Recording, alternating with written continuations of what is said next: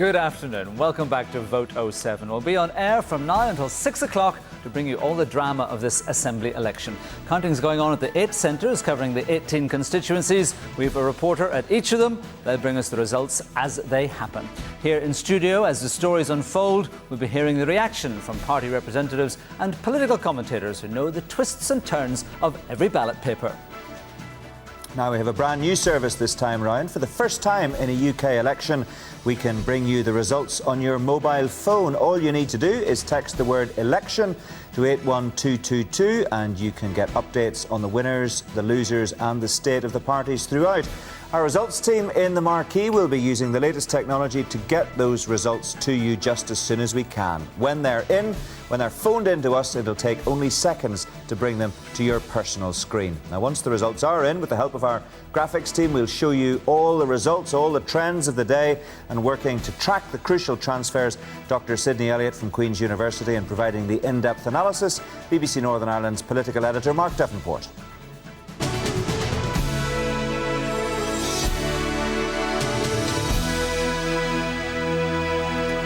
Let's go over to Donna for an update on the day's news.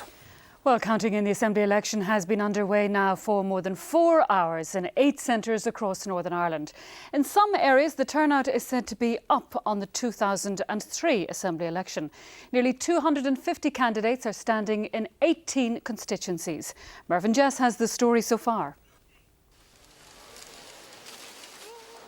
And so it begins. The ballot boxes were opened at 9 o'clock this morning, and the army of counters in the 8 centres across Northern Ireland began to get to grips with a paper trail leading to the next Stormont Assembly. Some of the candidates were at the tables shortly after the voting papers were emptied out. So many people were predicting that we were in trouble because of the controversy about going into an executive or not going into an executive, etc. I never detected it around the doors. And I think that those who were hoping that there would be a collapse in the DUP vote are certainly not going to find any solace in that view as far as East Antrim is concerned. And the DUP remain bullish in Upper Bann, where they're predicting they'll take 3 seats. The Alliance Party are confident of a seat in South Belfast, and Sinn Féin and Fermanagh South Tyrone say the Independent Republican and Republican Sinn Féin candidates have made little impact. Meanwhile, the man in charge of the entire electoral operation has been out visiting the centres and has indicated that the days of vote counting by hand may be numbered. I think in the 21st century we have to be thinking very seriously about whether counting ballot papers manually and taking, in some cases, nearly 2 days to do it is the right way forward. The counting is still at an early stage, with most of the big hitters thin on the ground so far. The pace will quicken as the first results start coming in by mid-afternoon. Mervyn Jess, BBC Newsline. Now let's go live to Tara Mills, who's at the Count Centre in Ballymena.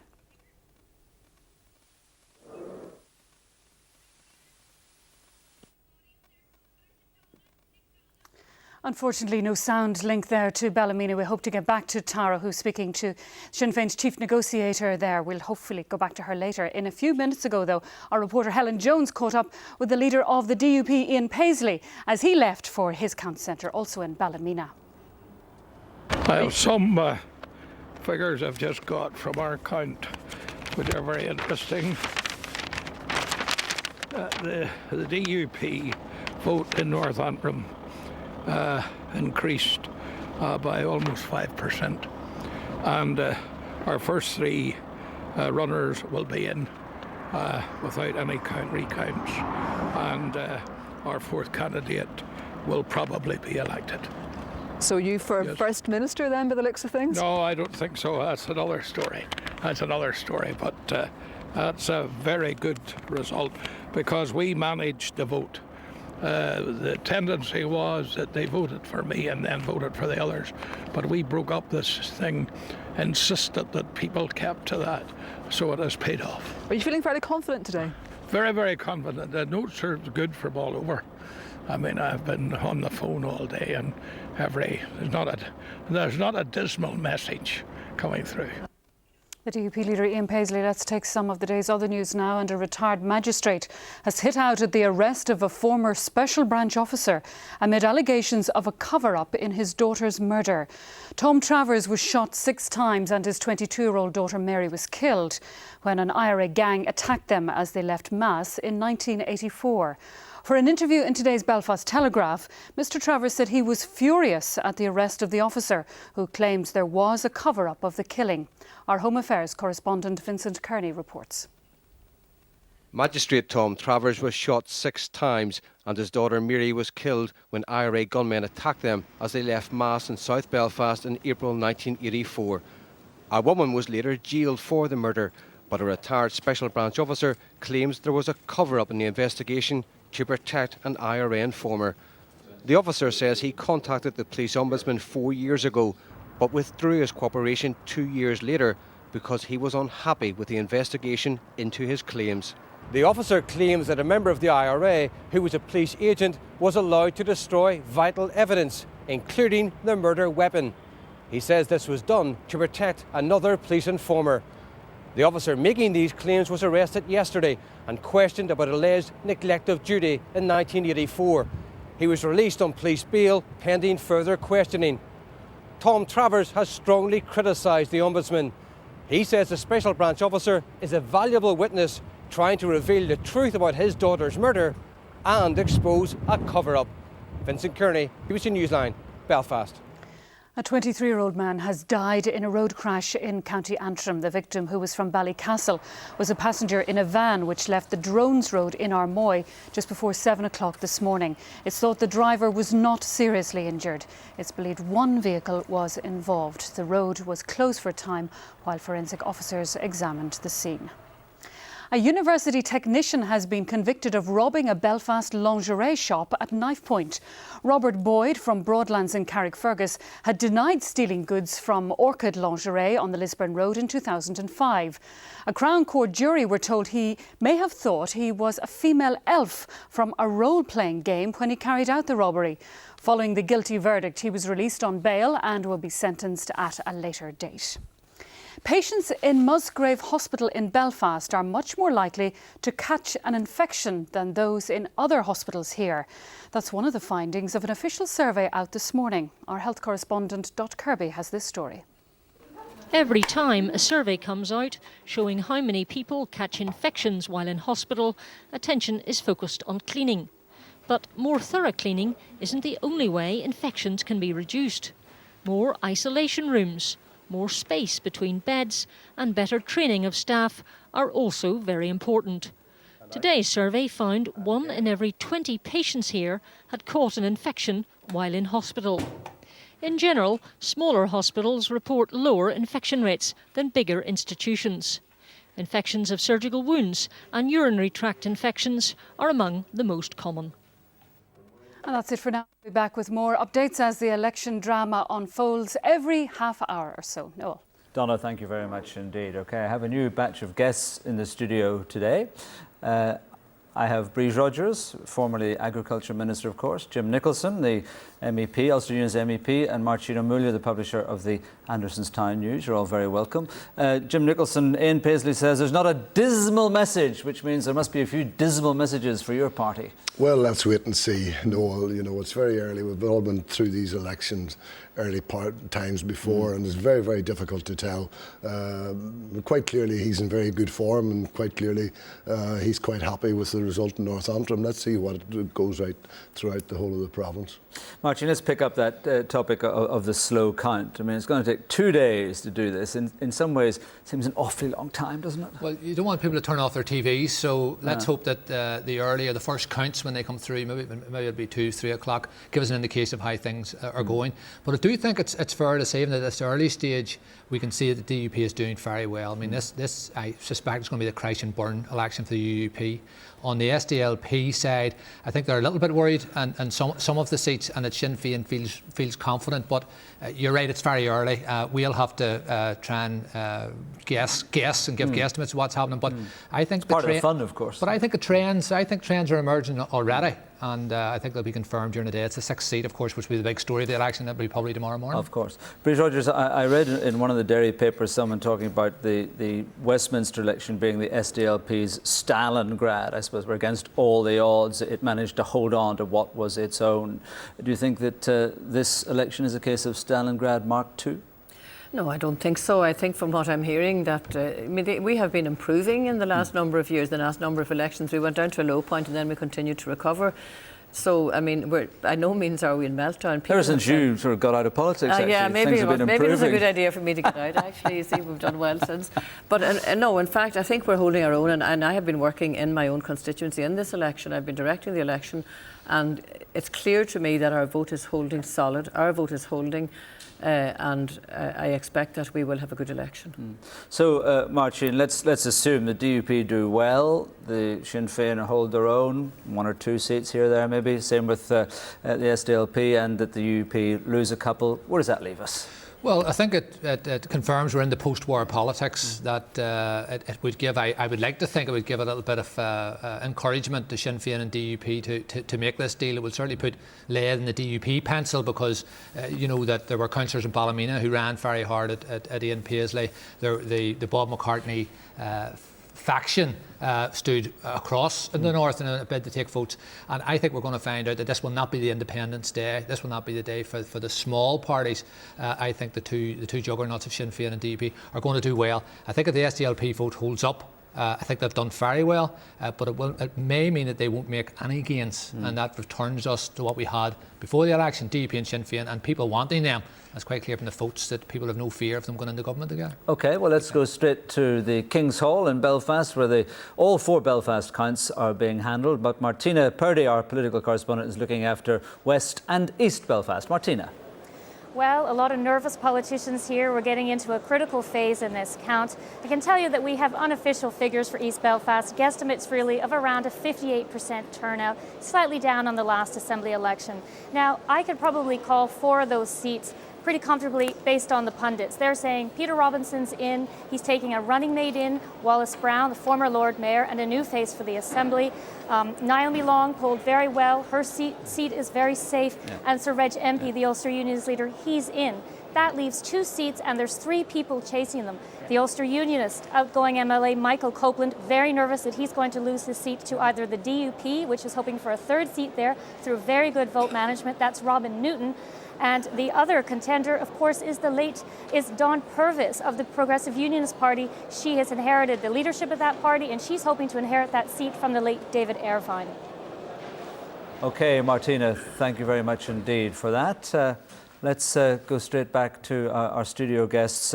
Brigitte, you can handle this one. Women, or the lack of women, has been a bit of an issue in the run-up to yes, this. I think it is unfortunate there are so few women, but I have to say that the SDLP have the largest number of women candidates. We have 14 very good women in winnable seats. We just don't stick women in as tokens. We put good women in to winnable seats, and we have 14 in this election, and I'm hopeful that a number of them will come through. Jim Nicholson, you don't even stick them in as tokens. 1 out of 37 candidates, 2.6% strike rate. Appalling, surely. Look, no, we don't even try to defend the position. We accept totally. It's something we have got to rectify. We've tried to rectify. That's what the system brought through. And contrary to what you think, we don't have the right to put people in. And I think we'll be working very hard at it in coming months to try and rectify this. We recognise the situation is untenable as far as we are concerned. We want to improve it, and we'll be doing our best to improve it in the months ahead. Women-only candidate lists, selection lists? I don't know. We've seen all the trouble that they have had on the mainland. Tony Blair has done it. The Conservatives have tried to do it, and indeed in the European elections, the Labour Party picked 1 male, 1 female, 1 male, 1 female candidate. That's maybe one way of doing it in some of the elections. But you know, I think we've got to get people to come forward who want to take up this mantle of ladies within the party, and we've got to encourage them and work their way through the party. Bridge, we can show some pictures of your old stomping grounds in Banbridge, I think, the old counting centre there. What is it? Does it bring it all back to you? It does indeed. I mean, elections are a very tense time, and I think you always go through a phase at the very beginning of the count where you think you're absolutely going to plummet and your vote's going to be bad, and you think of all the worst things that can happen to you. And then as the boxes keep opening and you see better boxes coming out, you lift a little bit. But it's a very tense, nervous time. And I think people don't appreciate what politicians... I mean, who else has to go for a job interview every 3 or 4 years? In Northern Ireland, sometimes more often, yes, you know, to hold on to their jobs. It is tense and people work hard, and I think politicians don't get the credit they deserve for the work that they do.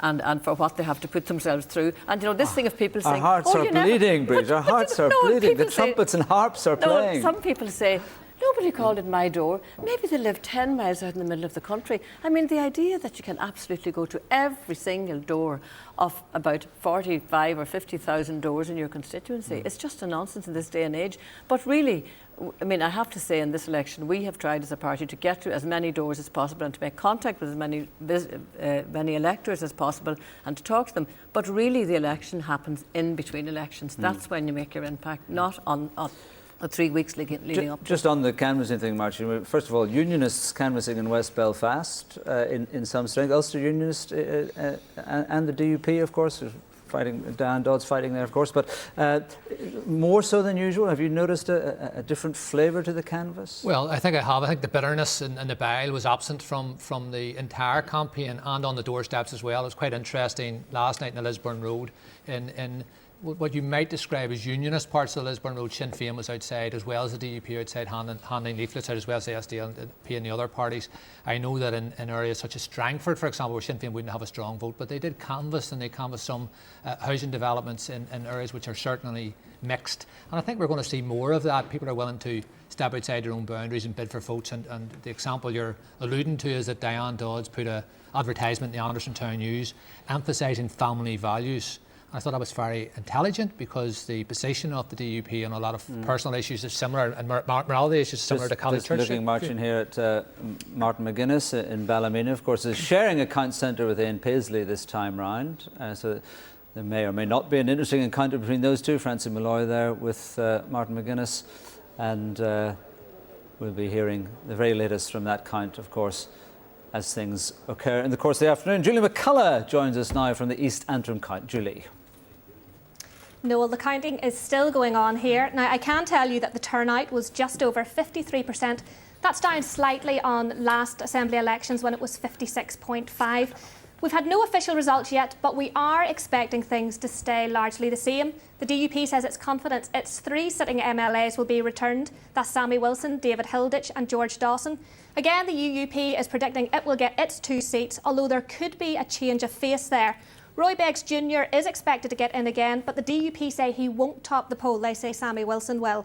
Now, the contest will be over the other UUP seat. It's between sitting MLA Ken Robinson and a newcomer, Mark Dunn. And then the last seat, well, Alliance Party say they'll be getting it. 2 candidates up for it, Stuart Dixon and former party leader Sean Neeson. Sean Neeson says he's pretty confident he's going to get it.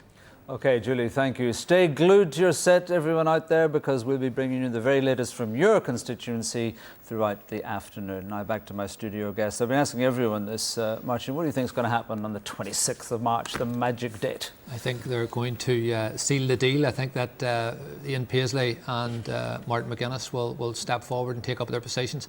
I suspect, fully? Oh, well, I think... No fudging, no pledge to do it in 3 months' time? Well, I have listened to Dr. Paisley over the last few weeks. He says God has a plan for him. That plan may be that he's to make a settlement, a lasting settlement. And I think that is the plan. I think that's God's plan for him. I hope he listens to God. If God was on the ballot paper, I would have voted for him. I thought he was yesterday. God. I thought he was God, Martin. So, well, maybe that's where we've all been mistaken. So, yes, I think to be honest, watching the DUP vibe and the buzz, they would take your arm off, they'd bite your arm off to be in power. They are going to be, by far and away, the strongest voice. Jim Allister was here a few minutes ago saying the sun will rise on the 26th and the sun will rise on the 27th and nothing will have happened. Well, I take my messages direct from above. No, I think they'll do it. I think that, I mean, certainly there's no reason for doubting. There's no reason for hesitation.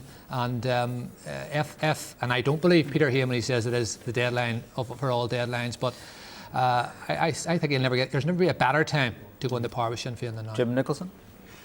I think the governments have broken every deadline along as we have got to this point. So I wouldn't be surprised that the Jim Monaster is right. The sun will rise and the sun will set.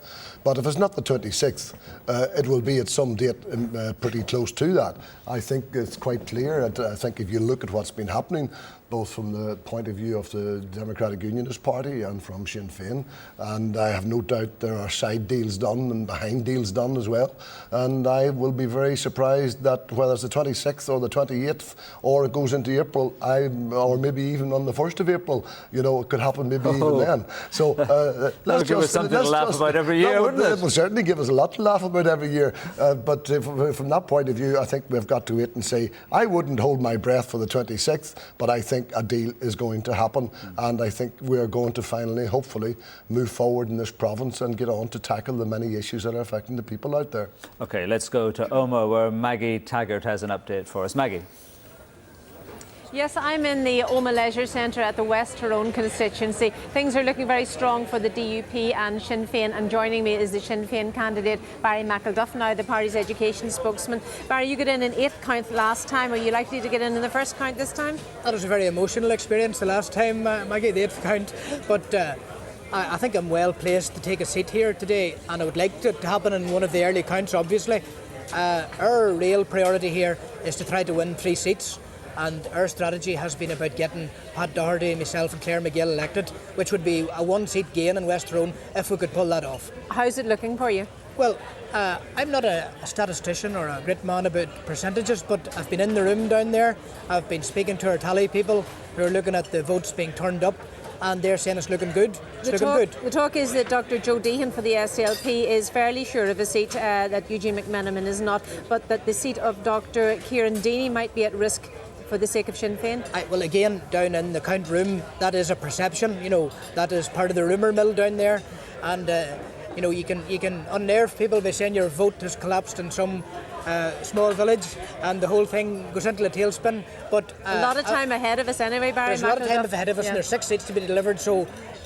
Time is a good storyteller. OK, and just one last word. The turnout today here is 71%. It's usually a very high-scoring constituency, but that's a little bit down, about 2% down. Back Maggie, to the studio. thank you very much indeed. Mark Worthington is in Newton Ards for us. Mark, what's happening with you? Well, Noel, I've been following the Strangford count, and we don't have an idea about turnout just yet. Only the indications that it is down, perhaps by as much as 7%, hovering around the 50% mark, which compared to the rest of Northern Ireland will be quite low. But this is traditionally a very strong DUP area. They got 3 out of the 6 in 2003, and the big story in Strangford is that stronghold may well be strengthening. They believe that they can win a 4th seat, making that 4 out of 6. And it's not just them who are saying this. Some of the other candidates do seem to also believe that their vote management has been impeccable. In fact, Iris Robinson, who topped the poll here in 2003, herself said that it was a challenge to get people not to vote for her and to vote for the other candidates, but that it does seem to have worked. Thank you, Mark, very much indeed. Now we're going to Mid-Ulster, where we'll talk to Martin McGuinness. That's in Ballymena, of course. Good afternoon to you. What's your take on what's happening so far?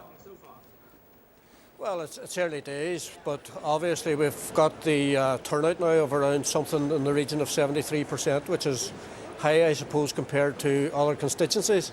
And we're now awaiting the distribution of those votes among the candidates. But I think at this early stage, we can say with a fair degree of certainty that Sinn Féin is polled again very strongly in this constituency. Coming home with 3 seats then.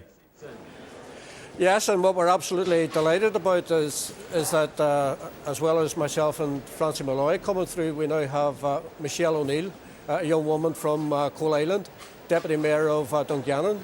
And obviously her addition to our team greatly strengthens our team in the Mid-Ulster constituency.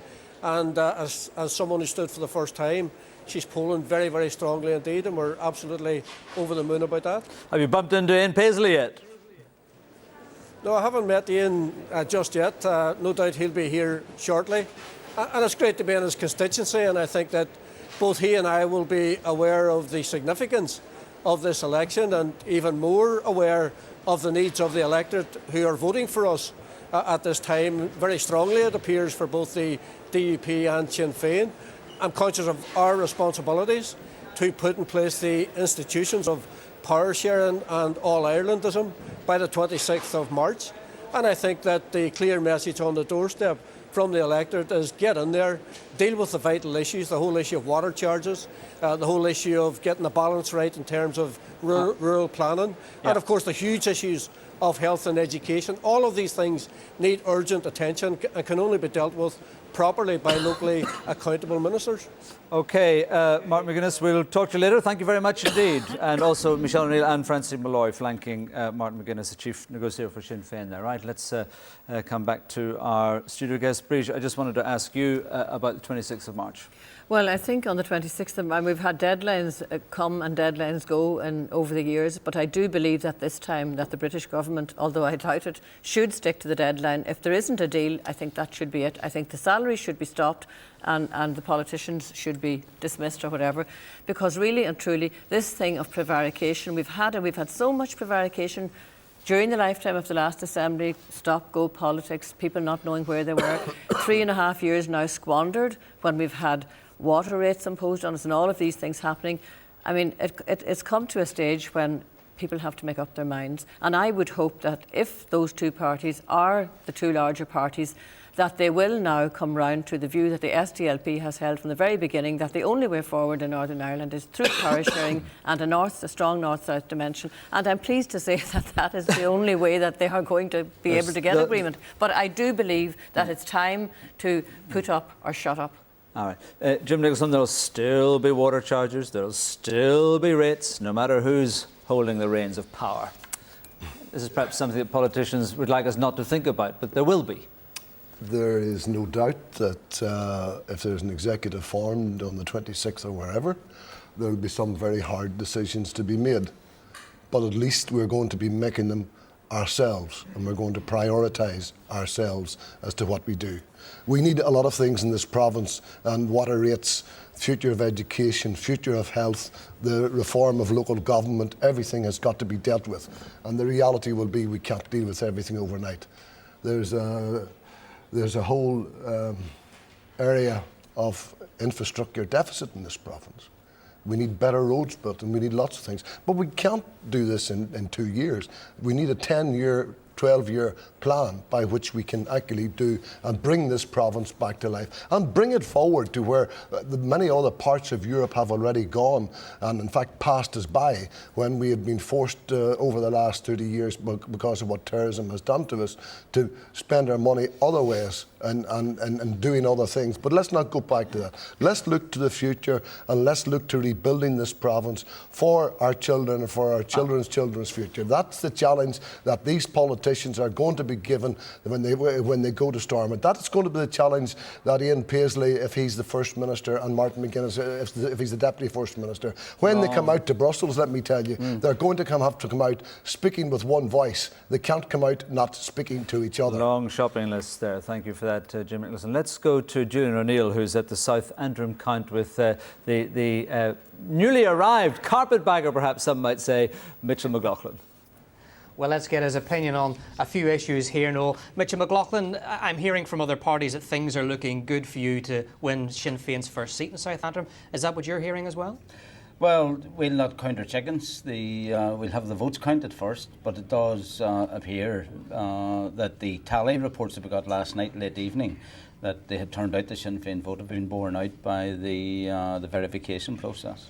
Clearly, no problems then. You weren't seen as a blow-in from Foyle?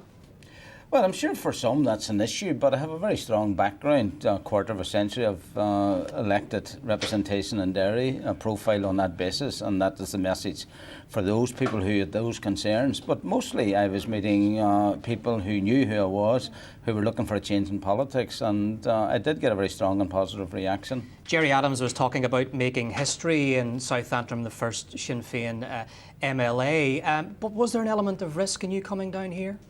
Yes, I mean, I had a secure constituency seat in Foyle, but for me, the challenge of South Antrim was a very strong challenge indeed, and I was glad to have the opportunity. And I think the manner in which the Sinn Féin organisation in this constituency have responded to that has vindicated that decision. So win, lose or draw, I think I made the right call, and I had, for me, a very enjoyable election campaign. OK, Mitchell, thank you very much. We should have the first declaration here from the Antrim Forum in a couple of hours or so, but that's the picture thus far. Thank you very much, Julian. Conor Macaulay awaits us in Newry Armagh. Hello, Conor. Hello, Noel. How are you doing? Well, the SDLP was hoping to lift a second seat in this constituency. It was 3-1 the last time here. They had hoped that Davy Hyland's intervention might split the Sinn Féin vote sufficiently, perhaps to let them get Sharon Haughey in on a second seat, along with Dominic Bradley, who joins me now. Mr. Bradley, Davy Hyland's conceding that his intervention is now over, that he doesn't think he's going to affect the balance of the Nationalist Unionist, or the Nationalist vote in this constituency. Is the hope of a second seat gone? No, I don't think it's totally gone yet. I mean, it's early days yet. The votes are only being counted into hundreds at the moment, and whereas Sinn Féin would seem to be polling well in at least 2 areas, I don't think that the third seat for them is as yet assured. I think my own vote has held up well, and the SDLP vote in the Armagh City Council District has also held up well. So no, we are by no means conceding the second seat as yet. We'll see what emerges as the afternoon progresses. Sinn Féin, though, seem to be polling quite strongly and are making fairly strong predictions that they are going to hold the third seat. Well, I was speaking to some of their people earlier on, and they are pleased with Conor Murphy's vote and with Cathal Boylan's vote, but they aren't saying for certain themselves that they will hold on to the third seat at this particular time. I was talking to your running mate Sharon Haughey. She was telling me that she was getting some transfers from Danny Kennedy of the Ulster Unionist Party, but I presume it would be a big ask for her to get enough transfers from a Unionist candidate like that to get her in, really. I mean, you have to do this with your own core vote, don't you? Well, you obviously have to start off with a strong core vote, but of course in a PR election it's all about transfers, and it's very difficult to predict where they'll go later on in the count. Had we had transfers earlier in the last Assembly election, I think we would have won the second seat then, so there's still a possibility today. All right, Dominic Bradley. Noel, just before I go, time for a little funny one. I was standing in the queue behind Danny Kennedy of the Ulster Unionist Party when he went up to get his lunch there. He paid his bill, his meal, his drink and everything. The price came to, you guessed it, $16.90. I'm not sure if that's an omen for the Ulster Unionist Party. Very good, Conor. Thank you very much indeed. Now, I understand that Gerry Adams, the Sinn Féin leader, is arriving at the West Belfast count, which is taking place, of course, in the Nugent Hall up at the King's Hall. We'll maybe go to there in a moment or two. Let's go to Kieran Turish now up in Foyle. Kieran, what's the latest there, where Peggy O'Hara is standing as an independent Republican? Is she doing well? That's right, Noel. The count is progressing here in Templemore, and we're having 2 counts, East London, Derry and Foyle. And I can tell you straight off, unofficially we're being told that the turnout in Foyle is 63.88%. Can't be any more precise than that, I'm afraid. As regards Peggy O'Hara, according to her supporters, she has been doing quite well. They think that she's going to get in the region of about 1,500 first preference votes. Now, that obviously will not be enough for her to get elected, but they are saying that is a very strong performance from her first time out. She is, of course, standing on an anti-PSNI ticket, anti-Stormont, and is really giving voice to those who are disaffected and disillusioned with the Sinn Féin policy. Kieran, what is the fallout for Sinn Féin if Peggy O'Hara polls close to 2,000, 1,500, 2,000 votes? Sinn Féin is claiming that there won't be any fallout because they are adamant that they have got their vote out on the ground and that they intend to retain the 2 seats which they currently have, and they expect to see former IRA leader in the Maze, Rim McCartney, and Martina Anderson, the party's Director of Unionist Engagement, elected here in Foyle. So they don't think that it will affect their ability to retain those seats. Crucially, perhaps, it may affect their possibility of trying to retain or trying to get a third seat at the expense of the SDLP. What about Eamon McCann in Foyle, the veteran socialist environmentalist? Again, he's been going to the people and has been bringing the whole issue of water charges to the doorsteps. Says he's got a good reception, but it's not manifested itself in votes. Right. Thank you very much, Kieran. Let's go to Martina, who's at the King's Hall in Belfast. No, we're live here with Gerry Adams. Has just arrived at the Belfast Count Centre. Mr. Adams, could you tell us how you think the race is going overall? Well, it's too early to be definitive, but you know, we had a very strong view that we were going to get a very strong vote. I think that will be borne up. Yesterday the people spoke, and I would like to think that all the political parties will abide by the democratic outcome of this election, and we'll see the power sharing arrangements in place as planned. You're the only party that's run a record 4 seats in a constituency. You're looking for a record 5. Are you on course to do that? We don't know. It's a big ask. We actually have the votes to do it, but the intricate vote management, as Bramacom will testify, is something else. So we'll see in the course of the day.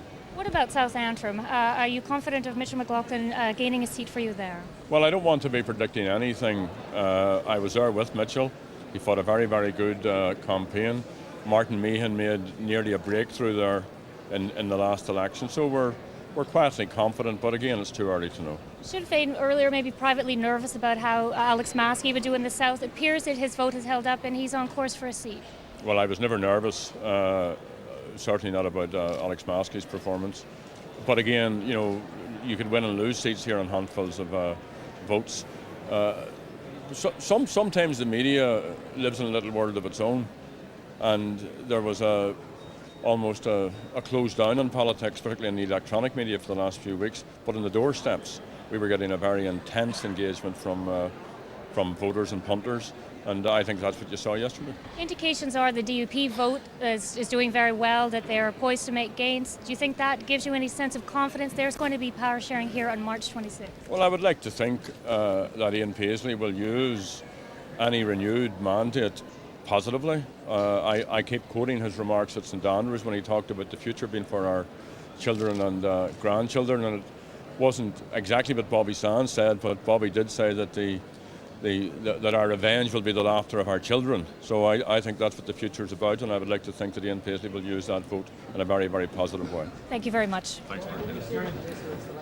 Gerry Adams, the Sinn Féin president, arriving at the King's Hall for his I think one of the defining images of the coverage yesterday of the voting was the phalanx of foreign media following both Gerry Adams and Ian Paisley as they went to put their votes down in their respective polling centres, and the picture of perhaps Mark Durkan and Sir Reg Impey walking a rather more lonely road into their voting centres. OK, let's go to Lisburn. Chris Buckler is with Marietta Farrell of at the Lagan Valley constituency. Chris. Let me just give you a quick update, Noel, on just how things are going here in Lagan Valley to start off with. The DUP at this stage say they're confident of 3 seats and hopeful for a 4th. The Ulster Unionists are confident of 1 seat. However, it really seems like those last 2 seats here are all to play for. We've had a couple of people who have dropped out, of course, from Lagan Valley. Seamus Close has retired after being an alliance member here for a long time with a big personal vote. Patricia Loosley for the SDLP also had that big personal vote. She's going to be Children's Commissioner, and with me is her replacement, Marietta Farrell of the SDLP. You've arrived new into the constituency. We heard Mitchell McLaughlin not long ago called a carpetbagger there. What's been the reaction to you on the doorsteps? I've had a great reception on the doorsteps. I think maybe the fact that I'm a woman may have helped as well. But we've been throughout the constituency. We've been to places where the SDLP has never canvassed before, and we've had a fabulous response. We've put in a good, hard campaign, and hopefully we'll see the results today. A good, hard campaign, but from what we're seeing on the ground at the moment, it seems like Sinn Féin are outpulling you and outpulling you by a considerable amount, at least on first preference votes. Well, I think it's far too early to call it yet. This is a PR election, and anything can happen. And people are making predictions, and I understand that. But you remember Patricia did get in on the 5th count, and it was on transfers. And I'm very in getting the transfers across the constituency and believe all the parties, because we've put in a good campaign and it's been very positive. Such as Hill, Moira, places that we hadn't really come, and we've had a very, very good response. Loosley there, of course. I talked. Oh, a few technical problems there. Sorry about that. Let's go to Counting Corner and the Mark brothers. Thanks very much, Noel. Mark has been talking to some people who've been giving him a few numbers of how things are looking in North Down. An early prediction? Well, I mean, I don't want to steal any thunder from the account there, but I did just speak to one alliance source who gave me an unofficial tally there, and this boils down to Bob McCartney being in serious trouble. In fact, on the newswires there, quotes of his opponent saying Bob's on toast at the moment. But the unofficial tally is as follows. The DUP are apparently getting about 34 to 35% of the vote, with Alex Easton topping it, Peter Weir and Robert Graham all above Bob McCartney, which means that it's difficult to imagine him getting many transfers if their last DUP candidate is on 7% and Bob McCartney's back apparently on about 6.2%. Alliance, Stephen Farry, Alliance sources think that he's on about 11%, which will put him comfortably in. So what you're talking about also is an Ulster Unionist vote of 22%, with Leslie Cree and Marion Smith being their lead candidates, and Alan McFarland, who, as you will remember, ran Sir Reg MP close to the leadership, actually being back in third place and potentially losing out. So he could be another loser there. Well, if that's the case, that's surely a classic example of very poor vote management. Well, quite possibly, yeah. And then the Greens, we've talked about the potential of a breakthrough here. Brian Wilson on 9%, which is really in contention. So if you try and boil this down, it gives you, in terms of certainties, 2 DUP seats, 1 Ulster Unionist seat, 1 Alliance seat, and then a kind of mixture of Greens, a 3rd DUP and a 2nd Ulster Unionist looking at those last 2 seats. And one interesting thing, obviously he was the surprise candidacy, Barney Rowan, the former security editor here, My Alliance source places him on about 3.5%, saying he's been polling very well in Hollywood at the expense particularly of the SDLP, but that's obviously not enough to put him in contention. Right, well, it's going to be fascinating, but certainly Brian Wilson is probably fairly hopeful then at this stage. 9% is a very good base to be working from. The vulnerable thing in this was if Bob McCartney's vote was strong, then the Ulster Unionist was going to lose a seat. Yeah, OK, sorry. The Green vote is stronger than anyone anticipated in this, and it will be fascinating the last few stages to find out whether the Green Party does have a seat in North Down. Mark, just a very quick word on turnout overall. We don't have official figures, but... Well, we're getting figures sort of constituency by constituency. There's a couple of places where it's up on last time. For instance, in West Belfast, these attempts both by Sinn Féin to try and get their vote out and win 5 seats, and Diane Dodds' attempt to get every Unionist vote in the constituency out, means that we've got an increased turnout there, 67.4. We've also got, I think, a slightly increased turnout in Newry and Armagh. But in most places, we're talking a couple of percentage points behind the experience of 2003.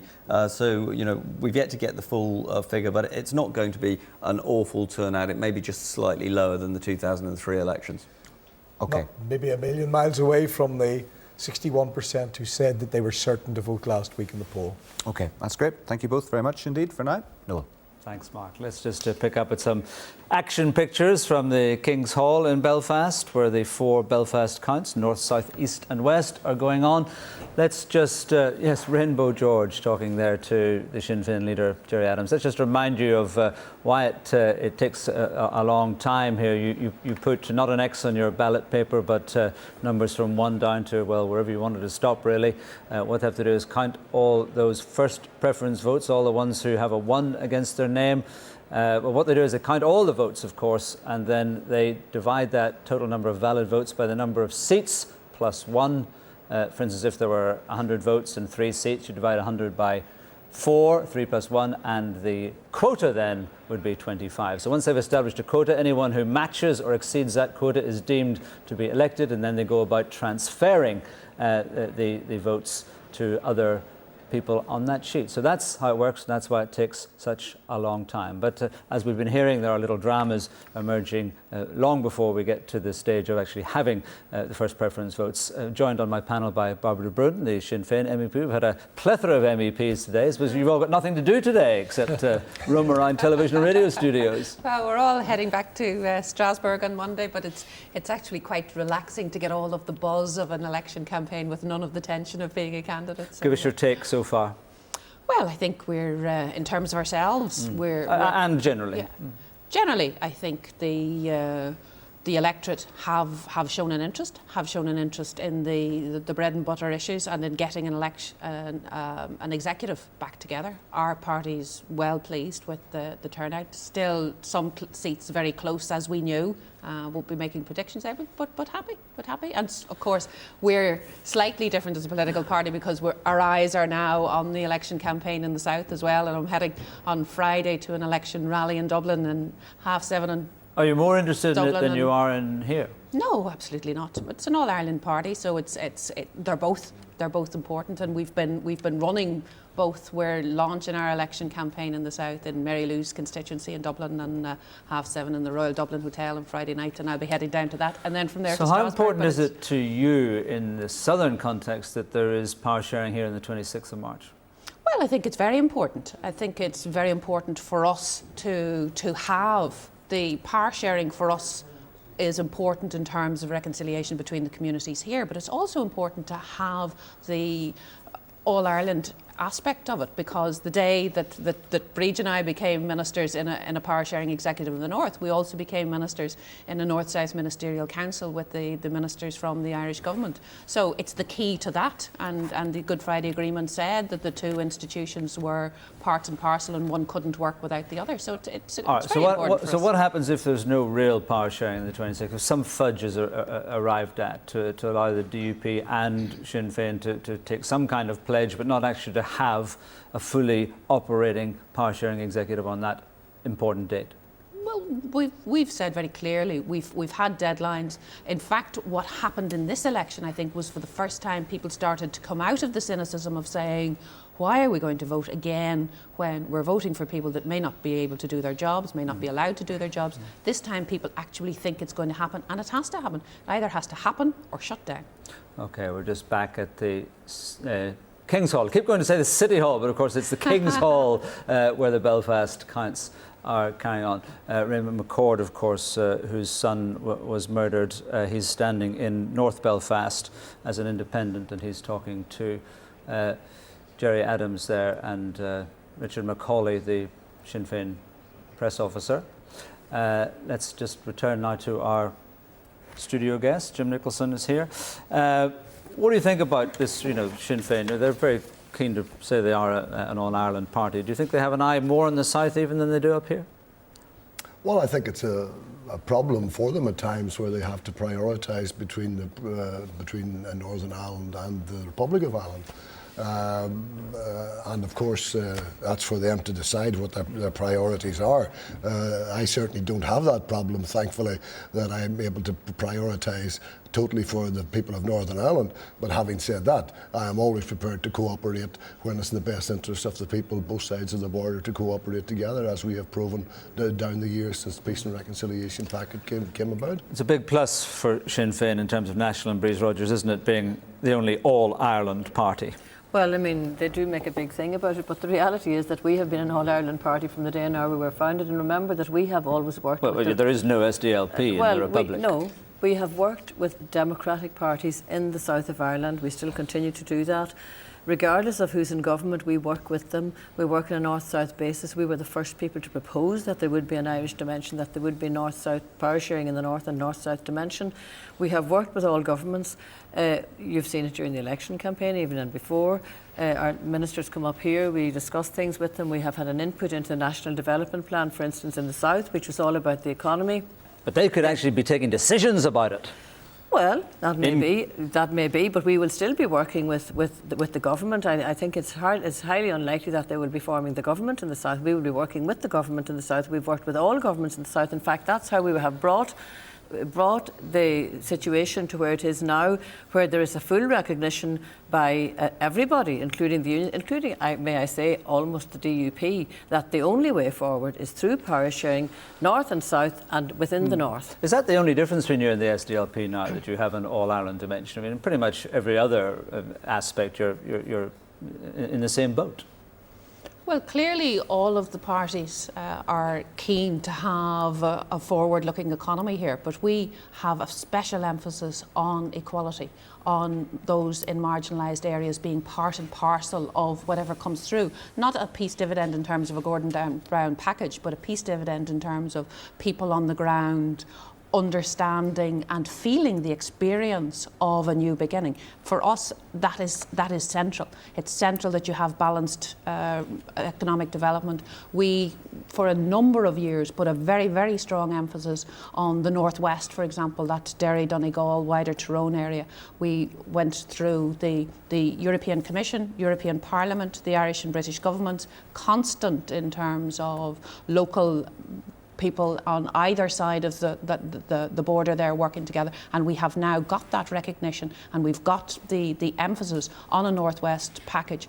We think it's only at an early stage. We're going to develop it. So what we're doing is we take a strategic view of what needs to happen to break down those barriers, break down those borders for everybody in that region. Just talk over you for a second, Barbara. Davy Hyland there, of course, in Newry and Armagh, just disappeared behind a pillar there. There he's reappeared on his mobile phone. He, of course, was, parted ways with Sinn Féin and is standing again as an independent in Newry and Armagh, and we'll see how he goes. Seems to be doing, well, can't remember how he's doing, but never mind. Martin, you're keen to get in. No, they say he's not doing well. It's interesting, if the Green Party get in North Down, and it's a big if, we'll have 2 all-island parties in the Assembly. And I wonder when Mark Durkan, who fought a very tenacious campaign this time round, we'll see just how he does. And the SDLP could still make a gain in Strangford and come out of this election with an extra seat. But I wonder if when Mark Durkan did the overhaul of the SDLP 3 or 4 years ago, if he should have gone down the road of saying we're going to be an all-Ireland party, an all-Ireland party, and form some sort of alliance with one of the parties in the south. And if he doesn't make gains in this election, is this the time where the SDLP will look at that question anew? They have to answer the question, but it seems to me it would be an anomaly of the Green Party. What do you think about that, Rachel? Should you have entered into a formal alliance? No, because we have always worked with whatever party is in government in the south, and that has actually been a plus for us, because regardless of changes of government, we have been able to work with the government. Whereas if we were one party, then we would become the opposition. So we have been working with all the governments in the south. That's how we got the Sunningdale Agreement, which incidentally Barbara's party, of course, rejected, but now they're coming late to it. The same thing. That's how we got the Sunningdale Agreement. That's how we worked through the New Ireland Forum, which brought all the democratic parties of Ireland together, north and south, who worked out a strategy as to how we would solve the problem. Sorry, but I'm going to have to keep interrupting all of you. Humble apologies, but we are going around the constituency of what's happening. That's Paul Berry, of course, who parted company with the DUP. He's also standing as an independent, and the first indications were from some sources that he wasn't doing too well. But of course, very, very, very early days. Tara Mills is covering Mid-Ulster, and she's with the Ulster Unionist candidate Billy Armstrong. That's right, Noel. We're still waiting on the first result, obviously, here at Mid-Ulster, but we do have a turnout, 73.06% to be precise, a good high turnout, which is usual here in Mid-Ulster. One of the candidates here, Ulster Unionist Billy Armstrong. Mr. Armstrong, how are you doing? Have you been able to assess from the count centre? We think that we're holding on. Maybe we even have a slight increase. And we know that the people of Mid-Ulster have a lot of concerns, and we in the Unionist Party will address all those concerns as the years go on. Now, you're well known in the area, you've served 2 terms. Do you think that stood for you, considering the Ulster Unionist Party difficulties over the last number of years? I think that what has stood to me in the Assembly and through my own life is that I don't take no for an answer, that I go out and if there's a problem I sort it out, and I don't take what people tell me as the truth. I go out and find out what's there and make sure that they are honourable people that I work with. And I know that people will say, oh, you put Sinn Féin in government, and they weren't honourable, but we did put them out of office, and they're still not back in the executive. Is it frustrating from an Ulster Unionist point of view, though, to become the second Unionist party, given that you were there at the front line whenever power sharing did exist? This all started way back whenever Ian Paisley was in his campaign of dividing the Unionist Party back in 1969. And back in them times, a lot of us believed that Ian Paisley was correct. But now we see the whole thing coming through, that the Unionist Party has got divided, and maybe again we will see a united Unionist front maybe in the next Assembly. What were the big issues on the doorstep? Was it about the power sharing, or, I mean, a lot of other people I've spoken to about this constituency said planning, water charges? The main concerns that you heard on the bread and butter issues was water rates was one of the concerns, but that's not the main concerns of people. The main concerns of people is our health and an economy that's able to survive, and that we have a good export trade across the world, and people have money in their pockets to buy what they want, and our wages aren't in relation to the price of buildings and industry. Billy Armstrong, thanks very much indeed for joining us, and obviously as the results come in here to Mid-Ulster, we'll get them to you right away. Okay, thank you very much indeed, Tara. Let's go back to Jim Allister, who's rejoined us. Thank you very much indeed for that. No real changes to report yet, although Ian Paisley saying not a dismal story from anywhere. No, it all looks quite positive, and as I said earlier, unionism was presented with a choice. It was presented with the Ulster Unionist Party wanting to dash into government and never mind delivery, or the Democratic Unionist Party saying there is much for Sinn Féin yet to do, and unionism has made its choice, and we now have to deliver on that choice. And what we have to deliver is to ensure upfront delivery by Sinn Féin and its irreversible commitment to democratic process. Just watching your party leader there, Ian Paisley, who's at his North Antrim Count of Course in Ballymena, talking to what gentleman I don't recognise, maybe a long-time political ally or supporter. Perhaps one of you recognise me? No, I don't. Barbara de Bruyn is here. In fact, we have the entire Northern Ireland Members of Parliament team here, which is probably quite a rare thing. You're all very welcome. Jim Allister, tell Barbara de Bruyn why you won't be going into government with her in March 26th. Because Sinn Féin have dragged their feet incredibly in regard to what they have to do. They tell us that they are a party totally committed to Can you tell her that rather than me? I'm speaking to you. Totally committed to democratic processes. Now, of course, the Republican movement told us they were totally committed to that fine body of words that was the Mitchell Principles. After that, we got Florida gun running, we got the Castlereagh break-in, we got the Northern Bank, we got all of that and much, much more, including Stormont Gate. So that demonstrates to anyone that words alone are never enough. And that's why the DUP has said, if you are to be considered as fit for government, then you must demonstrate by deeds. Now let's take a few issues. Let's take the issue of wanting to be part of the government of this community, but if this community was subjected, heaven forbid, to a terrorist bomb attack from real IRA or someone else, the Sinn Féin are not yet in the position where they're saying that people should assist the police to solve that, just as they haven't done it with the Omagh bombing. I think Gerry Adams has been pressed on this point many times since Michelle Gildernew said her words about but he said reporting. Michelle Gildernew's view was acceptable. Well, he said she can think what she wants, but the party policy is not that. It is not acceptable to say, if you're a public representative aspiring to be in government, that if the community over which you wish to govern is subject to terrorist attack, that you do not cooperate fully with the police. They cannot cherry pick on policing. They cannot create this phony nonsense. Did Michelle Gildernew set back the cause of? Let me just ask Mr. Barbara de Bruyn. Did Michelle Gildenew's words set back the cause of joint government? I believe that the DUP know that joint government is going to happen. I believe that they know that this is the way forward. Well, that's not the question I asked you. No, but it's the answer to the question you asked. Did it set it back? I don't believe that it did set it back, because I think the DUP know that they have been grasping at straws the last couple of months now, looking for excuses. Most of them know what's going to happen. Most of them know that Sinn Féin has taken an incredibly important step forward. And more important than that, not only has Gerry Adams made it very clear what our position is in terms of any kind of criminal activity, but as well as that, Sinn Féin has proven that we have an active strategy of trying to persuade people to give up the path of using force and using violence, and is actively trying to engage with people that are in these other groups, and has a strategy for trying to bring about a wholly new. Let's deal with some specifics. Condemnation alone, as Jim Allister is going down that path, isn't going to help. Let's deal with some specifics.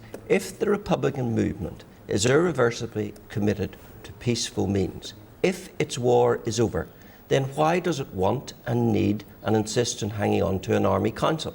An army council is a military structure. Now, is the Sinn Féin representative today here to say that they will abandon that it would be illegal to belong to it, that no one should be on such a body? You know, let's have some specifics from Sinn Féin. Why are they I'll have to ask you, because he won't, but do you think the Army Council should go away? Well, I think it would be a good idea if Jim had a question to ask me, that he asked me the question. But having said that, everybody knows that we're into a new mode. Everybody accepts that we're into a new mode. And I haven't heard anybody, apart from Jim, starting to put up a new precondition. If this is a new precondition from the DUP, let's hear it. Sorry, I haven't heard. We'll come back. We will come back to this. We will come back to this, but I want to go to Foyle and talk to the SDLP leader, Mark Durkan. Mr. Durkan, very good afternoon to you. Good afternoon, Noel. You started off with high hopes of a couple of extra seats. Newry Armagh, perhaps. Strangford, not looking so good there at the moment. Well, we'll have to wait and see. Let the votes count themselves. I trust the people who are doing those counts. We've worked hard over the last few weeks, so we can wait a few more hours. What are you hearing? Well, it's not over yet. I'm hearing much the same as you are hearing, and obviously a lot of what I'm hearing is courtesy of the BBC and other outlets, as well as from our own people. Okay, so let's assume, for the sake of argument, that what you have, you hold, that you don't gain, you don't lose any seats. Where does that leave you in the sort of post-election negotiation round, which we understand is going to be happening feverishly over the next few days? Well, I think the real issue isn't so much where it leaves individual parties. The big issue is where it leaves the public. Does it leave us taking politics forward or not? And the fact is, when we hear some of the boo stuff coming from the DUP and the sort of gloating that they're at, the risk has to be that they are going to involve themselves in more date-defying stunts over the coming weeks. I think people want to see this place work. They want to see a shared administration working. They want to see us using all the institutions, because they know there are big problems socially, economically and indeed environmentally that only a devolved administration can tackle. But if the DUP comes out with these extra seats, well, it has a mandate to do what it said it will do, which is not to be date-driven. Well, the DUP essentially were riding two horses in this election, and I know it's the old adage that if you can't ride two horses at the one time, you shouldn't be in the circus. But the fact is, there is uncertainty there with the DUP, because remember, we know even if they do go in on the 26th of March and make things work, they are saying they're only going to do it for one term. They want to collapse these arrangements after one term. That has been their position over the past year or so. That's the position that they will say they got a mandate for as well. And so, of course, people who voted for the DUP thinking it was the best way to make the deal stick have actually voted for a party that are committed to undoing the deal after they do it. I know topping the poll is not, strictly speaking, the most important thing in a PR election, Mark Durkan, but you did top it in 2003. You're going to top it this time, or is Willie Hay going to pip you for it because of managed voting? I don't know. We have to wait and see. I'd be quite happy for someone else to top the poll if it means we have a better managed vote and we take our 3 seats more evenly. OK, Mark Durkan, thank you very much indeed. Let's go now to our newsroom and join Donna. Well, turnout figures are coming in thick and fast. We have confirmed turnout figures for just over half the 18 constituencies, and indications are the turnout will be around the same as it was in the last Assembly election in 2003. As he arrived at his North Antrim Count Centre, the DUP leader Ian Paisley was upbeat.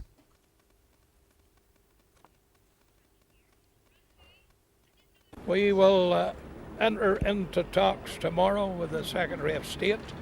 We will be meeting the Prime Minister next week, and the hard negotiations are now going to start. And arriving at his count centre in Belfast, the Sinn Féin President Gerry Adams said he hoped the results would lead to power sharing. Well, it's too early to be definitive, but you know, we had a very strong view that we were going to get a very strong vote. I think that will be borne up. Yesterday the people spoke, and I would like to think that all the political parties will abide by the democratic outcome of this election, and we'll see the power sharing arrangements in place as planned. So we're still waiting for the first MLAs to be elected in this first stage of the election count. All the first preference votes are being counted at 8 centres across Northern Ireland. Once the declarations start coming, they'll continue right into the evening. If you're on cable or digital TV, we have updates throughout the day and tomorrow. All you have to do is press the red button on your remote control. Finally, we've had a word from the North Antrim count that one of the candidates is a lottery winner. James Gregg is standing as an independent anti-agreement unionist. Unfortunately for him, so far it doesn't look like his lottery luck has transferred to the election. Noel. You know what they say, lucky at cards, unlucky in love, or something like that. OK, let's go to Conor McCauley, who's in Newry and Armagh. He's with Davy Hyland, who was until very recently a Sinn Féin man. Conor. Yes, Noel, as you say, I'm joined now by what appears to be, even at this early stage, one of the casualties of this election, Davy Hyland. What's your take on how it's going so far? I mean, you've more or less conceded that you're not going to take a seat. Yes, I think at this stage I have to say that the seats in Newry Armagh would probably go 3 Sinn Féin, 1 SDLP and 2 Unionists, and that I won't take that 6th seat. Are you surprised, are you disappointed, or both? Well, I'm disappointed for the team of workers that I had, a small, dedicated team who put in tireless efforts to try to get me elected. But we had a limited budget, and we were up against the big parties and their party machines, and it's very difficult for an independent like myself to break through in those circumstances. Have you any idea at this stage how many first preferences you might have received? It's difficult to tell. They're still counting down below us here, and I'm certainly going into the hundreds and probably into a couple of thousand around that, I imagine. Are you surprised, though, given your stance on policing and given the fact that Newry and Armagh is a fairly staunch Republican constituency, that more traditional Sinn Féin voters didn't perhaps see you as somewhere for some kind of protest vote over the policing issue? Well, my take on that is that the media has been promoting the whole concept of government by March 26, that the two partners in that government will be Sinn Féin and the DUP. And people take a lot of their politics now from the media and probably thought, yes, this is the way forward in March 26. We have to return Sinn Féin as the biggest party. We have our reservations about policing, but we may keep them internal and we may not then vote in the numbers for Highland as expected. All right, Davy Highland, thank you very much. Probably plenty of time now to consider your political future. That is back in studio. Conor, thank you very much. Back to my studio guest, Jim Nicholson. It looks like this is not a good election for independents of whatever colour.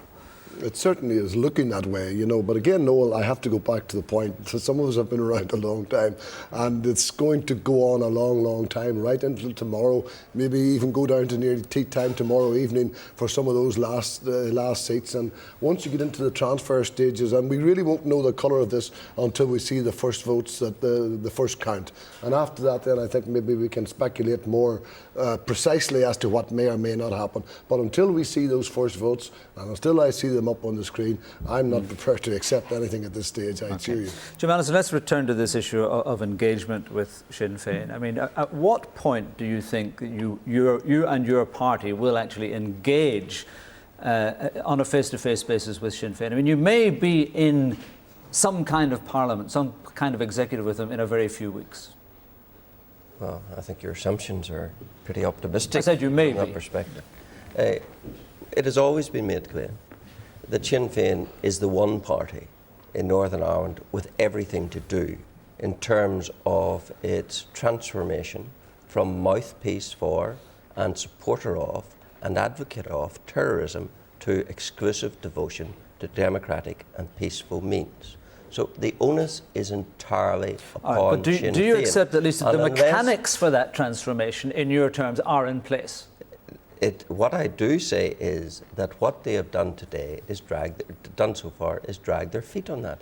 They called their Ardèche. They passed a resolution of conditional support for policing, conditional on them being in power, conditional on a date for devolution of policing and justice. No other democratic party does that. They then tell us that it's not full support for policing.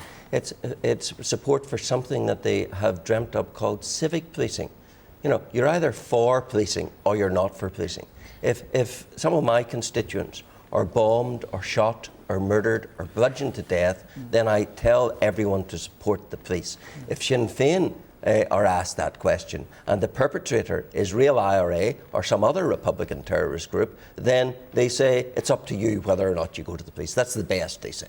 Now, they think they're fit to be part of the government of this community, that they're not prepared to say in respect of this community being attacked by terrorists, that there should be total, wholehearted, irreversible support for the police. Right, well, they have much to do. When they begin to do that, can you when say they dismantle that today, the terrorist structures, then let's see. What I can say very clearly is, first of all, that it's not just Sinn Féin thinks we're fit for government. It's very clear that the electorate think we're fit for government. It's very clear that the international media, who was gathered around the party leaders yesterday, know which party leaders and which senior party members they expect to be in government. And in terms of policing, Zane Paisley, of course, who doesn't think you are fit to be in government. So I don't know how you can say that you're not the only ones, or that you are the only ones. You're now confusing. Yes, we are confusing, aren't we? You say you're not the only ones who think you're fit for government. I'm saying the people who say you're not are the people who are going to probably be the biggest party, the DUP. So that's a fairly major reservation. And who are going to be in government with us. Make no mistake about that.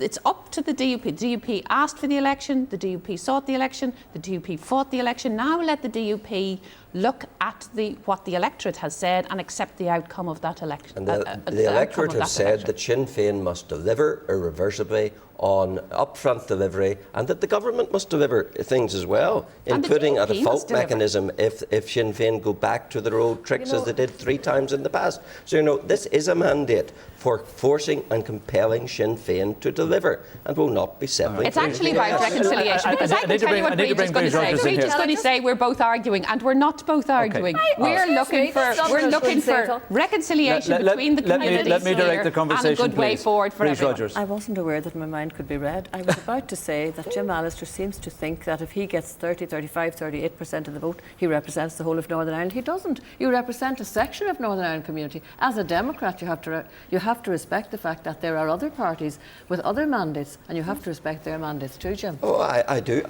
accept that there are other parties, but there is going to be one big winner in this election, and there's going to be one big endorsement of a mandate in this election, and that's a mandate which requires Sinn Féin to deliver.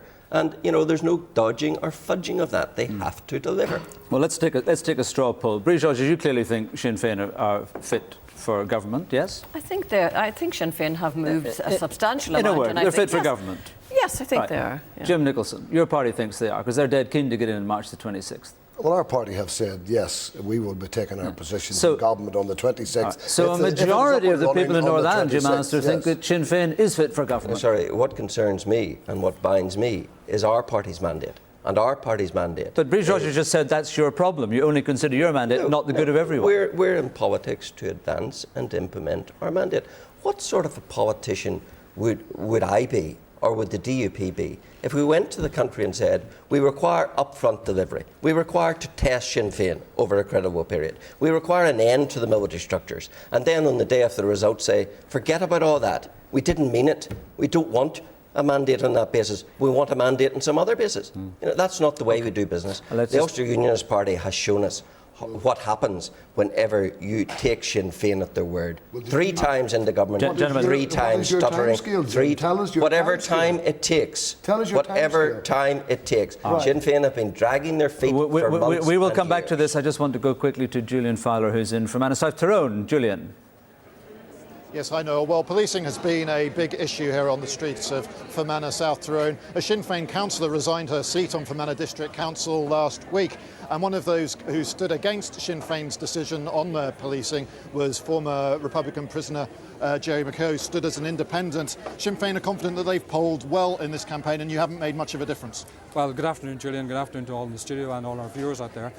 Contrary to reports that you've been hearing, my team and I are actually very, very pleased at the moment. As of half an hour ago, we were ahead of some of the main contenders in the race here in Fermanagh South Tyrone, and it's still early days. But bear in mind, it should be kept in mind also that I said from the outset that whether I got 10 votes or 10,000 votes, that was not the issue. What the issue at stake here is that someone raised the standards of Irish republicanism in Fermanagh South Tyrone. We have done that. We have gone forward. We have had a very clean, a very enthusiastic campaign. We have drawn ex-Sinn Féin councillors to our ranks, and we are going to go forward. Now, whatever mandate we build here today, that is not the end of it by any stretch of the imagination. We are going to go forward. We are establishing quite a foothold as it is, I can assure you, and we'll see what happens towards the end of the evening. But we will be building upon this. We're looking forward to future elections, and one of the things that is a priority for us, I might add at the moment, is the fact that there are so many people out there who would have been voters of mine who simply are not registered because they were totally disgusted with the way Sinn Féin had treated them and had in the leadership over the past. We're going to get those people registered for the future, rest assured of that. But briefly, if Sinn Féin have polled as strongly as they say they've had, doesn't that show that you've lost the argument on this particular issue? Well, no, I mean, the outcome of polls does not dictate the outcome of the argument. The argument is quite simple. We have not done any U-turns. Sinn Féin certainly has. We have remained true to our Irish Republican credentials and shall continue to do so, and we will build and grow over the coming weeks, months and years. Of that I can assure you. OK, Joe, we have to leave it there. Still no indication yet when we'll get the first results here in Fermanagh South Tyrone. For now, back to you. Julian, thank you very much indeed. We're just hearing that there may be a first result imminent in East Belfast. We hear that Peter Robinson, the DUP deputy leader, and Sir Reg Empey, of course, the Ulster Unionist leader, have been elected on that first count, which means they have matched or passed the quota I was talking about earlier. That's not confirmed yet, but we understand that there may be a declaration imminent in East Belfast. And also you saw flashed on your screen that the results from East Londonderry. And we can in fact go to Peter Robinson, who will be at the King's Hall. Mr. Robinson, can you confirm for us that you are elected on this first count? Yes, both Naomi Long and myself have been elected on the first count. Then that's followed by Reg Empey, who didn't reach a quota and is still looking for some additional votes. My two running mates have both polled well, and we still hold out hopes of winning 3 seats on this occasion. But it's going to be tight and it'll be down to the wire. Did you manage your vote to the DUP vote better this year? I mean, last in 2003 you got 9,500 and Robin Newton got 1,500. Yes, we've managed to spread the vote much better this time with both Robin Newton and Wallace Brown getting considerably more than my colleagues did on the last occasion. And I think that will make the difference on this occasion. I think the overall vote is very much the same as it was in the last election, but the vote management on this occasion might well make the difference. So you're predicting 3 for you and 1 for the Ulster Unionists, perhaps? Well, I'm predicting that it's going to be right down to the wire for that final seat. Okay. The story, Dr. Pace has been saying that there's not a dismal story anywhere for the DUP, so you might end up with perhaps 35, 36 seats. What are you going to do with them? We'll do precisely what we said we would do in our manifesto. We have a commitment to the people of Northern Ireland to fulfil our obligation. Mr. Robinson, I'm going to interrupt you there because we can go to hear the declaration of this first count. I would like to explain how the outcome of each stage of the count and the final result will be given.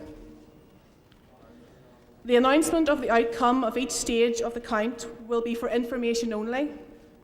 No candidates are formally elected until the declaration at the end of the count process. Each stage announcement will include the current total votes cast for each candidate and details of the next stage. The declaration will take place only after 6 candidates have deemed elected. There will be no speeches by candidates until after the formal declaration.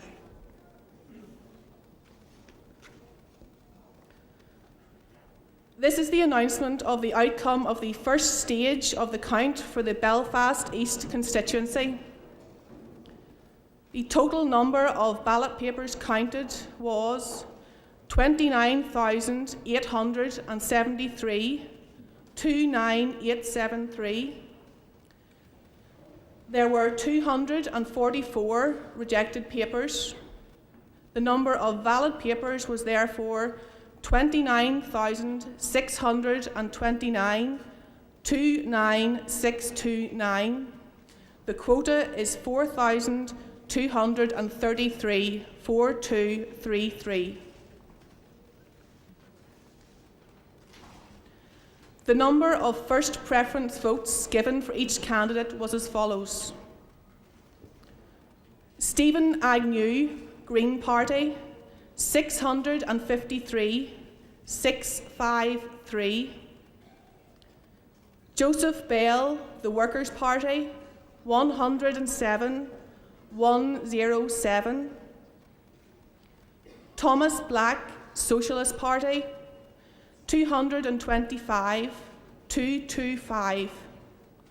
Wallace Brown, Democratic Unionist Party, 3,185, 3185. Glyn Chambers, Conservative Party, 427, 427. Michael Copeland, Ulster Unionist Party, 1,557, 1557. Reg Empey, Ulster Unionist Party, 4,139, 4139. Rainbow George, Make Politicians History, 4747. Naomi Long, Alliance Party, 5,583, 5583. Mary Muldoon, SDLP, 816, 816. Robin Newton, Democratic Unionist Party, 2,335, 2335. Niall O'Donnell, Sinn Féin, 1,055, 1055. Dawn Purvis, Progressive Unionist Party, 3,045, 3045. Peter Robinson, Democratic Unionist Party, 5,635, 5635. Jim Rogers, Ulster Unionist Party, 820, 820. Peter Robinson and Naomi Long have reached the quota and are deemed elected. The next stage involves a transfer of Robinson's surplus, this being the larger of the surpluses available. I will announce the outcome of that stage when it is known. Thank you.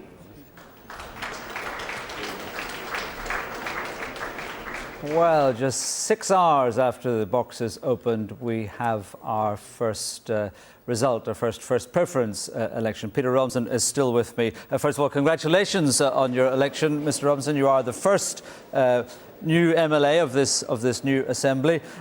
Just a word from you about Naomi Long, who's put on, 2,500 votes from 2003. But Naomi and the Alliance Party have fought a very strong campaign in East Belfast. This is a good result for them. I think perhaps what it shows is that in previous elections there was a tactical vote that went to the Ulster Unionist Party of Alliance supporters, and they did that in the hope that they might be able to provide the Ulster Unionist Party with the necessary impetus to keep an executive going. They have obviously no reason to do that now. Reg Empey, therefore, has very significantly fallen in terms of the vote share that he has and the Ulster Unionist Party has, and that's been to the benefit of the Alliance Party. And Dawn Purvis has put on 1,000 votes. That was, of course, late David Irvine's seat. Looks like she's quite well poised there. Yes, she's under her quota, and as things look at this stage, and it's always very difficult in a PR election, it would appear that there is a seat for her. And I think she has roughly about 10 or 11% there, which is the kind of vote that David Irvine had in 2003. And as we were discussing just before we went to the declaration, last time you got more than 9,000 votes. This time you brought it down to 5.5, but that was a very calculated decision. Yes, I think if we had been able to distribute them ourselves, I would have probably wanted to drop another 1,000 and have that be distributed between Wallace and Robin. But I think in second preferences, the vote will go back to them, and I hope it stays fairly tight. We have a very disciplined electorate. The electorate have been managing the vote very well. They understand the system, and I hope that the second count will show that both Wallace and Robin will be significantly up. You're nearly catching up with Sinn Féin in this vote management lark, then? Well, we're learning, and I think that we'll have the kind of benefits that will encourage other areas within the province that perhaps haven't adapted themselves to the vote management system. And if they see the benefits happening in the Belfast and other areas where it has been applied, then undoubtedly that will bring converts elsewhere. OK, so government on the 26th, looking forward to it? Well, we can only hope that Sinn Féin does transform and conform. It is they that have to do the moving. We've been ready for a very long period of time. We are waiting on them. Okay, Peter Robinson, thank you very much indeed. Let's go to Yvette Shapiro, who's in North Down. Yvette, what's the latest? Well, Noel, count's still going on here. Most pundits predicting it will be about 4 o'clock before we get a first declaration, but you never know, maybe a bit more speed. We might get one earlier. I'm joined by Brian Wilson from the Green Party, who's the man people are saying is most likely to be the first Green Party member of the Assembly. Looks like you're polling very strongly. Oh, very strongly, but it's still early days. Obviously, there's still ballot boxes to be counted. Certainly going out over the campaign, there was a very good response. People were talking about green issues. The problem is that up to date, Green Party was not credible, but I feel this time people are concerned and it is now a credible party. You're not exactly new to the process. You may be new-ish to the party. Yeah. Oh, well, I mean, I've been involved in North Down elections for nearly 40 years. I've been a councillor for 26 years. So I've been very much aware of how politics and issues are changing, and certainly this time people were talking about green issues. Okay, Brian Wilson, thank you very much indeed. So as soon as we hear anything about Brian Wilson or any of the other candidates, we will be back to you. And if anybody is sitting in the studio or out there thinking, that woman doesn't know what she's talking about, you can blame Brian Wilson, because he taught me politics at college. Oh, he's got a lot to answer for, Yvette. He's got a lot to answer for it on that and many other fronts. Thank you very much indeed. OK, quickly to Southampton and Julian O'Neill, who's with David Burnside. Julian. Yes, of course, the big unionist battle in Southampton is McRae versus Burnside, the return bout, so to speak. David Burnside, you topped the poll at last Assembly election. Are you expecting to do that again, or do you concede that William McRae might do it? I mean, William McRae wasn't standing in the last Assembly election. He's jumped over from his own constituency in Mid-Ulster to borrow a bit of time here in Southampton. But you will be elected? Willie, it looks like it, yeah. I mean, Willie will be elected. I'll be elected. David Ford's doing well. McLaughlin, the big surprise, I think, is McLaughlin coming in. I did not expect him to come through so strongly. It looks like, so it'll be four. Looks like 2 DUP, 2 Ulster Unionists, McLaughlin, David Ford alliance, and the 6th seat will be the transferring votes between SDLP, Unionist, and the 3rd DUP. It looks like a second Unionist. The DUP did hope to get 3 candidates in here. Yeah. I mean, you were obviously very conscious of that. Has the Ulster Unionists managed the vote well? Do you think you'll get? Well, we did our best to manage them. We didn't do it last time round. Topping the poll in PR, as you know, is a waste of time. It makes you feel better, but it doesn't do your party any good. So we divided it up: 3rd, 3rd, 3rd. We've managed it better a bit. The well-known candidate tends to attract more votes, but I think it'll be enough to go as a second seat. I'd be more than happy with that on behalf of the party if there are 2 Ulster Unionist seats. We hold on here and we watch the DUP doing a deal with Sinn Féin to form the executive. David Burnside, thank you very much. There's the picture from Southampton. Back now to you, Noel, in the studio. Thank you, Julian. Now, starved of nutrition for 6 hours, Mark's voting machines have been devouring the information from the East Belfast count. Mark. Yeah, there are lots of smiles over here, I have to say, Noel. At last we can get to play with all this high-tech kit that we've spent all our money on. Mark and Sydney have been looking at East Belfast, and we'll see if we can analyse that in detail and maybe extrapolate across the rest of Northern Ireland as well. Here are the figures for the first preference votes, and you can see there Peter Robinson and Naomi Long elected. Mark, Peter Robinson certainly in terms of vote management has brought his vote down, and that may well help his running mates. Yeah, this is one of these unusual situations in which a politician will be saying my reduced vote is a great historic victory for me, because Peter Robinson was about 3,000 votes over the quota previously.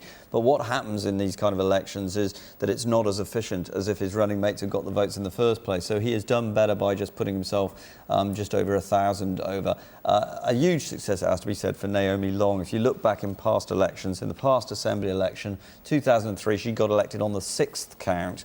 She built her vote in the last Westminster election, but she's built it again considerably and got in here on the first count. Now, obviously, she didn't have to do any vote management because she was the only candidate, so she could just say, vote for me, me, and me. Reg MP, maybe a little bit of disappointment not getting in on the first count, but he is trying to manage the vote, and the Ulster Unionists look like they've got an uphill struggle, because you see how far down Michael Copeland is. I suspect Michael Copeland will be battling it out quite possibly with Robin Newton for the last place. So what we're seeing at this stage now is the transfer then at a reduced value of Peter Robinson's surplus. So that's what's happening at the moment. It's hard to believe, isn't it, that Reg MP won't get in because he's so close to that quota. And we could pretty much take that as read. Yeah, I think he's going to get there one way or the other. I mean, obviously a lot of Peter Robinson's surplus will go towards his running mates. Naomi Long's surplus, it'll be interesting to see quite where that goes. Yeah. It may go towards the Ulster Unionists, towards Reg MP. Sometimes Alliance voters have tactically voted for him in the past, but it also, there might be a woman's vote in there for Dawn Purvis, who's actually done pretty well. A lot of people were saying she was going to be history going into this count, and in fact I think she's pretty well placed to come through. Yep, the critical thing for her though, Sydney, is where she gets her transfers from.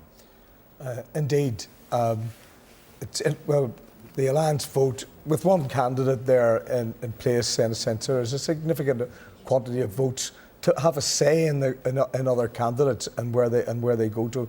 Well, Dawn Purvis's votes solidly there, probably from David Irvine in the past. Still looking for votes.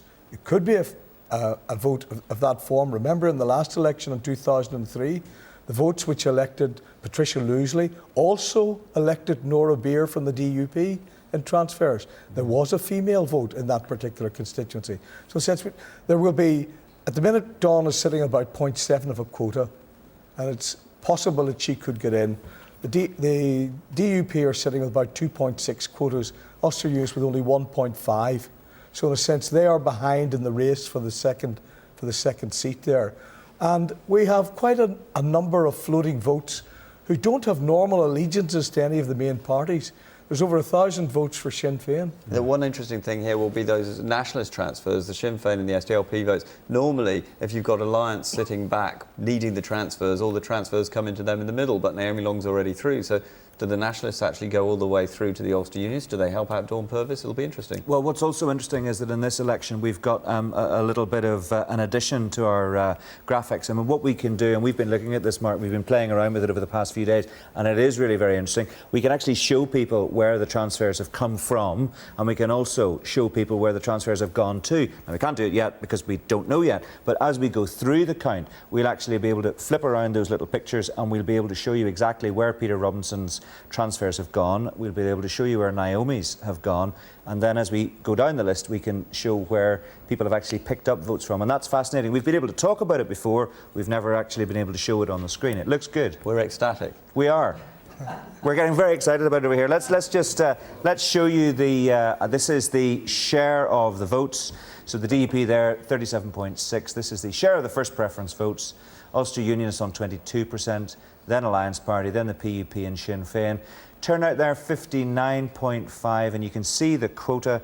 And here is the change on the Assembly election of 2003. Mark, a word on this? Well, that's why you see what a good election it is for the Alliance. Deputy Leader Naomi Long, plus 9.8%. She's really established herself as a presence in East Belfast politics. DUP may be slightly depressed to be down rather than up, but they will hope that their vote management still delivers. And of course, they may be down, but they're not anywhere near as far down as the Ulster Unionists there.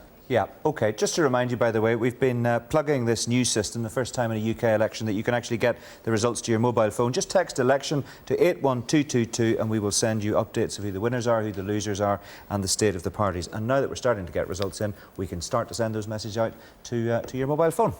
Mark, thank you very much indeed. Martina Muller, who was one of my guests earlier, was suggesting that actually Dawn Purvis might get quite a lot of transfers from Sinn Féin. So they about 1,000 votes there for Sinn Féin. Be very interesting to see where they go. OK, let's go to Tara Mills, who's in Mid-Ulster for us. Tara.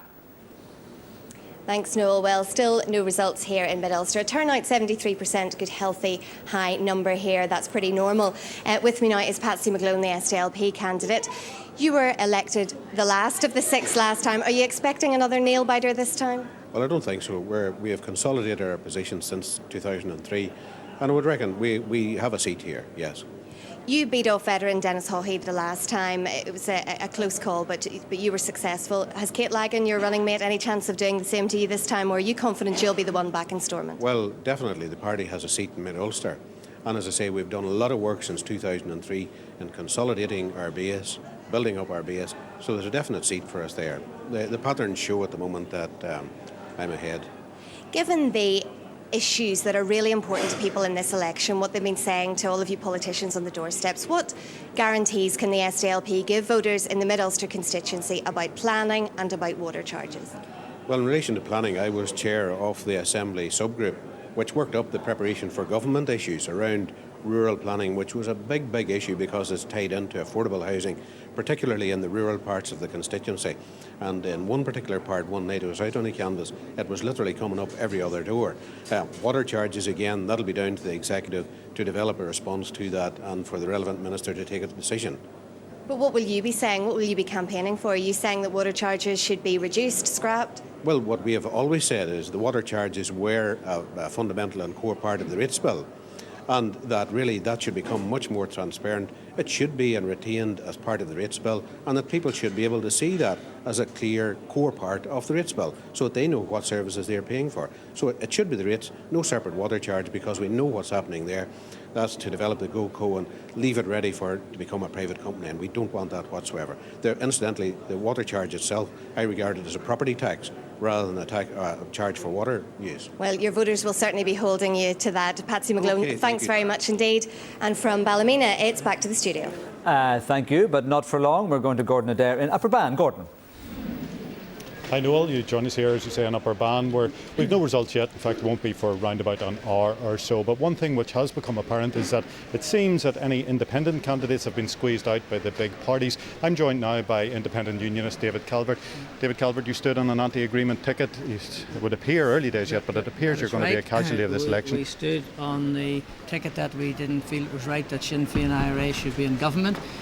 We were honest enough to say that to the electorate. Unfortunately, the official unionist or the UUP didn't even mention it.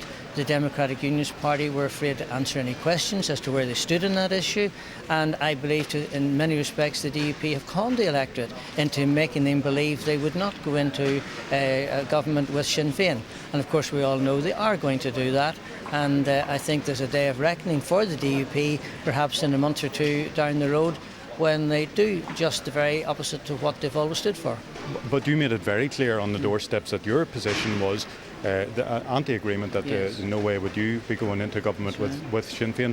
People seem to have rejected that idea. Do you not think this is the end of the road for the anti-agreement camp? No, they didn't reject that view. Certainly it was, I would estimate well over 90% of the people were saying to us on the doorstep, we don't think it's right that Sinn Féin IRA should be in government. They made that absolutely clear. But unfortunately the DUP election tactics meant that the people were afraid to vote for that point of view in case Martin McGuinness became the First Minister. And that scare tactic went out, and I believe that the DUP were dishonourable in the way they did that. OK, David Calvert, thanks very much for joining us. For now, back to the studio. OK, Gordon, thank you very much indeed. Well, let's just quickly join in with my... oh yes, we're going to Martin Cassidy. Do beg your pardon. Martin in Southdown. 65% turnout here in Southdown. More than 46,000 people went to the polls. One of the big issues here is whether the Ulster Unionists can hold on to what was Dermot Nesbitt's seat. John McAllister is the candidate trying to do that. John, at 35 years of age, you're one of the newcomers to politics. You've got a fight in your hands. Yes, we have, but it is very early days, Martin. You know, the way the PR system works. I mean, the November 03 Assembly election, Dermot, it was the 9th count or 10th count before, so it's very, very early days. We're happy, you know, where we're at the moment. We can just stay in there, stay ahead of the DUP second candidate, and that's where we want to be. You need a good first preference vote to do it. Yes, I mean, any candidate needs a good first preference to get them off to a good start, and it's as simple as that. John McAllister, thanks very much, and we'll be keeping you in touch with Southdown as the afternoon goes on. OK, thank you. We're going straight over to the King's Hall, where the North Belfast result first preference vote is about to be announced by the returning officer, Andrew Minnis. The number of valid papers was therefore 29,715. The quota is 4,246. The number of first preference votes given for each candidate was as follows: Fred Cobain, Ulster Unionist Party, 2,498, 2498. Pat Convery, SDLP, 1,868, 1868. Nigel Dodds, Democratic Unionist Party, 6,973, 6973. Peter Emerson, Green Party, 590, 590. Rainbow George, Make Politicians History, 40, 40.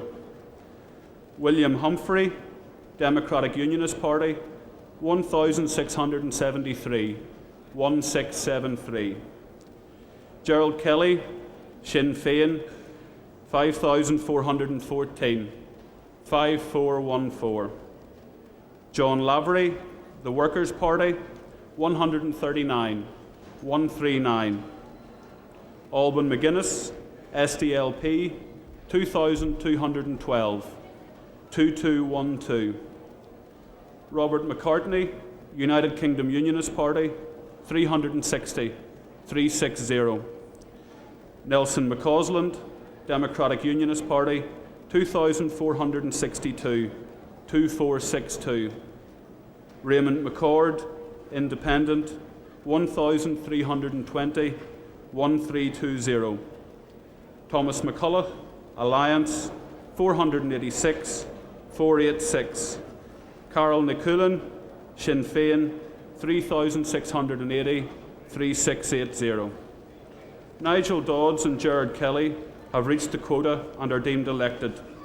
The next stage involves the transfer of Dodds' surplus, this being the larger of the surpluses available. I will announce the outcome of that stage when it is known. So that was the North Belfast declaration from Andrew Minnis, the returning officer. Now the Sinn Féin leader, Gerry Adams, joins us from... No, he doesn't quite join us yet, but he'll be with us in a couple of minutes. Let's just have a quick look at that then. There's our next elected members. We've got 2 elected on the first count in North Belfast and 2 elected in North Belfast as well, Nigel Dodds and Gerry Kelly. Barbara de Bruyn? Straightforward, really. Yes, that's to be expected in this constituency. We're certainly very happy with that showing. We've had the 2 seats before, and we were getting a very good feedback. So and I think Carol Niculin will be up there. She's got 3,680, so she'll come in on those transfers. To hold those 2 seats. So okay. I think the interesting thing. I think we can go to your party president, Gerry Adams, at the King's Hall. Good afternoon to you, Mr. Adams. How you know? You've got your first MLA, Gerry Kelly. You'll want to say well done to him, I'm sure. Yes, congratulations, Gerry. Very, very good outcome there for us in North Belfast. People there using lots of good sense. But no surprises. You had 2 seats and you'll keep 2 seats. Yes, I think so. What's the general picture, do you think? Well, it's difficult to know. We got our vote out very strongly. That was the sense that I got on the doorsteps while canvassing. But in the idiosyncrasies of PR, it's just impossible to know how exactly that will translate into seats. But we're doing well. And you're predicting 5 in West Belfast? No, I'm not. I never predict anything before the people have spoken. What I will predict is this, if I may. There's only 2 elements in this election who were anti-agreement. Bob McCartney and Bob McCartney and Bob McCartney and Bob McCartney. Well, there's a lot of Republican Sinn Féin voters as well. Well, I'm going to come to that, and then some people on the fringes of Irish republicanism. All the other parties were pro-agreement, and all the other parties stood on a pro-agreement ticket. Maybe some conditionality, maybe some little terms in there. So the people have spoken, and they have endorsed the need for the political institutions to be in place. I would like to think that all of the parties will accept the democratic outpouring of the people's vote. All right, but you know that if the DUP, who seem to be doing very well, they might gain 3 or 4 seats. If they come in with 35 or 36 seats, they just say their mandate is not to go into government with you until, in their terms, you've cleaned up your act. Well, then there isn't going to be a government here, and they'll have to explain to the electorate, the unionist electorate particularly, why the Assembly, which was the only institution which unionism actually argued for. Remember, the Good Friday Agreement was put together in the absence of the DUP. They refused to be part of all of that. So now, if they don't go into it before March the 26th or on March the 26th, they'll have to explain why we can't tackle excessive water rates, why we can't tackle the other issues of additional rates, dealing with issues like health and social housing, the need for social housing. Let's go back to power sharing, because some people are saying that there will be some kind of fudge agreed for the 26th of March, which will allow the governments to say that, yes, it's up and running, we won't have to close the whole thing down, but which will not bring you into direct, engaged, power-sharing executive on that date. How will you handle that? Well, first of all, we will not acquiesce to any fudge or agree to any fudge. The terms are very, very clear. The ministers have to be nominated by March the 26th. It is devolution or dissolution. And Sinn Féin, that's it. There's no way in or out of it. But you could be nominated, but not actually go in. I mean, there were supposed to be nominations on the 24th of November, of course, and that allowed the shadow assembly to continue. So something similar, some similar arrangement could be brought together, which you might be able to say, well, it's not a fudge because actually we have nominated. Well, whatever about that, it's impossible to know. It's quite hypothetical. we're all very, very clear that the people who voted in this election did so to see institutions in place and working, and those who were against that have got their answer, it seems, in a fairly overwhelming terms. So let the rest of us, and if I may say so, Ian Paisley asked for this election. There was no need for this election. He asked for it. Now that he's got it, he's given us a little gift, he should accept the outcome. So as far as you're concerned, Sinn Féin has nothing more to do? We all have a lot to do, but this business of any party lecturing another party or making, insatiable demands is just not the way of the future. The way of the future is equality, it's working together, it's agreeing or disagreeing depending on what the issue happens to be. But this notion that the DUP have a veto or that the old days can be brought back is just absolute nonsense. And there's a little sectarian streak in the DUP which we, diplomatically sometimes don't always point up, but that has to be faced down as well, because one of the big issues that needs to be dealt with here is the whole scourge of sectarianism. Well, there's sectarianism on both sides. I'm sure every commentator would agree that. Jerry Adams, thank you very much indeed. Let's go to the figures desk. Mark. No, thanks very much indeed. We can look at those figures from North Belfast in a bit of detail now. Here they are, and you can see there that Nigel Dodds topping the poll mark, Jerry Kelly coming in second, comfortably over the quota for both of them, so they're both in. The big question is what happens now. Will we see any change in North Belfast? Well, at the moment it's possible that we'll come back just as we were, which would be 2 DUP, 2 Sinn Féin, 1 SDLP, 1 Ulster Unionist. Nigel Dodds' surplus will definitely bring, I would have thought, Nelson McCausland, his running mate over, and Carol Quilon, Jerry Kelly's running mate, is close enough there to take that as read. And I think Alban McGuinness, although he looks fairly well down the table, he's got his running mate Pat Convery's votes to draw on, so I would have thought that they'll be coming through. The interest here will be what will happen in terms of the last seat. On the face of it, it looks like it's a long way to go for William Humphrey, who's a former Ulster Unionist, to actually catch Fred Cobain in that last position. But there are various votes sloshing around there. For instance, at the bottom, you see Raymond McCord. That's actually quite a good result for Raymond McCord, which reflects the kind of publicity he's had over the case of his son's murder and the collusion investigation of the police ombudsman. Now, he's come up considerably from only a couple of hundred votes that he had last time he stood. And where will his votes go to? So, he's not going to get a seat, but he could end up being one of the kingmakers in the North Belfast election in terms of deciding who actually gets to that final seat, the DUP or the Ulster Unionists. Just a very quick word, Mark, about Bob McCartney, who polled there 360. I mean, I don't suppose too many people were expecting him to win a seat in North Belfast, but will he be disappointed at that? Possibly, but, this is the difficulty when you're going to be a multiple candidate in multiple places. I don't think people necessarily took those multiple candidacies very seriously.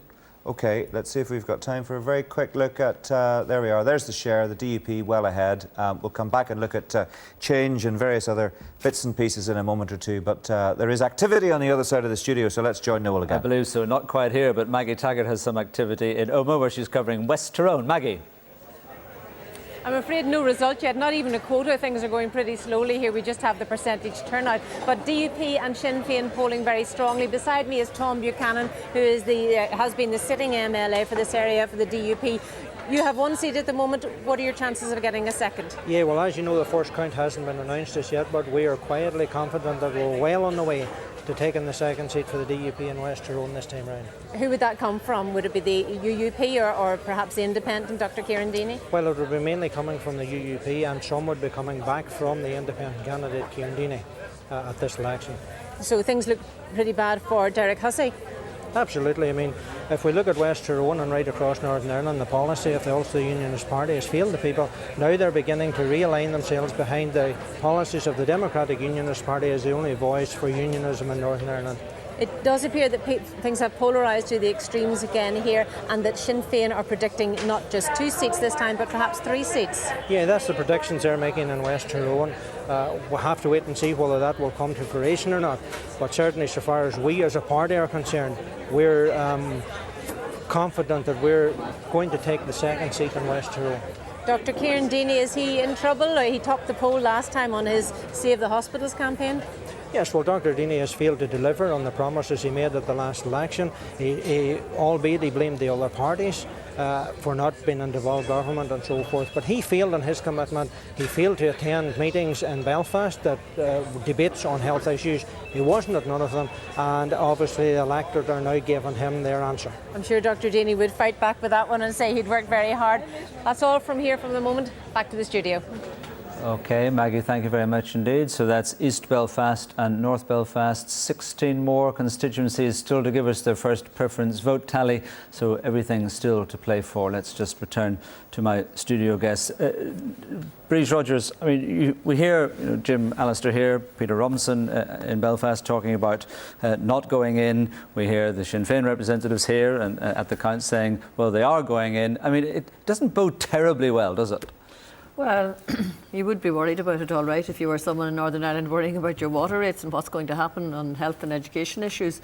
I think the signs from Jim Allister are different to the signs that are coming from perhaps some of the rest of the DUP. So it's very obvious that there's not exact unanimity within the party. We'll talk about that in a moment. I do want to go to the King's Hall. Naomi Long joins us, the victorious Alliance candidate. Congratulations on your election, Naomi Long. In fact, you could almost have brought another candidate with you. Well, maybe next time, Noel. Let's not prejudge things too quickly. I mean, you're glowing with delight, I can see that, and with some reason electorally. I mean, you've pretty much doubled your vote. Just over doubled it, yeah, and 52 votes behind the MP for the area, so I'm pretty content with that result. I'll allow you to tell me why you've done that, do you think? Well, I think it's quite clear people in East Belfast, many of them are looking for an alternative to tribal politics, and they realise that the Alliance Party is the alternative to tribal politics, and that's quite clear from the way votes have been switching between parties. We want to see the Assembly up and running. Getting elected is only the first stage in that. What I want to see is everyone who's elected today committed to make that Assembly work for the people who elected them. Well, you came in just 100 votes or so behind Peter Robinson, of course, whose vote was well managed, but he's not promising to get into power with anybody. Well, it was actually 52 votes. I must correct you on that because it is a good result. But no, I mean, I think we've got to be serious about this. The people in East Belfast certainly want people who are not just able to work for them on the ground, which we have been doing for the last 3 years consistently, but who are also able to change things like laws and legislation. And unless we have the Assembly up and running, that will not happen. I think all of us have a huge responsibility as elected representatives to do the job we've been elected to do. And I think that requires the DUP to actually just gird up and get on with it. Now, however well you have done, of course, you're a member of a party which went into this with 6 seats. You may come out of it with 6. You may come out with 1 or 2 fewer than that. So the Alliance voice remains a small voice. Or, of course, we may come out with 1 or 2 more, Noel. Let's just wait and see. And perhaps on your little graphic, you wouldn't mind putting a little yellow line in for the Alliance Party so that you can record our wins later. We will most certainly have every seat that you win or lose adequately represented on our graphics machines. Iris Robinson joins us now from the Newton Ards Counting Centre. Iris Robinson, the MP for Strangford, of course. Iris Robinson, what can you tell us about your constituency? Well, at this moment in time, we don't have a clear outcome. We haven't got any results announced, but I'm very quietly confident that we'll see our 4 candidates elected. You'll want to say well done to your husband, of course. I did. I thought he had done very well indeed. And good management of his vote. Will you be doing something similar? Indeed. I mean, you got 8,500 in 2003. You'll need to have managed that well, of course, as well. Well, I think last time round we showed all of the province how to actually vote manage, and this time round is no exception. And I think everyone will learn from the way we have conducted this election. OK. Government on March the 26th, I'm asking everyone. We don't know. It's not up to the DUP. Sinn Féin have to divvy up, and our leader has indicated he's willing and ready to go. All right, Iris Robinson, thank you very much indeed. Let's go to Rosie Billingham, who's in North Antrim, in Ballymena. Well, here in North Antrim, there are no first preference votes out yet. We're still waiting for that first stage announcement. But bizarrely, it's the Sinn Féin candidate, Dahi Mackay, who's with me here, who says he's first over the line. Dahi, at 25, you're the Sinn Féin's youngest candidate. You're first over the line. You're confident that you've got through in the first stage? Well, at this stage, Rosie, it's quite clear that we are going to make it over the quota. We're sitting there at the moment at just about 6,500 votes, and the votes are still being counted, so we're quite confident we're in the first count. and anything after that is obviously a bonus for us. So the DUP this time around have been very clever with vote management. They're really pushing for a fourth seat. That could mean, in theory, that you could be vying with the Paisleys to top the poll. It's certainly a possibility at this stage, but the important thing for us is that we get the seat. We've consolidated the seat. We're obviously going to build on our support in Northampton from last time, and our support, from what we're hearing, is up across the board. The important thing for us also is that we hold 2 national seats here. We do not want to see the SDLP lose that second seat, and it looks like that they're going to struggle to hold on to it at this stage. That would be at the expense of the DUP. In the meantime, though, you faced a threat, a challenge from Paul McGlinchey, an independent Republican on an anti-policing ticket. How's his vote doing? Well, from what we can see on the floor, Paul isn't going to reach the quota. I don't think he's going to reach even the 1,000 mark, but at this stage we can't call that. It is quite clear, however, that the people from the Nationalist and Republican community here in Northampton are backing Sinn Féin. They're backing our strategy for the peace process. They're backing our strategy in terms of the equality agenda we're driving home here in Northampton, and they're backing our strategy to achieve a united Ireland. Now, you would be a new face for Sinn Féin. A lot was made of the fact that the previous MLA, Philip McGuigan, didn't stand again. A lot was made in the media, but there again, you were his political advisor, and he's running around managing your campaign. Yeah, Philip has quite obviously run an excellent campaign this time around, and he is the driving force in our engine room from our office in Dunloy.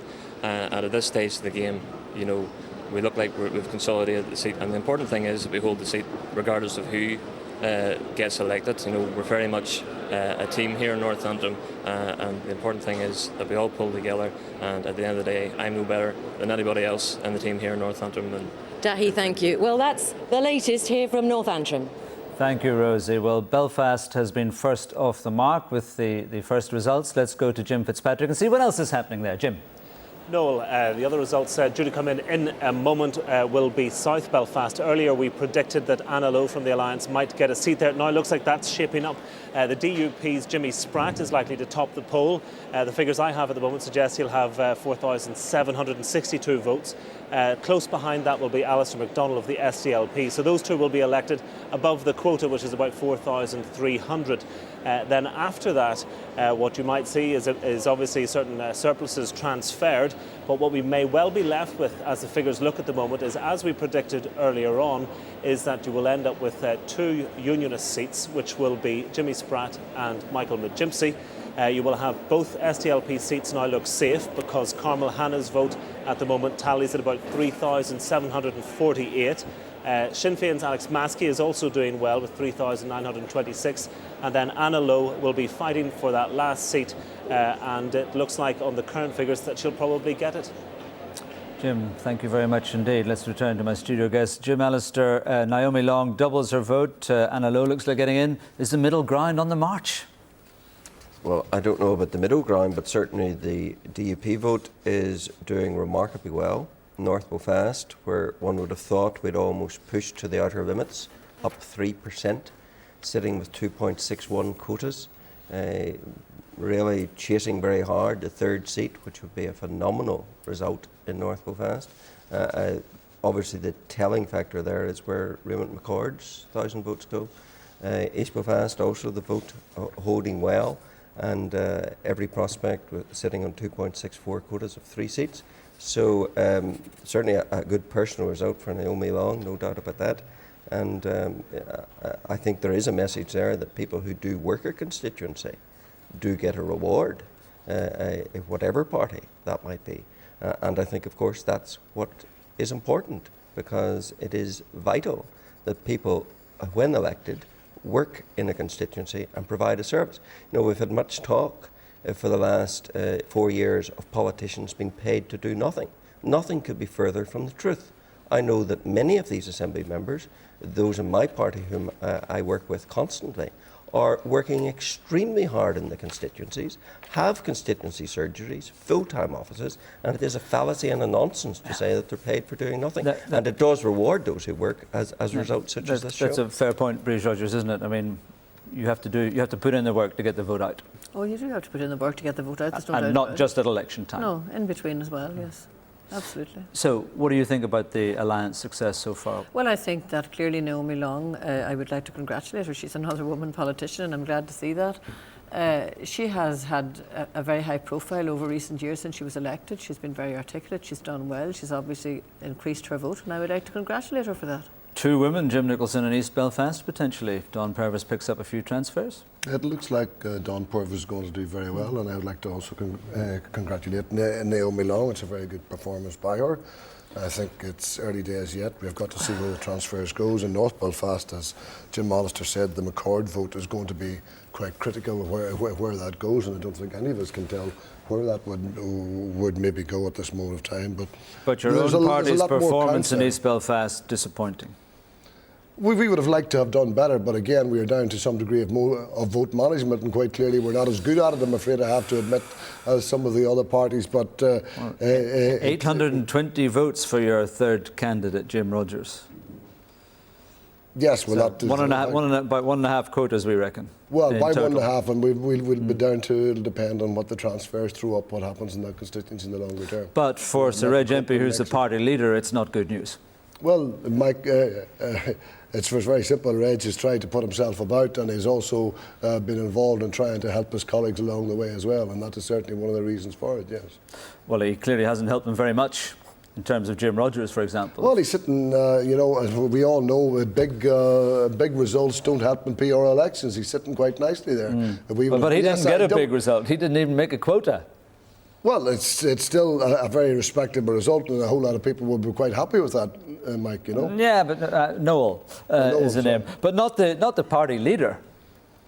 Well, I think Reg has done a very good job as the party leader since he's taken over the party, and I think we have come a long way since he took over as party leader, and I think he's brought a degree of unity back into the party, and it remains to be seen. Let's see how you get on in South Belfast. We're going now to South Belfast, the King's Hall, for that declaration. 533, 30533. There were 189 rejected papers.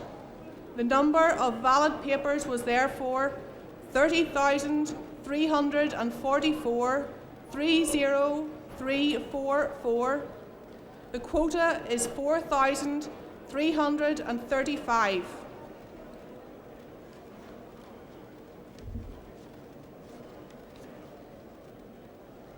The number of first preference votes given for each candidate was as follows. James Barber, Socialist Party, 248,248. Esmond Burney, Ulster Unionist Party, 1,804, 1804. Brenda Cook, Green Party, 737, 737.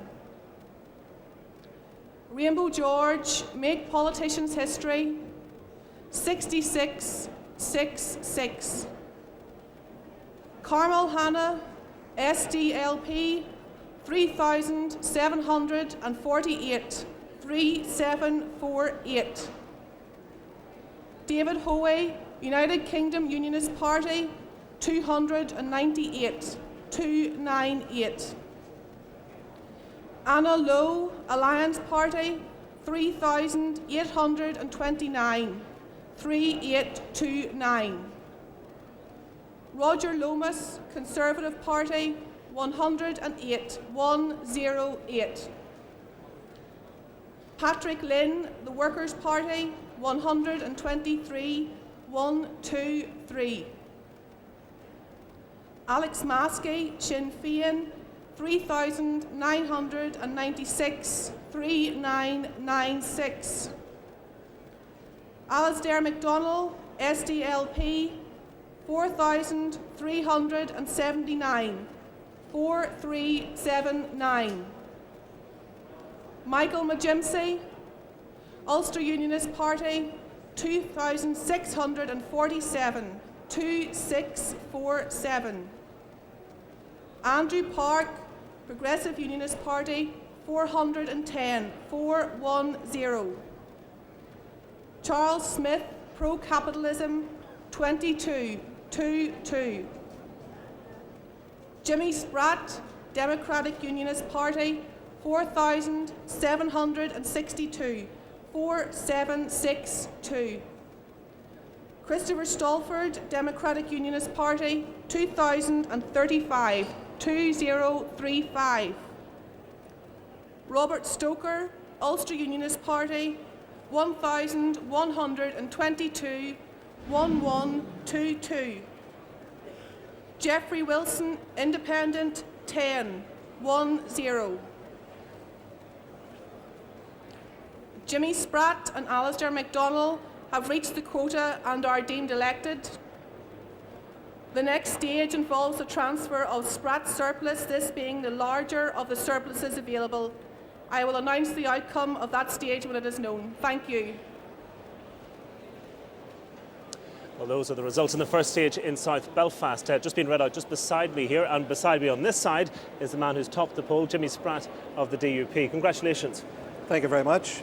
Now, a good result for you, but the party hasn't gained another seat, which presumably would have been your hope. Well, of course, we don't know. It's very early stages. There'll be a lot of transfers, and I think we could very well take a second seat. But I'm hearing that it's been a very good day for the DUP right across the entire province. Well, absolutely.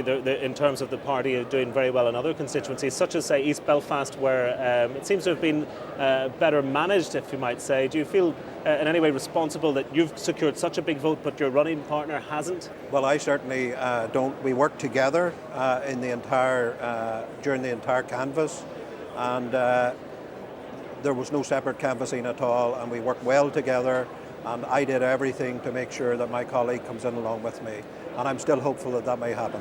Of course, we can't predict for certain at this stage. The Alliance, though, are hopeful that their candidate, Anna Lowe, will take a seat. And if she does, it will probably be at the expense, therefore, of the Ulster Unionists. Their vote has been pretty spread out. Were you surprised that they decided to run three candidates? I was surprised. I think their vote, they split their vote right across. It seemed, whenever they didn't have two quotas, it seemed a silly thing to do, and I think they paid the price for that. What is the DUP vote for today? What are people actually voting for?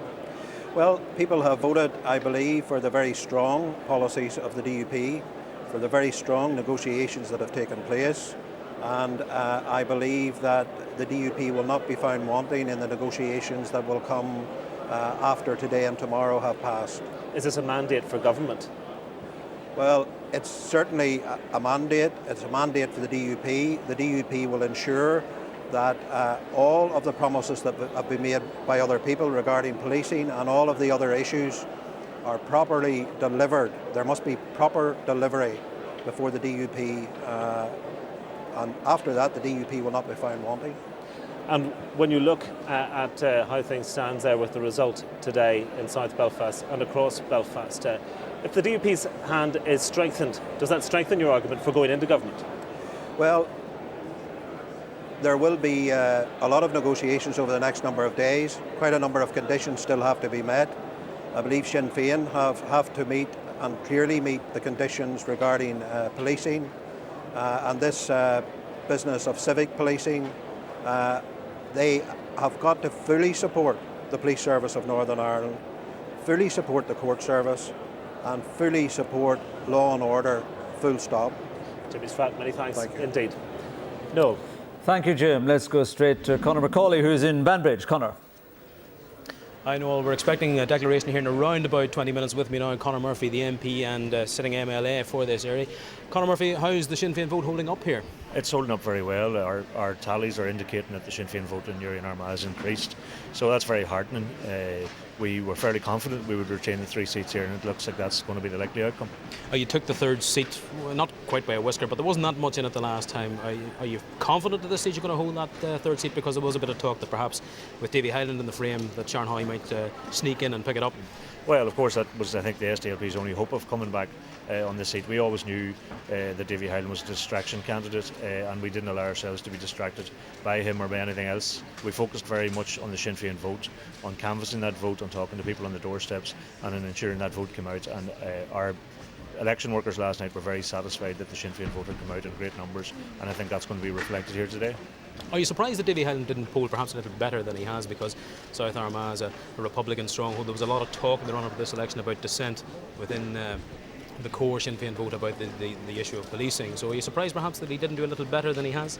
Well, the talk was among the media, who are very rarely out on the ground in South Armagh. We had engaged very substantially with the people in South Armagh and across the constituency and across the country generally in the run-up to the policing debate, and we were very satisfied that our support was holding solid. When our people went out to canvass post the policing decision, we were satisfied that that support was holding solid, and that's why we didn't allow ourselves to become distracted or embroiled in any debates over this issue. We knew where the Sinn Féin voters stood on the issue of policing, and that's that they want us in there holding policing to account and creating a new policing service. They also want us in government, and I think that is reflected by the vote that has been counted below us. If you do hold the 3 seats, we're going to have a new face in the Assembly, Mickey Brady, who's not known probably to the wider public, but very well known around Newry for his constituency work. So he seems to have polled very well. Well, we'll have 2 new faces. Cathal Boylan's a councillor from Katy who's been working very hard in the Armagh district, and I'm delighted at the vote he's getting here. Mickey Brady, as you say, is well known in the Newry and outside the Newry area. He's been working very hard for people on welfare rights issues for 25 years in Newry, and any door that we knocked, everyone knew Mickey Brady. Most people had enjoyed some support from him or some assistance from him over the years, so I'm not surprised that Mickey has polled very strongly. He's a very good candidate, and he'll make a great addition to the Sinn Féin team in the Assembly. OK, Conor Murphy, thank you very much. Noel, declaration around about 4 o'clock, we reckon, OK? Conor, thank you. Well, let's get an up-sum of where we stand at the moment with Donna. Well, the wait's over for 6 MLAs anyway. East Belfast was the first seat to be declared. No surprise in who topped the poll there, the sitting MLA and DUP Deputy Leader Peter Robinson. He had over 5,500 first preference votes. But surprisingly, just behind with a gap of less than 100 was the Alliance candidate Naomi Long. They're both elected, and the wait goes on for the Ulster Unionist leader Sir Reg MP. Also polling well, though, is the new PUP leader Dawn Purvis. They'll both be watching to see how votes are now transferred. In the north of the city, we have another 2 results. Topping the poll there was the DUP's Nigel Dodds. He was elected on first preferences, along with the sitting Sinn Féin MLA Jerry Kelly. And as you've just heard from the Count Centre at the King's Hall, the DUP's Jimmy Spratt and Alistair McDonnell of the SDLP have been elected in South Belfast. The SDLP leader, Mark Durkan, standing in Foyle, spoke to us just a few moments ago. I think people want to see this place work. They want to see a shared administration working. They want to see us using all the institutions, because they know there are big problems socially, economically and indeed environmentally that only a devolved administration can tackle. And a delighted Alliance Deputy Leader Naomi Long gave her reaction to the vote within the past few minutes. Well, I think it's quite clear people in East Belfast, many of them are looking for an alternative to tribal politics, and they realise that the Alliance Party is the alternative to tribal politics. And that's quite clear from the way votes have been switching between parties. We want to see the Assembly up and running. Getting elected is only the first stage in that. What I want to see is everyone who's elected today committed to make that Assembly work for the people who elected them. We have confirmed turnout figures for just over half the 18 constituencies, and the indications are that turnout will be around the same as the last Assembly election in 2003. Noel. Donna, thank you very much indeed. Well, let's go and see what's happening away from the studios, away from the counts. Sarah Travers is talking to what some politicians like to call real people on the ground. Sarah. Hi there, Noel. Well, I feel like I could give a weather update at the moment. It's absolutely lashing here in West Belfast. Now, earlier you might have seen me in the glorious sunshine on the top of Divis Tower. I'm now on the Shankill Road, and I'm going to meet some community representatives now just to find out what their hopes for this election and the results will be. John McVicker, you are the chair of the Shankill Community Council. What difference will it make if we get power sharing up and running and a devolved government at Stormont? Well, I think what will happen is there will be an opportunity for people to tackle the real issues that are impacting on both communities. And they issues are? around health, education, housing, jobs, you know, the future for young people in both communities. OK, Geraldine McAteer, you are the Chief Executive of the West Belfast Partnership. Yes. Would you echo John's views there? Do we have to get rid of direct rule and have our own local politicians making decisions in the community? Absolutely, Sarah. I think it's absolutely imperative that we get the Assembly up and running, and that we put power in the hands of local ministers to act on these issues. We really are facing enormous problems in both communities around education. For example, in Polglass, teachers there report that up to 40% of children in P1 classes have speech and language problems. In wards like the Falls, over 55% of the working age population are not in employment. And right here between Falls and Shankill, we have something like 28 acres of prime development land which is lying idle. That land could be used for businesses, it could be used for job creation. Now, all of these problems are solvable and they can be addressed, but what we need to have is our assembly up and running, and we need local ministers dealing with them, because with all the goodwill in the world, an MLA will work with you, will advocate and lobby, but political power is what counts. Having the power in the hands of local ministers, and I have no doubt that if we do get that power, we will begin to see areas like this turn around. John, we'll bring you back in there. You know, what message would you be giving now to the politicians? I mean, even after this election, we still don't know if we will get that devolved government. Well, I think that's been one of the problems with this election. It's been pretty low-key. It's been the politics of ambiguity. People don't really know what the parties are saying. You know, will they go into government, will they not go into government? I think the message is get in there and get the job done.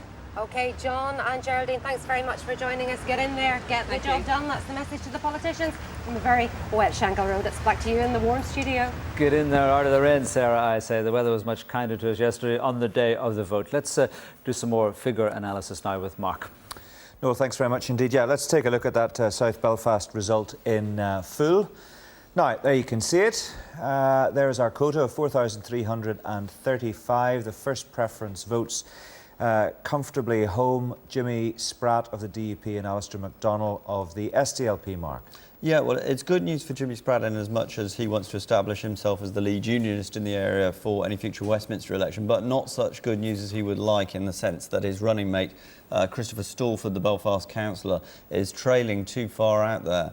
And you can see that probably it looks as if the Ulster Unionists will lose out. Michael Magimsey will hold on to his seat, but Esmond Burney and Bob Stoker are also trailing, and it looks like the addition of Anna Lowe, which many people thought would be at the expense of one of the SDLP Assembly members, or maybe Sinn Féin's Alex Maskey, looks like it will be at the expense of the Ulster Unionists' Esmond Burney. Yeah, it's certainly good news for Alliance. That vote for Anna Lowe is up, I think, something in the region of 7% on the Alliance candidate Geraldine Rice in 2003. Yes, I mean, Sydney, they're really regaining ground which they'd lost quite some time ago. They used to have a presence in South Belfast, but after the emergence of the Women's Coalition, they lost a lot of that, and this has really brought them home in a way that is quite surprising. And you're down to, shall we say, previously running a councillor from Castlereagh, and not from South Belfast essentially itself. No question that Anna Lowe will get in, and Alex Maskey will get in as well. They do look close enough to the quota. I mean, the difficulty obviously with Alex Maskey is where he gets his transfers from, and that is always the problem. Sometimes the first stage might not make this very, or the next stage might not necessarily make it very clear, because it's the reallocation of Jimmy Spratt's transfers, which obviously will largely go to Christopher Stalford, we would imagine. Yeah, they'll pull Christopher Stalford up into contention, but then if Bob Stoker and Esmond Burney are taken out of the equation, their votes should put Michael Magimsey back into the safety zone. Yeah. OK, let's just take a look here, Sydney, at the first preference vote share.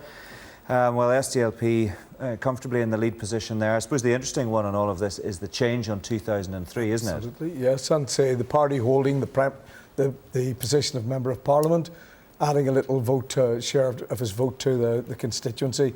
Ulster Union is down, and Alliance Party, you can see, up, recovering a position which they previously had. And the DUP have not added to the strength and that they thought they might have done in that constituency. So in a sense, their second candidate may be disappointed on this occasion. Mark? Well, I just basically agree there with Sydney. You can see the trends there. The Ulster Unionists down, but the DUP haven't been able to capitalise enough to bring two candidates home. Well, one other little bit. There was in the 2005 election an indication that Alex Maskey's vote was not as strong as it might have been, and this time I think he's claiming that vote back in this election of 2007. So Sinn Féin are back. I've no doubt he'll get a seat. It's 0.9 of a quota. So because there were some people who were suggesting that he might be struggling. He could be fighting. He could be in the scrap for the 6th seat. That was a possibility, and some people examined people sent us to his nomination papers with some concern. Okay. I think we've got a declaration imminent. There's the North Belfast situation with 2 people returned, and there's the situation in East Belfast, Peter Robinson and Naomi Long. And that's us at this stage. Let's see if we've got some more results. Yes, we have. We're going straight to the King's Hall. We're expecting the West Belfast declaration. The number of first preference votes given for each candidate was as follows. Gerry Adams, Sinn Féin, 6,029, 6029.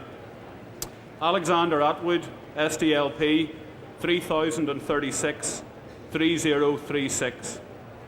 Diane Dodds, Democratic Unionist Party, 3,661, 3661. Rainbow George, Make Politicians History, 6868. John Lowry, the Workers' Party, 434, 434. Paul Maskey, Sinn Féin, 4,368, 4368. Fra McCann, Sinn Féin, 4,254, 4254. Jennifer McCann, Sinn Féin, 4,265, 4265. Daniel McGuinness, Alliance, 127, 127. Sean Mitchell, People Before Profit Alliance, 774, 774. Sue Ramsey, Sinn Féin, 4,715, 4715. Geraldine Taylor, Independent, 427, 427. Margaret Walsh, SDLP, 1,074, 1074. And Louis West, Ulster Unionist Party, 558, 558. Gerry Adams has reached the quota and is deemed elected. The next stage involves the transfer of his surplus votes in accordance with the preferences shown. I will announce the outcome of that stage when it is known. So that is West Belfast. Gerry Adams elected there, no surprise, topping the poll again. Pretty similar vote to the last time, but Barbara de Bruin, this vote management, I mean, the other 4 Sinn Féin candidates within a handful of votes of each other, 4,368, 4,254, 4,263, 4,715. I mean, that's mathematical precision. Yes, I mean it's something that we put a lot of work in, and the only thing that we have to just to explain to people watching who may not be totally familiar with this. You sit down and you make a list of all the people you think are Sinn Féin voters, and you kind of divide them up and tell them who to vote for. Very much the way that the DUP is now working. Well, it wasn't an accusation; it was just a statement. Oh no, I didn't take it as such. You're okay. It is, and they have learnt that from us, and you can see that it's working for them also. It is very much making it a more. It's a mathematical calculation, but also making it more of a local thing for people as in part of the constituency. The big thing for us in West Belfast is trying to persuade people that in order for this to work, in order for us to hold the 5th seat, we need people in some parts of the area to vote Gerry Adams number 5. And thankfully, some people are understanding that, more and more people are understanding that now, and we are seeing this coming through. But it's also about the vision, it's also about the atmosphere, and people were telling us yesterday that there were almost 2 halves of the constituency yesterday. A nationalist West Belfast that was buzzing, people coming in and out of the polls, even early in the morning, and a Shankill that wasn't to the same extent. And I think we saw that there in the people from the partnership boards, the people from the voluntary sector, they're telling us as well, huge economic factors for the entire constituency, but a confused message, a not sure will we, won't we message on the Shankill, as opposed to a very positive, very forthright message on the Falls part of that. And I think that wins through. A quick word, Jim Allister, Diane Dodds, anyway. Not looking likely? Well, Diane, considering the low number of unionist votes there are in the constituency, has done remarkably well at 3,661.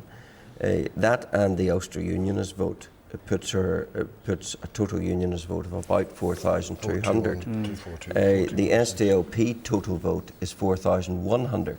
So it is still mathematically possible that Diane could take the last seat, but it may be unlikely. that Sinn Féin transfers are more likely to go to put the SDLP in. And if Diane loses, it will be no fault of hers, and it will be a great loss for the unionist community in West Belfast, because she has done a Trojan job of work in that constituency, and it will be a very sad loss indeed. Okay, we'll come back in a moment. Let's just go to Mark. Okay, we'll look at those results from West Belfast in detail then.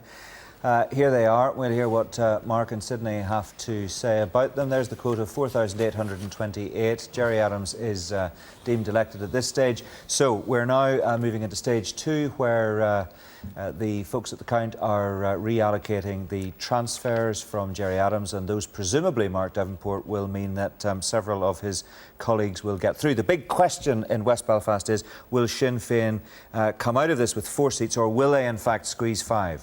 Yeah, well, it's an exemplary practice of vote management, this, and it's something that Sinn Féin has specialised in the past. And looking back on the last Assembly election result, Gerry Adams got 6,199 first preference votes, so they've just brought him down a little bit. He's still over by about 1,200 on the quota. That surplus will then be sprinkled out alongside his running mates, and you see them all banging in there around the 4,000 mark.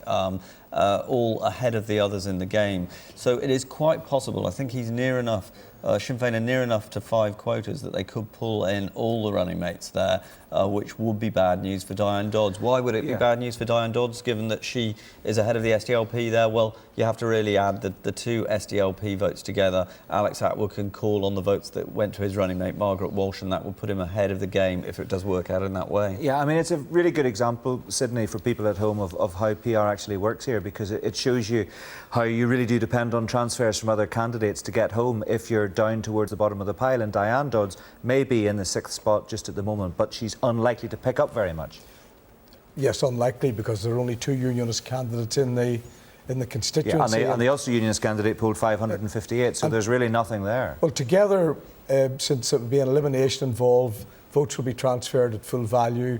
There is about 0.87 of a quota available there. So in a sense, it's still an open question as to what happens. I'm just reacting to the way the figures are. Gerry Adams, he said he was too popular for his own constituency good or his party good last time. He has brought it down, and it will enable him to determine the election of the second candidate.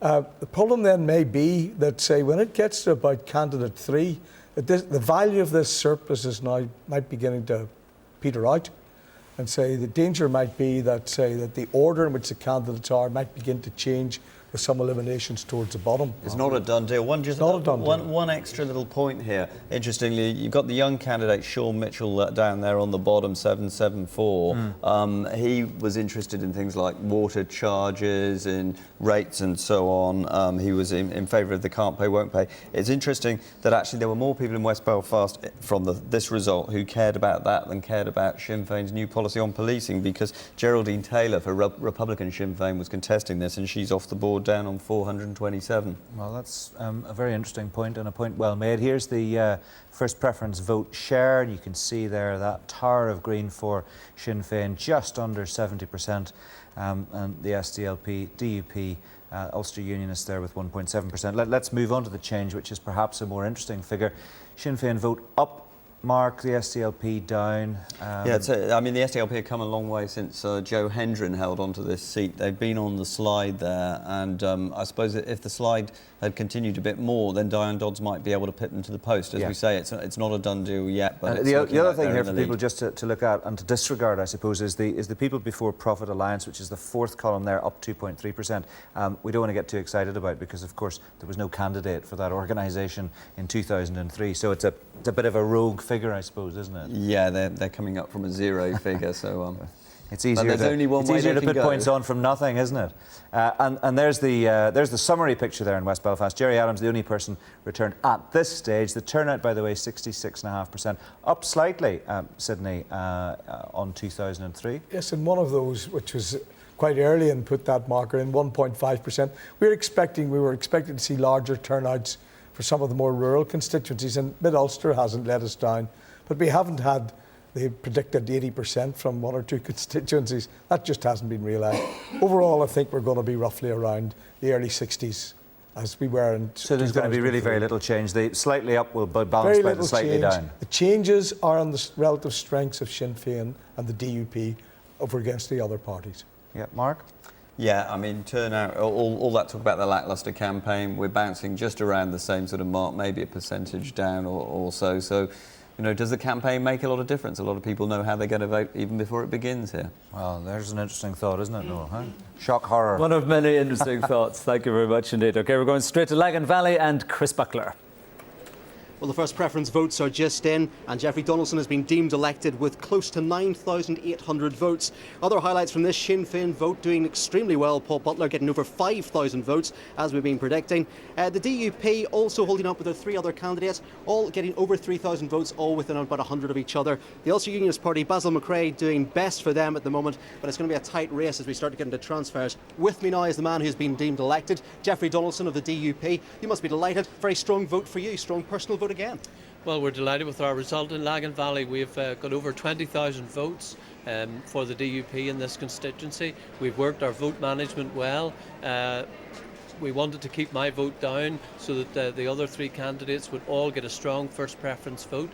We've done that. Each of my 3 colleagues, Edwin Poots, Paul Given and Jonathan Craig, are all now over half a quota.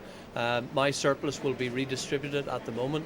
A lot of it will go to the DUP. So we're in a very strong position here. We will hold our 3 seats and we're in with a fighting chance of a 4th. Of course, you said you were trying to keep your personal vote down. You've still got really close to 10,000 votes here. At the end of the day, they're not doing quite as well. Has the vote management worked? There's still going to be a tough race for these last seats, isn't there? There's no doubt the last seat in particular is going to be very tight here in Lagan Valley. But I think we've got 3 seats very clearly now and we're fighting for a 4th. The Ulster Unionist Party, I don't think will be happy with their performance here either. They've between the 3 candidates, just over 1 quota, which is a big drop on their vote. Your running mate's going to be fighting for transfers, as you mentioned there. Of course, last time in the Assembly election 2003, you were a member of the Ulster Unionist Party. Can you see their transfers going there? And what have you thought of the Ulster Unionist campaign in Lagan Valley? Well, we've run a very good campaign here. The Ulster Unionists have fought very hard, but it hasn't really paid off for them. I think they are going to be disappointed with just 1 seat in this constituency. They'd hope to make a gain. That doesn't look likely now. The DUP has really consolidated its very strong position here in Lagan Valley. Of course, Sinn Féin doing very well as well. Over 5,000 votes here. It seems to be at the expense of the SDLP, really. Yes, there's no doubt that with the departure of Patricia Loosley, who was a big name, well known in the constituency, a lot of her vote has gone to Sinn Féin. Looks like they're going to take the first Republican seat in Lagan Valley. That's part of the problem here. The intervention of Bob McCartney with almost 1,000 votes, vote shredding. We warned this would happen. If people wasted their vote on people like Bob McCartney, Sinn Féin would take a seat. Our prediction looks sadly like it's going to come through. And I hope unionism will see that the only way that we can ensure that unionism comes through in a constituency like this is to vote solidly for the main unionist party. It's time for unionism to unite. We can't afford this vote shredding any longer. Jeffrey Donaldson, thank you very much and congratulations again. A tense wait now for Jeffrey Donaldson's colleagues in the DUP to see if they can get through. This is still all to call for because of those transfers. I should just mention the Green Party. I mentioned earlier on that the gentleman standing for the Green Party, a guy called Michael Rogan, said he felt like a sheep amongst foxes downstairs. He also said that he was a bit worried to get laughed at if he didn't get enough votes. He's done all right. He's got 922. He should be all right when he gets back to work. Thanks, Chris. I have a quote from T.S. Eliot who said, "An election is coming, universal peace is declared, and the foxes have a sincere interest in prolonging the lives of the poultry." So maybe it might but not be such a bad thing to be among all those predators. OK, let's go to South Antrim and another DUP candidate, Reverend William McRae. Mr McRae, good afternoon to you. Your first run at the Assembly here, but of course you have a rather strong background now to work on. Was it easy? No, I think that certainly we went out realising a bit a message to sell to the electorate, and I genuinely do believe it has paid off. I think that you see a weakening of the Ulster Unionist vote here in South Antrim again, and a strengthening of the DUP position. So give us your take on your constituency overall, if you can. Well, at this present moment, I think it's clear that the Democratic Unionist Party will certainly take 2 seats, and we're in line to fight for the last seat. I think David Ford of the Alliance Party certainly will keep his seat, and the Sinn Féin will take a seat here. The last seat is a fight probably between ourselves, the Ulster Unionists, and the SDLP. And how close are we to the first declaration? The first declaration, they're still actually dividing the votes out and separating them into the first preferences. So it's a little time yet before we'll know exactly what the first position is. But I'm very pleased. I think we have tried our best to vote manage in this constituency. And I think that people are certainly learning. What can you tell us about Bob McCartney's vote in your constituency? We understand about 1,000 votes in Lagan Valley. I think it'll be much more in South Antrim. But it's very sad because that will take away seats, and actually it could cost us the last seat in that fight with the SDLP and with the Ulster Unions. Yeah, but it does reflect an unhappiness with the DUP's position, and we've heard from other constituencies, David Calvert, for example. There are unionists, there are former DUP voters who think you're doing the wrong thing. But I think that let the electorate speak. Now, we'll not take any lectures from anybody. If the Democratic Unionist Party consolidates its vote in South Antrim, you can't say that that is because of disaffection of the electorate. In actual fact, we are up in our percentage as regards the overall vote in this constituency from the last Westminster election. That shows in actual fact that our democratic credentials is actually working, and people are coming out in greater numbers this time than even the last Westminster election. They're just maybe not quite sure what they voted for. Well, I think that they know exactly what they're voting for when they vote for William McRae and his colleagues of the DUP. Nobody has ever been in any doubt whatsoever the principles which I stand for and my colleagues of the Democratic Unionist Party. So don't chide the electorate for having the dignity and integrity to go out and place their vote. I wouldn't dream of chiding the electorate. I'm just wondering whether you've been telling them that you'll be in Stormont on the 26th of March or not. Well, the greatest respect, I met the people on the doorstep. I spoke to the people, and I've listened to all the reporters telling us what the result was going to be. They didn't tell us that we were going to consolidate our vote in South Antrim, and they said that there were those who were disaffected. So let's just listen to the electorate and allow them to speak, and very shortly we'll have that declaration for the first count. I'm very happy to listen to them. Mr. McRae, thank you very much indeed. Mark. You're right. Noel, thanks very much. We're going to take a look at the figures for Lagan Valley then with Mark and Sydney. So let's stick them up on our screens here.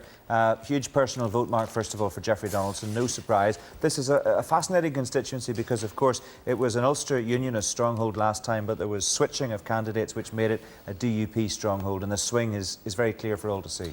Yes, I mean, Jeffrey Donaldson's held on to his personal vote, so he's effectively made this a DUP stronghold on the basis of that personal vote. Paul Butler, coming in second there, has definitely taken over the lead nationalist role, and it looks like the lead that he's got over Marietta Farrell is such that he will get there, even if he does struggle to pick up some of the transfers from some of the others. Basil McRae has taken over the lead Ulster Unionist role from Billy Bell, but they just don't have the votes there that they once had. And again, they've done vote management with all the others. Here we see the overall share of the vote. We're just going to have to see which of Jeffrey's running mates come home and when. Yeah, and Sydney, this is the really interesting one, which needs a bit of explanation. The DUP are up 27%, the Ulster Union is down 27%. Well, the explanation is the defection of 3 people, including largely Jeffrey Donaldson at the last election, but also an increase again for DUP in this election as well. So that's the reaction. And of course we've had the disappearance of Seamus Close from the Alliance Party. So the Alliance Party vote is down there, 1.7%. They have to rebuild. But the candidate could make it home yet. He could have lost more at Trevor Lunn there, and he's lost about 650 votes that Seamus Close had before. Now Seamus Close's vote actually slid between 1998 and 2003, so it would have always been something for Trevor Lunn to arrest that and to make up for the personal vote Seamus Close had. But he's certainly there and in contention. What about the SDLP? Well, the SDLP... Possibly We've had the disappearance of another big name as well, Patricia Loosley, of course, who's now left active politics. Yeah, I mean, basically, it's always going to be an uphill struggle for Marietta Farrell coming from elsewhere, making up ground on Paul Butler, given the kind of stronghold he's got in the kind of, if you like, the outskirts of West Belfast, heading into Lagan Valley there. Yeah, just take a quick look at that final graphic there, which is the turnout change down 1.4%.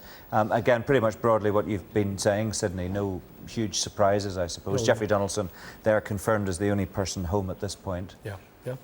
A long way to go yet, and still a degree of interest in one of the final seats in this. Yeah. OK, well, that's fine for now. I think we're hoping we're going to get a declaration or a bit of movement in North Down, Noel, I think, fairly soon. Yeah, well, you tell me. We're hearing the same information, I'm not sure, but we're going right away now to Kieran Turish up in the northwest. He's got a guest with him. Kieran.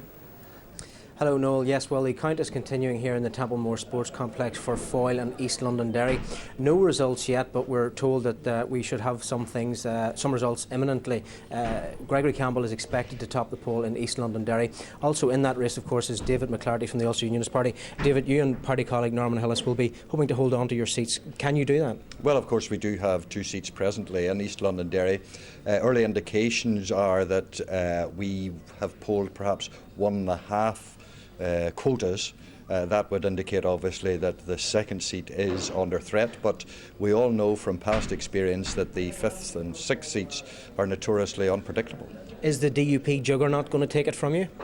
Well, there is a distinct possibility that that could happen, but as I say, it's totally unpredictable, those 5th and 6th seats, as was proved the last time in 2003.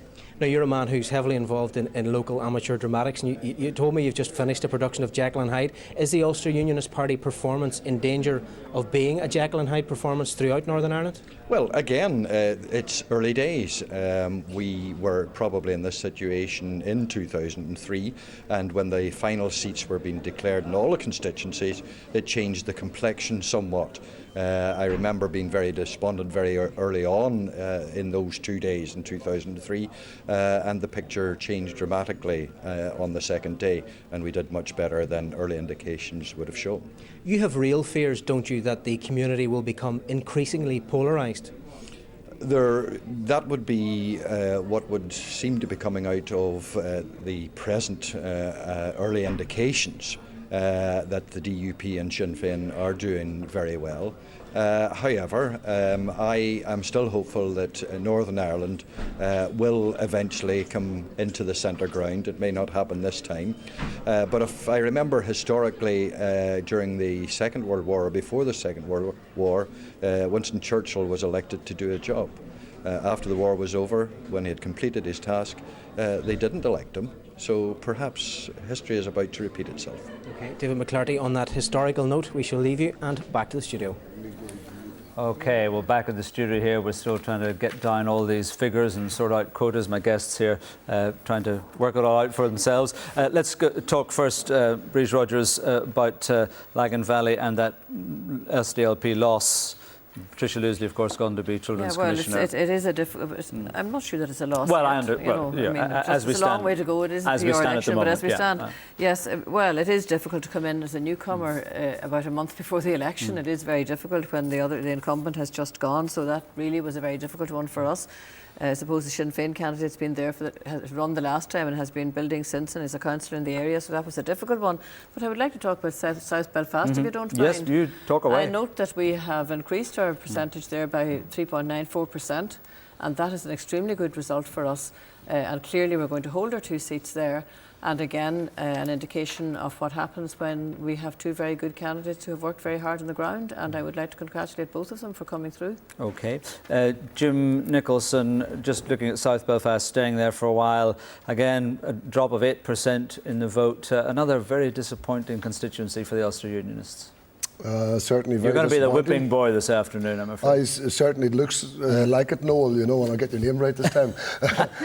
It looks like I'm in the hot seat, but yes, it's disappointing. Quite clearly we need to go back to the drawing board. Quite clearly we shouldn't have had 3 candidates in the field.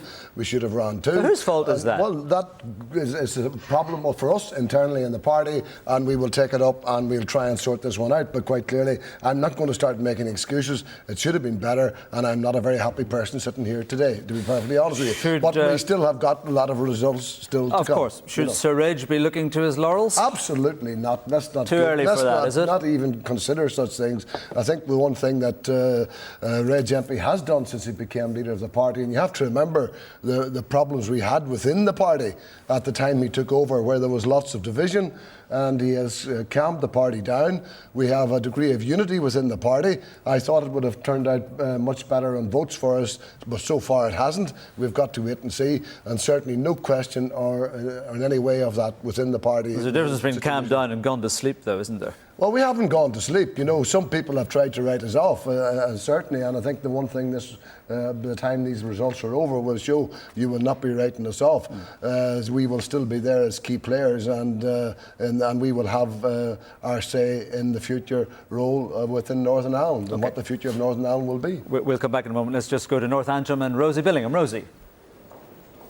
Well, here in North Antrim, we're told any time now for that first stage announcement of the first preference votes, but those promises keep coming. But there's a lot of excitement on the floor there.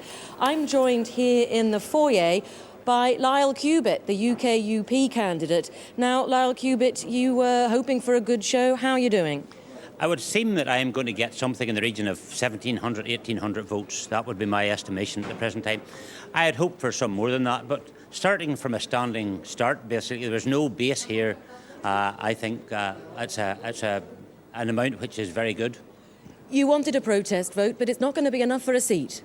It's not going to be enough for a seat, but I think it made the other two parties really pull all the stops out, because they realised that there might be a possibility, if they didn't pull the stops out, that people would not come out and vote for them and vote for me, therefore they had to pull all the stops out. Lyle Cubitt, thank you very much. Well, that's back to Noel in the studio. Thank you, Rosie. We're going straight up to East Londonderry for a declaration. Place only after 6 candidates have been elected. There will be no speeches by candidates until after the final declaration. This is the announcement of the outcome of the first stage for the count for East Londonderry constituency. The total number of ballot papers counted was 34,180. 34180. There were 258 rejected papers. The number of ballot papers was therefore 33,922. The quota is 4,847. The number of first preference votes given for each candidate was as follows. Orla Beatty, SDLP, 1,797, 1797. Francis Brawley, Sinn Féin, 4,476, 4476. Gregory Campbell, Democratic Unionist Party, 6,845, 6845. Victor Christie, Independent, 73, 73. Leslie Cubitt, UK Unionist Party, 649, 649. John Dallett, SDLP, 2,538, 2538. Bernard Fitzpatrick, Alliance Party, 1,401, 1401. Norman Hillis, Ulster Unionist Party, 2,054, 2054. Billy Leonard, Sinn Féin, 2,321, 2321. David McClarty, Ulster Unionist Party, 2,875, 2875. Michael McGonigal, 393, 393. Adrian McQuillan, Democratic Unionist Party, 2,650, 2650.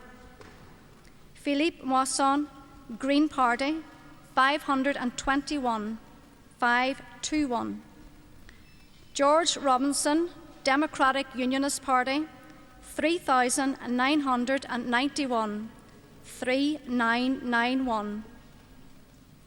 Edwin Stevenson, Ulster Unionist Party, 1,338, 1338.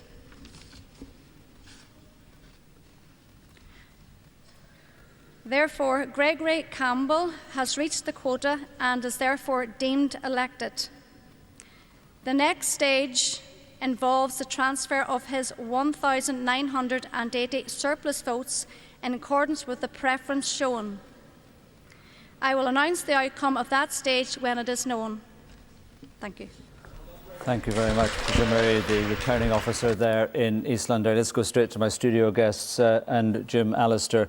Jim, I reckon the DUP have very close to 3 quotas. 2.78 quotas, which means that we're knocking on the door of the third seat. Of the third seat, and the Ulster Unionists have one and a third or something. Yes, so there are 4 unionist seats, and it looks very much as if 3 of them will be DUP, which is a tremendous result for Gregory Campbell and his colleagues, and again is a reflection of hard work and of a robust stand taken on the political issues and the need to get it right. Right. And they've certainly been getting it right in this result. On the nationalist side, Breeze Rogers, there's 3, 4, just short of a quota, just short of 1 quota for Orla Beattie and John Dallett there, and a quota and a half for Sinn Féin. So what's your reading of that? Well, obviously we're going to hold the seat there. I'm trying to look at the figures for the last time round, but well, we're going to hold the seat, and that's the key thing. Yeah, absolutely. And Sinn Féin will get the other one. Well, they'll get the other one. So it'll be 3 DUP, 1 Ulster Unionist, 1 SDLP, and 1 Sinn Féin. Well, which is not as was. No, it's a DUP game. I'm sorry. In for you. addition to the nationalist vote, it's as was. Well, it's not in the bag yet, but it's a great showing for Billy Leonard as well. Who received a bullet in the post this week? Yes, we read? yes. It's come to the news because it's election time, but he has actually suffered quite a lot of harassment from within loyalist unionist circles because of his very courageous stand, I think. And as also, I read somewhere, had been done by the PSNI for some minor motoring offence, I think. Am I right? Did you see that one? No, done for speeding, I think. I didn't. Perhaps wrong. If it's wrong, I do apologise. But I thought I read that somewhere. But I think we've done very well in that constituency as in others, and I'd be very, very pleased and congratulate both our candidates there on their showing. Whatever. Well, let's go to another candidate of yours, Paul Butler from Lagan Valley constituency, joins us now. Mr. Butler, very good afternoon to you. You're not quite there yet, but you're 800 votes off it or something. Well, it's a very good vote for Sinn Féin. It's the best ever vote for Sinn Féin in Lagan Valley, but there's still a way to go yet. It's a PR election, as you know. We needed about 800 transfers, so we just have to see a way that unfolds over the next couple of hours. And do you think you got votes from Patricia Loosley? Not directly, of course, because she's not standing, but you know what I mean, from that SDLP vote? Well, obviously that didn't help the SDLP, but I think this vote for Sinn Féin, it's on the work that Sinn Féin have been doing in Lagan Valley over a number of years, particularly from the last election where we lost it by a couple of hundred votes. And we said after that we would work tirelessly on behalf of the people of Lagan Valley over the next 4 years, and we've done that, and I think it's paid off today. This is a tremendous result for Sinn Féin so far. You count it as a real breakthrough? Yes, I think. I mean, it's and certainly we haven't won a seat yet, but this is the best ever vote Sinn Féin has ever been able to achieve. In a constituency, where the DUP, it's a DUP stronghold, if you like. It's Jeffrey Donaldson's constituency, and here's Sinn Féin polled over 5,000 votes. So it's a tremendous result, and it's good for Sinn Féin. I think it's an endorsement of our policies locally, and the peace process, and the decisions we've been making recently in regards to issues like policing OK, Paul Butler, thank you very much indeed. We'll talk to you if and when you get elected. Let's go round to Mark. Why not? Thanks very much indeed. We're just waiting for these figures to be completely inputted, and as soon as we get them, we'll bring them to you. Thanks for that, Noel. That was very kind of you, I must say. A slight wave of excitement over here. You couldn't just nip out and get us a coffee there, could you? We like to keep you on your toes, you know. Well, there's no question about that. Right. Mark, I think, well, actually, do you know what we can do? What we can do is take a bit of a look at the state of the parties here, I think, which would be quite useful just to see where we stand at this stage before we get the specifics of the East London Derry result. There we have it. DUP with 5 at this stage, Sinn Féin with 2, one alliance, that's Naomi Long, of course, in East Belfast. The SDLP with 1, and the Ulster Unionists, Mark, still with a big fat 0. Yeah, it's not really a great place to be. I mean, I think as Jim Nicholson's already said, you know, Yes. it's not really a great election. It's not where you choose them. to be at this stage, but I mean, that is just with 9 out of 108 returned. Yeah, I mean, it's early days yet, but they are struggling, I think, against sort of a strategic problem, which is if the DUP start being the party that looks like it's going to do a deal, you know, what is the point of the UUP? It kind of changes that dynamic. And then locally, you've also got the problems that we've seen on the ground where, frankly, they haven't been harsh enough in telling some of their local candidates you shouldn't be running here because you're actually splitting our vote unnecessarily. Yeah. Well, it'll be interesting just to look at the East London Derry experience to see if the Ulster Unionists, in fact, did make a bit of a miscalculation in running 3 candidates there, because Edwin Stevenson's in with 1,300 odd votes and doesn't appear, in fact, on this page. It could be that Norman Hillis, Mark, loses out because of that. Well, it could well be that instead of David McClarty, the Ulster Unionist chief whip, and Norman Hillis, who came in the 2003 election, that we go down now to just the 2 Ulster Unionists, with the DUP bringing in all their 3 candidates. There's a sufficient surplus there for Gregory Campbell to share out amongst his running mates.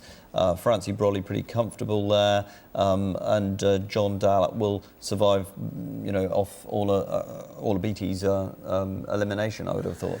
Well, there's the quota of 4,847, and as we can see from the panel on the left, Gregory Campbell is home and dry. Francie Brolly, I'm sure, will be pleased with his showing there.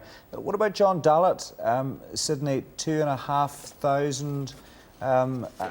Is he comfortable, do you think, at this stage, or is it too early to be sure? It's a bit too early to be sure. He's a very personable candidate. He really does his work, but he's under pressure from Sinn Féin in that constituency. The other little aside in this is that one of the constituencies that we've seen so far, the DUP are progressing.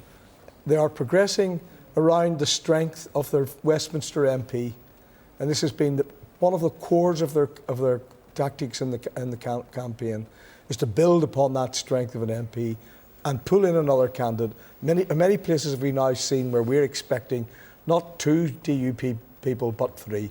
In a sense, they're building on strength. They've learned from Sinn Féin, and say it's going forward. Worth remembering, of course, that at Westminster, East London Derry used to be a very safe Ulster Unionist seat. Here's the share of first preference vote, Mark. You can see there the DUP with almost 40%. Sinn Féin in second place, nudging the Ulster Unionists into third. The SDLP there with just under 13%. Yeah, I mean, obviously the DUP have made this one of their heartlands now, with Gregory Campbell taking ownership after he moved over from Foyle. Sinn Féin, I think, will be fairly pleased. I mean, John Dallett actually did better than Billy Leonard in the Westminster election, but Sinn Féin had already, I think, established a degree of dominance on the nationalist side in the last Assembly election, but that wasn't the story back in '98, so this has been something where they have taken over here. Let's take a look at the change. I mean, that bears out what you've just said. The DUP up, Sinn Féin up, Sydney, Ulster Unionists and SDLP down. Yes, indeed. I made the point about the Ulster Unionists and DUP, Ulster Unionists trying to compete against the local MP in this sense and not being able to do it, even though the candidates are well known. SDLP in this case competing against a very organised Sinn Féin in this particular area. The alliance increase there represents Barney Fitzpatrick, a local former police officer who recently got elected in a local council election, but he's done There's incredibly. a pictorial representation of Gregory Campbell smiling there. He's home and dry in East Londonderry on the first count, and I think that, Noel, we can go from that picture to the real thing. Yes, the real thing, from the virtual to the real. Gregory Campbell joins us from his constituency. Congratulations to you, Mr. Campbell. We've been hearing our analysts saying that this result and the very good overall DUP vote comes or is built on your presence as the area's MP. Is that how you would see it? Well, it is a very humbling and satisfying experience to get a majority like that. We did, right across Northern Ireland, try to implement a very emphatic vote management strategy. Some of us have been trying to do it for a number of years. It is difficult if you have a high-profile candidate in the field. It is very difficult to persuade and ask people to vote for other candidates. But I think we've managed it very well. At almost 40% share of the vote. Remember, in the 2003 Assembly election, our share of the vote was 32%. So we have jumped from 32 to almost 40, over 39.7% of the vote. So I think that is no mean achievement, and I am very, very proud of all the people who worked so hard for us, and most importantly, all of those who came out and expressed their confidence in our party. Now, Leslie Cubitt got about 650 votes. Did you meet much opposition on the doorsteps? No, I didn't. People have confidence that we mean what we say, and they will find out tomorrow, next week, and next month that we mean what we say. We're not going to shift, we're not going to change, we're not going to alter course. We mean what we say, and we're going to deliver a fair deal. Have you any date in mind for when you might consider it would be right to go into a power-sharing executive? Well, I think the date has to be whenever we get the delivery on the fronts that we've been hammering home at house after house, interview after interview, for week after week in this election campaign. We need to get the Sinn Féin signed up to policing and the rule of law. If they're making steps in that direction, let's keep them going. Let's not take their feet away from the fire. Let's keep them going. So you'd encourage, you'd offer encouragement at every stage to Sinn Féin, in your terms? It's not about offering encouragement. It's what they need to do, and they need to do it. And this election result will prove that they need to do it. And people are saying to the DUP, keep piling on the pressure, and we intend to do that. There will be no let-up. There will be no change of direction. We're going to drive this campaign on and on until we see a resolution of it. Gregory Campbell, thank you very much indeed. Let's go straight to North Down and Yvette Shapiro. Yvette. Good afternoon again, Noel. Well, we were told about 20 minutes ago that it would be about 20 minutes to the first declaration here, but those are North Down minutes, so they're a bit longer than everybody else's. You'll remember from previous elections, counts can go on very long here. Indeed, Marion Smith of the Ulster Unionist Party, the Ulster Unionist Party's only woman candidate, told me a short time ago she'd heard the counting here might go on to midnight tonight, so you can see that it is stretching out. We're still hearing that Alex Easton of the DUP has polled extremely well, and he's being tipped to top the poll and exceed the quota, although of course we still don't know what the quota is, and that he will probably bring Peter Weir along, who already sits here. He will probably get in as well. Ulster Unionist Party's Leslie Cree says he's hopeful of holding on to his seat, but Ulster Unionists are hedging things a bit today. The predictions this morning were looking at maybe 2 seats for the DUP, 2 for the UUP, 1 for the Alliance for Stephen Farry, and the 6th seat was going to be anybody's guess. And of course earlier we spoke to Brian Wilson of the Green Party, who was very hopeful, and indeed many of the pundits predicting that he could be the man to take that seat. So still a lot to play for here in North Down, but it's going to be a very long day. A long day. Chin up there a bit. It'll all be over in the next 36 hours or so. Jim Allister, just returning to my studio guests. This issue of building on the strength of having a resident MP, I mean, that clearly seems to be a very strong plank in any party's election campaign. Yes, of course. The more high-profile personalities you have doing the work on the ground, it bears results. And of course, that's good.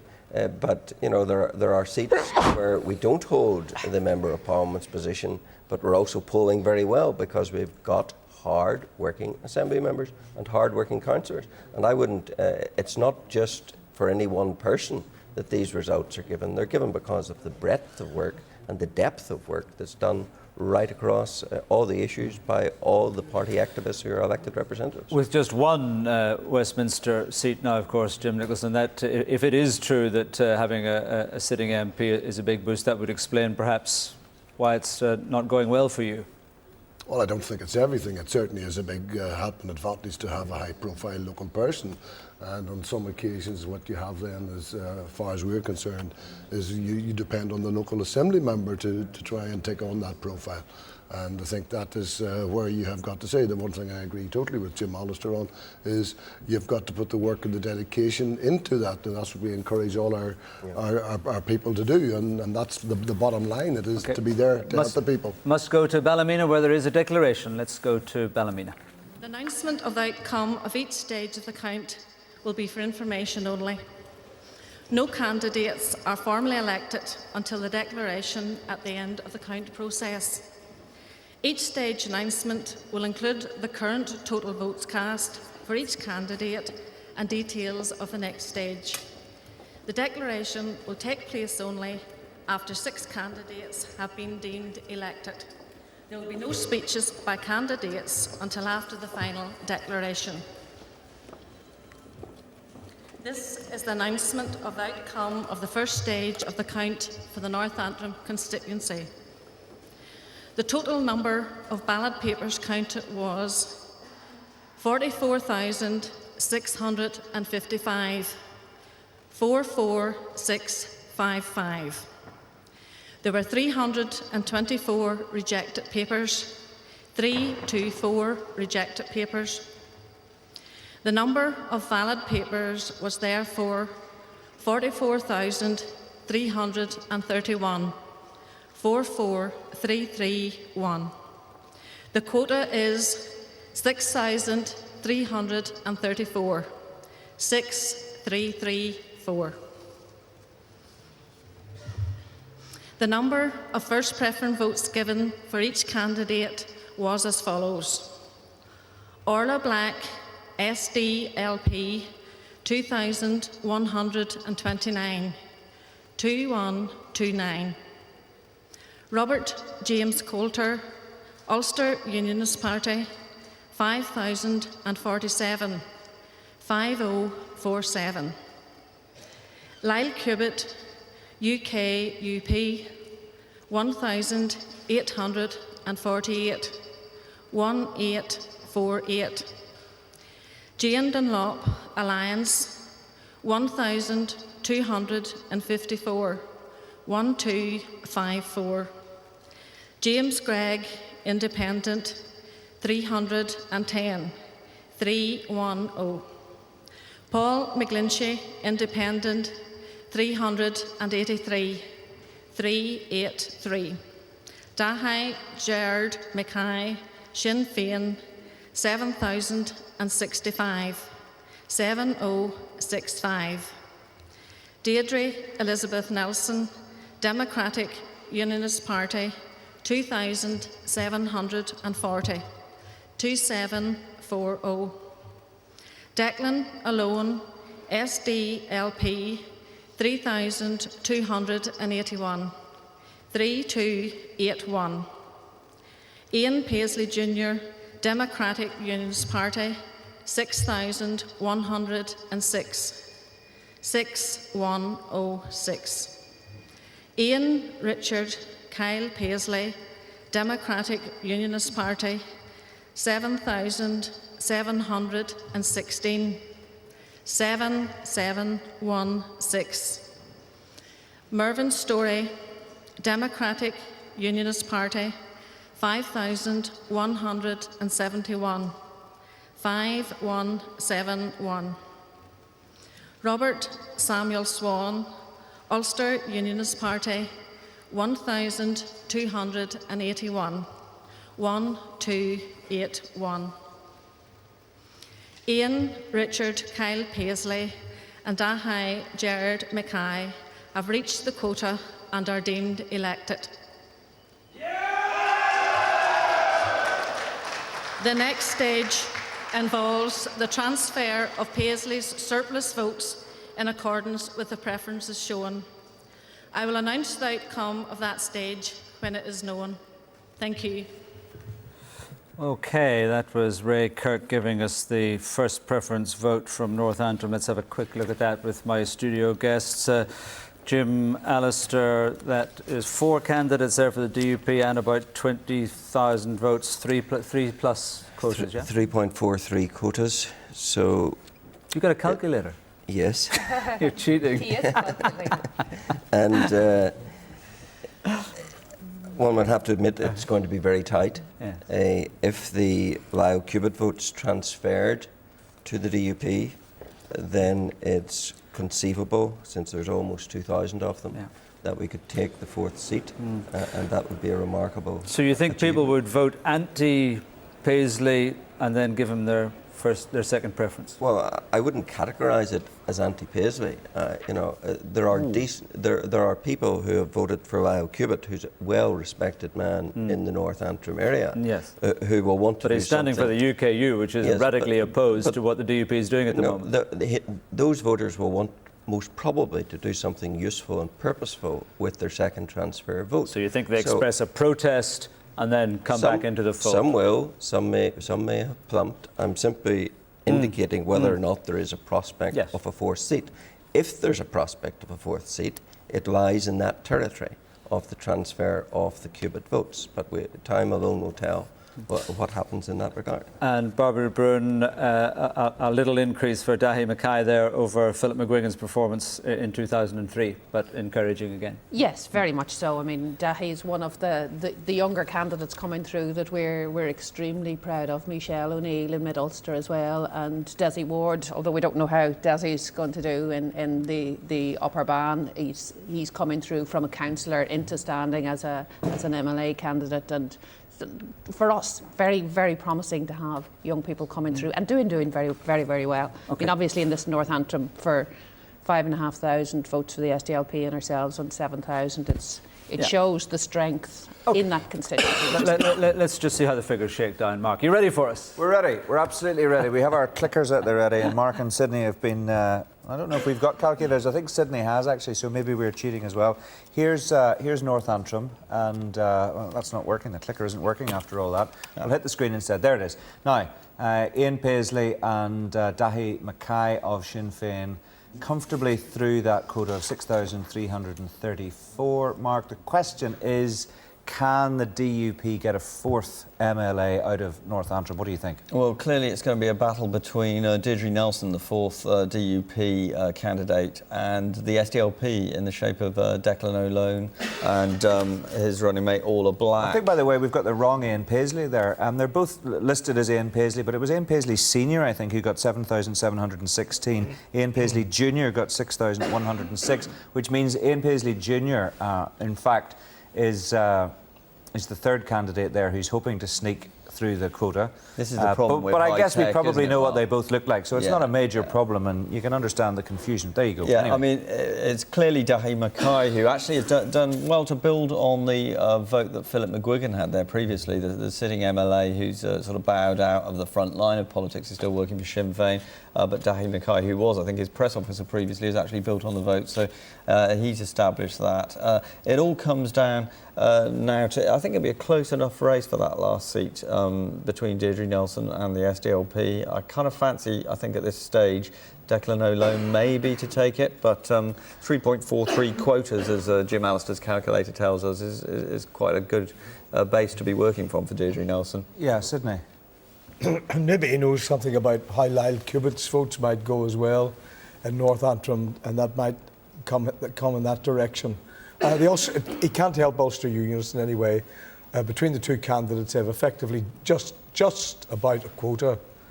So there's one seat there. The kind of votes that are sloshing about in the middle there will be alliance votes and UK unionist votes, which could determine where that final seat goes there. Yeah. And what's happening now in stage 2, obviously, is the redistribution of Ian Paisley Senior's votes, and one would imagine that a large section of those will go to Ian Paisley Junior, so he'll be home and dry first of all, and then we'll get the Sinn Féin redistribution. Here's the change, by the way, just before we go back to Noel. DUP are up, Sinn Féin up, Ulster Unionists the SDLP down, Mark. And the turnout, interestingly, down almost 10%.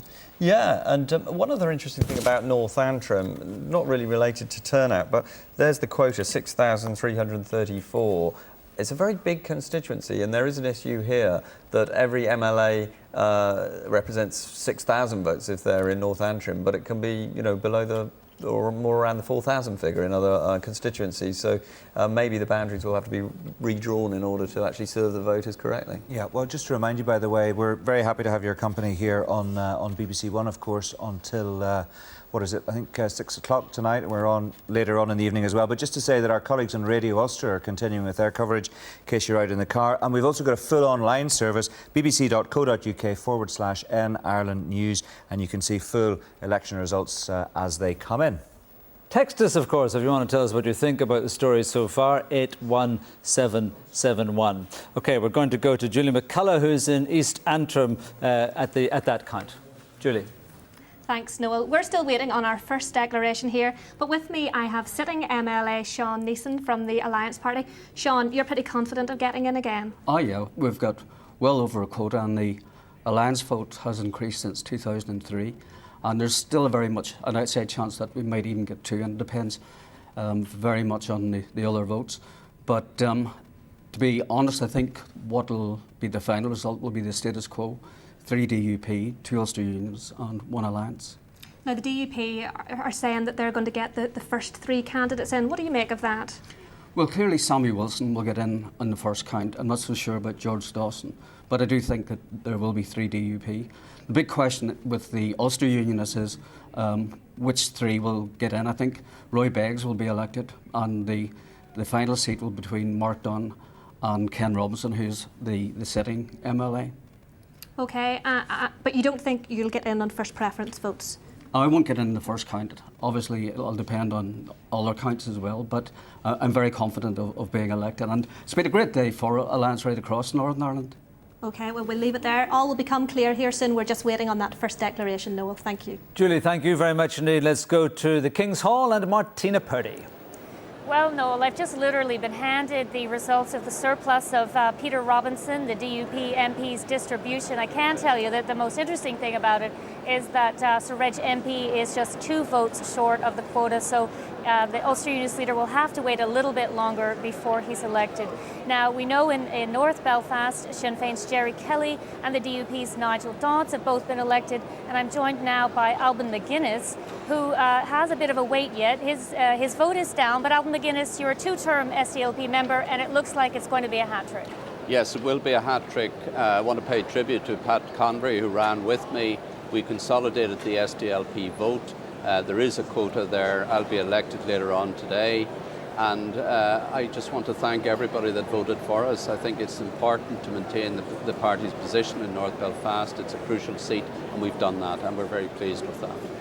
Alban McGuinness, thank you. Of course, North Belfast, a bun fight for the last seat expected between the Ulster Unionist outgoing MLA Fred Cobain and the DUP's William Humphreys. The predictions are that the DUP's Fred Cobain will be safe, but it's still a little early to call that. Back to you in the studio, Noel. And we love a bun fight, don't we? OK, let's get an up-sum and see what Donna's got.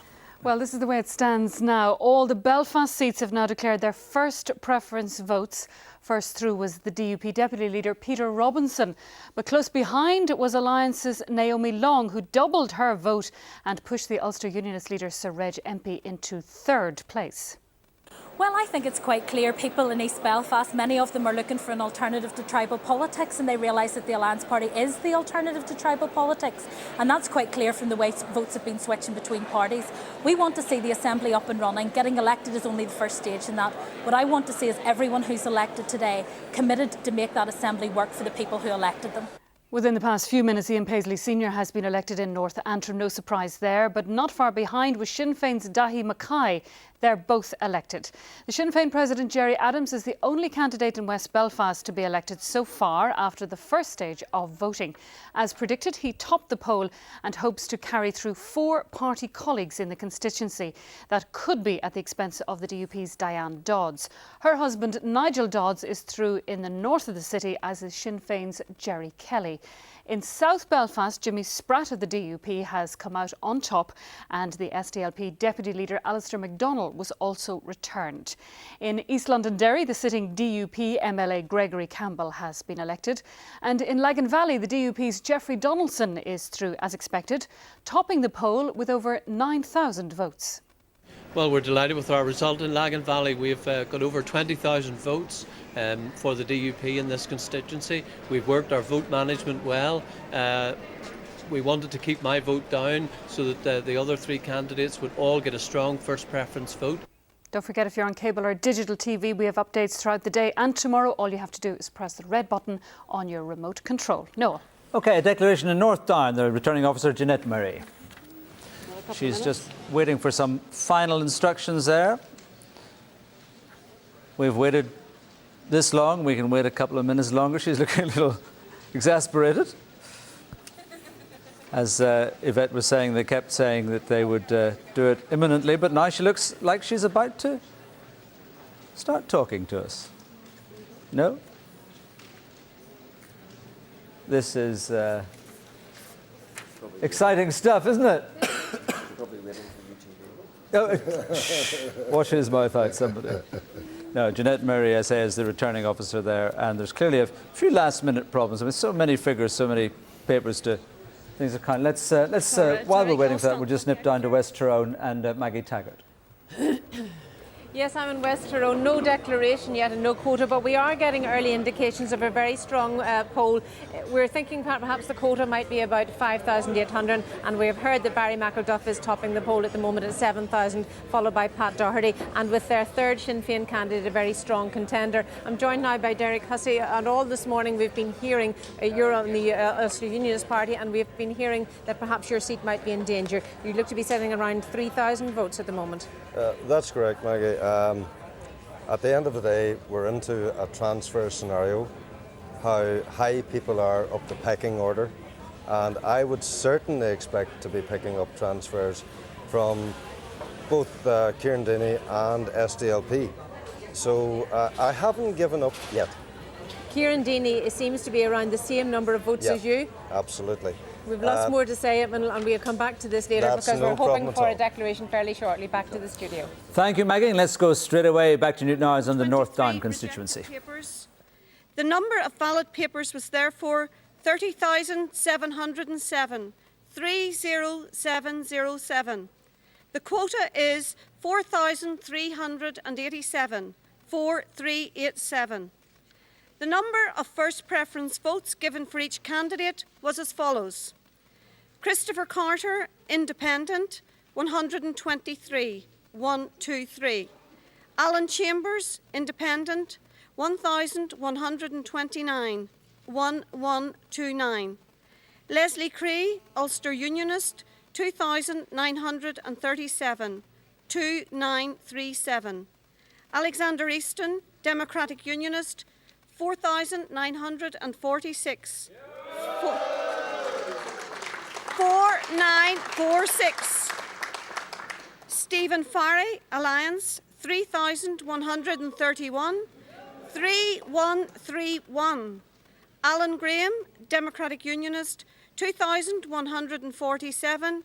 2147. James Leslie, Conservative, 864. 864. William Logan, SDLP, 1,115, 1115.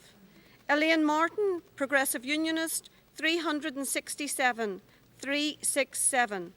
Robert McCartney, United Kingdom Unionist, 1,806, 1806. Alan McFarland, Ulster Unionist, 2,245. 2245. Declan Page, Sinn Féin, 390, 390. Brian Rowan, Independent, 1,194, 1194. Marion Smith, Ulster Unionist, 2,098, 2098. Peter Weir, Democratic Unionist, 3,376, 3376. Brian Wilson, Green Party, 2,839, 2839. and Alexander Easton has reached a quota and is deemed elected.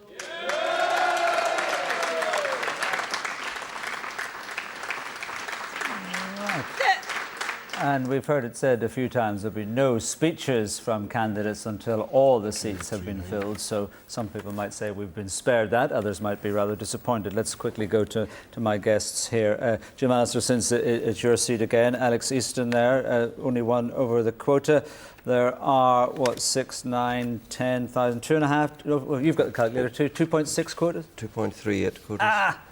I'm getting worse. Which is probably, unfortunately, just shy of the prospect of taking the a third seat, but it's a tremendous vote by Alec Easton, a very hard-working Assembly member on the ground.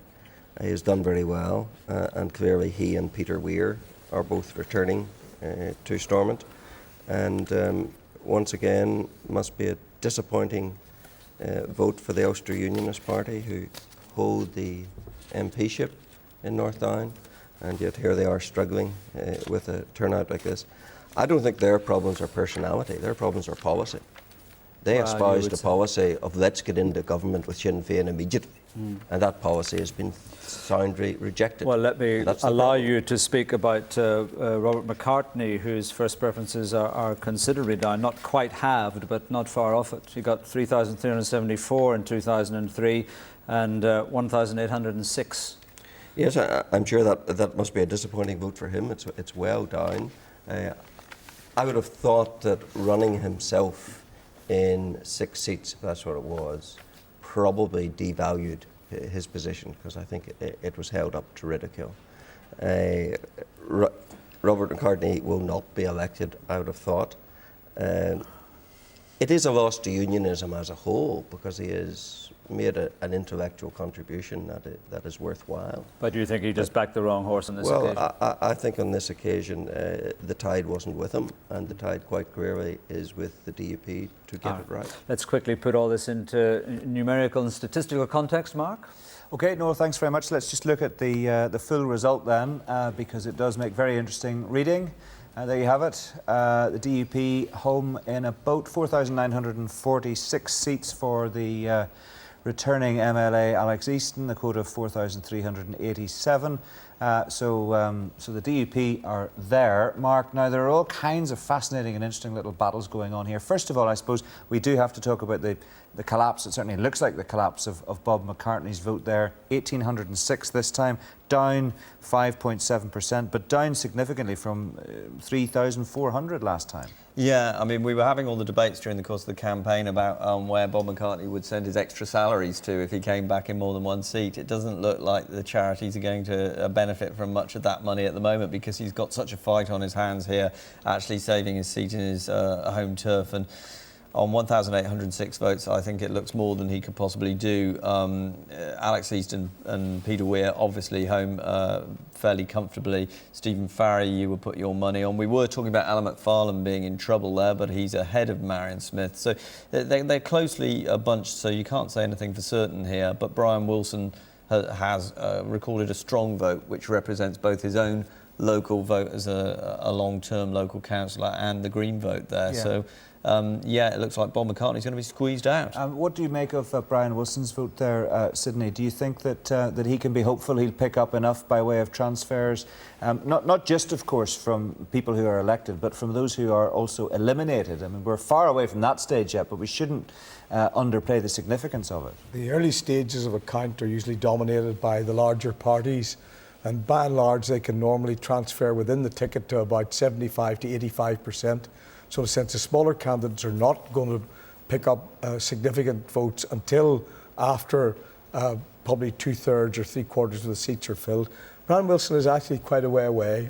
I'm feeling a little more negative now than I was earlier. I think the impression was that he had done better than than he actually has. But still, there's still an open question about the last seat here. Because we've got a disparate field here of trailers, and it's kind of hard to know where all these different independent votes will go in terms of the later counts. Well, it was always going to be a scrum for the 6th seat. We need to have a word about Brian Rowan, our former colleague, of course. 1,194 votes. A lot of people were saying he was worth a punt, maybe, but there's really not much of a chance, is there? I think Adrian Eastwood, the bookmaker, was saying that he stood to lose £25,000 if Brian came in, so he's £25,000 better off at the moment. There's one little piece of analysis here which would be quite interesting because it will involve our transfer package later on.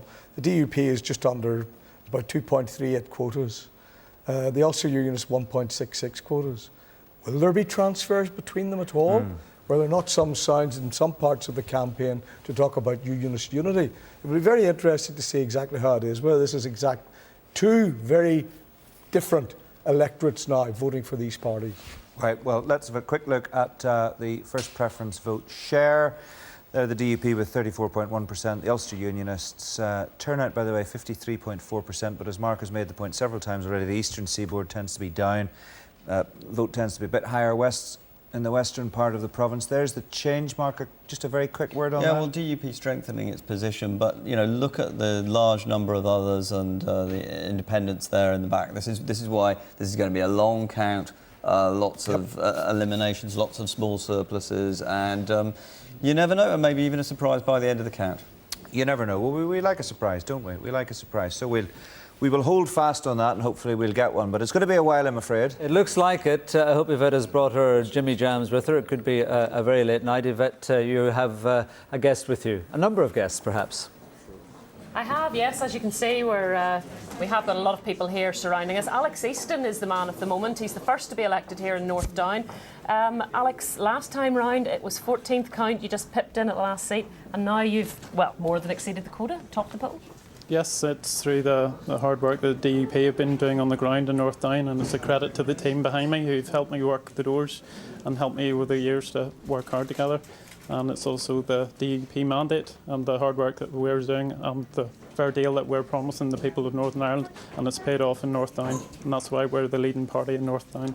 We keep hearing right throughout Northern Ireland, DUP talking about vote management this time. Your people have done what you told them to do. Yes, we had clear vote management. They did exactly what we wanted them to do, and we say thank you to the people of North Down for following what we asked them to do. Now, you've had an excellent result. What about the other DUP candidates in this constituency? How confident are you that you're going to sweep more in with you? I'm confident the DUP are going to take 3 seats in North Down and be ahead of the Ulster Unionists and be the largest party in North Down. And then we're going to go on and take the Westminster seat off Sylvia Herman. Bit of support there for that in the background, Alex. Just in terms of the constituency, and Bob McCartney has been the story most talked about here today. No sign of Bob McCartney, but what has happened to his vote? Well, his vote's collapsed. He's nothing to offer unionism. He's no alternative, and that's basically why he's not going to be elected here. Okay, Alex Easton, thank you very much indeed. Thank you very much for joining us. I rather think that round of applause was for Alex Easton and not for me. Back to you in the studio, Noel. Your day will come, Yvette. Your day will come. OK, let's go to Jim Fitzpatrick at the King's Hall. Noel, thank you. Well, we're actually here where the votes are counted. We've had to fight rather hard to get in here because they normally keep the cameras behind. And the reason is because this is where it all really takes place. We're now on the second stage of most counts, the third in some cases. And all those surplus votes, the candidates that have been eliminated, their piles of votes are being transferred to each of the various candidates still left in with a chance of taking a seat. We've had several seats already declared in Belfast. But for all the rest of the candidates, there's 24 seats in total mind. They're still here, still wondering whether they're actually going to take a seat today. So it's a fairly nervous time. And when you look around, you can see the candidates pacing about, looking through the ballot papers, seeing, well, they don't actually get a chance to handle those ballot papers, but looking very closely over the shoulders of those people, counting them to see if those transfers are coming to them. And crucially, in a proportional representation election like this, they want to see as many as possible to push them over the line. And of course, it's all about transfers. Interestingly, we're trying to find out where are those transfers going. A lot of the parties are saying that they're going just about everywhere. A lot of the parties finding that their vote management not as good as they might like, and in particular parties like the Ulster Unionist Party. And indeed in, say, West Belfast, where Sinn Féin are hopeful of taking 5 seats, there's always been a question as to whether or not Sinn Féin might transfer to the SDLP and vice versa. Well, we have it on good authority that apparently the Sinn Féin vote's staying very tight. So tight, in fact, between their different candidates that Gerry Adams apparently told George Weiss, Rainbow George, that in fact he had got his 6th preference. So Alex Atwood can't expect a transfer from Gerry Adams, and probably not from many of the Sinn Féin votes, and it's all to play for in that constituency and still in many of the others too. Jim, thank you. Votes can end up in the strangest of places in a PR election. We're just in the process now. Half a dozen of the constituencies have declared the first preference votes, but of course this is a PR election and each stage takes quite a long time. So as we've been saying there, the North Down count will probably last a very long time. Well into tomorrow, and of course many of the other counts will do as well. In the meantime, let's just work with the figures that we do have. My studio guest still with us, Jim Nicholson. Just turning to North Down, we were talking about having an MP being a great help to a campaign. Not so in North Down for the Ulster Unionists, it seems. No, well, certainly we are in with a good chance of taking 2 seats there in North Down, and you don't know, as we were saying, this is going to be a very long drawn out, and this is PR. But we'll see. Let's wait and see. And quite clearly, our candidates have the votes divided. We don't have any candidates who are clearly coming through as front runners in the constituency. So that's why we have 0 on the board, and we're just going to have to wait into the late evening and probably until tomorrow before we start getting the seats on the board. Okay, I'm going to go to the South Down count. The DUP's Jim Wells joins me from there. Mr. Wells, how are things going down there? Extremely well, Noel. We're delighted here. We've polled extremely highly. The first count's about to be announced. It's quite clear that 5 candidates are going to be elected, though none of them are going to reach the quota in the first count. That's myself, PJ Bradley, Margaret Ritchie, Katrina Rowan and Willie Clark. The 6th seat's going to be a tussle between the DUP and the Ulster Unionist Party. Okay, so you're going to top the poll, you reckon? No, I think it's likely that one of the Sinn Féin candidates will top the poll. They have managed their vote quite well, and they've carved up a huge area for Katrina Rowan. So I suspect that she'll top the poll.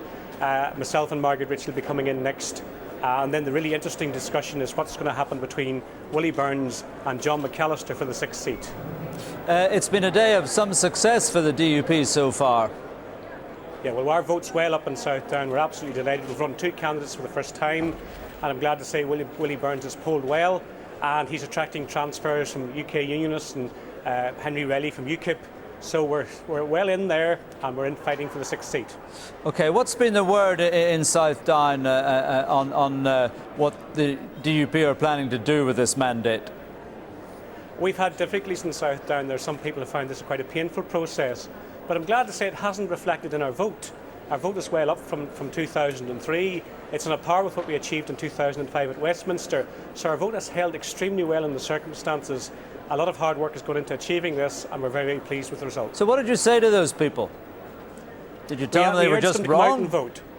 We urged them to come out and vote. We said the one thing they shouldn't do is stay at home and hand the 5th seat to a nationalist. And I'm glad to say the vast majority of them have taken that advice and have come out and voted. And I'm delighted not only with the size of the unionist vote, but also the way that they've transferred between the various parties to ensure that we keep 2 unionist seats in South Down. I just hope that one of those 2, in addition to my own, that we have a 2nd DUP seat. Okay, Jim Wells, thank you very much for the moment. And that declaration in South Down is imminent, as Jim says, and we'll get there as soon as we possibly can. It seems, Barbara de Bruyn, that Ian Paisley was right. He said there's not a dismal message for them. Is that dismal for you? No, not at all. I mean, the battle there is very much between themselves and the UUP. And I really would, far from what Jim Allister is saying about the UUP suffered from having been in government with us, I think the UUP actually suffered for not being clearer about the step they were taking at the time that they were taking it. And because of that, they made it perfectly clear. They said, we're jumping, Mr. Adams, now you jump. And Mr. Adams didn't. No, that's a nonsense. The whole point of the UUP was that they had a moment in history when they were in the executive and the David Trimble. When you say that's a nonsense, the whole point is that the Sinn Féin or the IRA did not decommission when everyone expected them to. David Trimble kept offering them another chance to do it, going back into government. He got slammed for it every time by the DUP, went back in. But it didn't happen until the DUP was on their watch. The Republicans have been taking the initiatives all the time. It's that the Republicans have made the moves. Republicans have moved forward. Okay, so where did the Ulster Unionists get it wrong? Absolutely. Just sorry, tell me that again. Where did they get it wrong? If you'd allow me to speak. I do apologise. That's grand. Where they, in my view, there was a moment in history.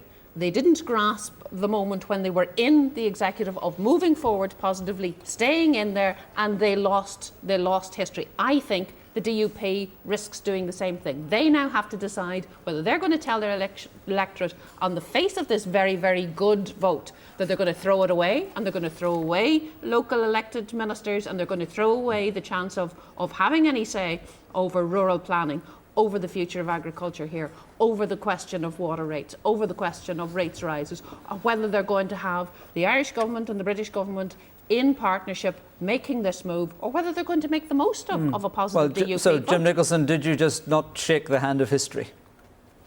I don't know. I find it very hard to believe what I'm listening to as I listened to Barbara, because it was quite clear.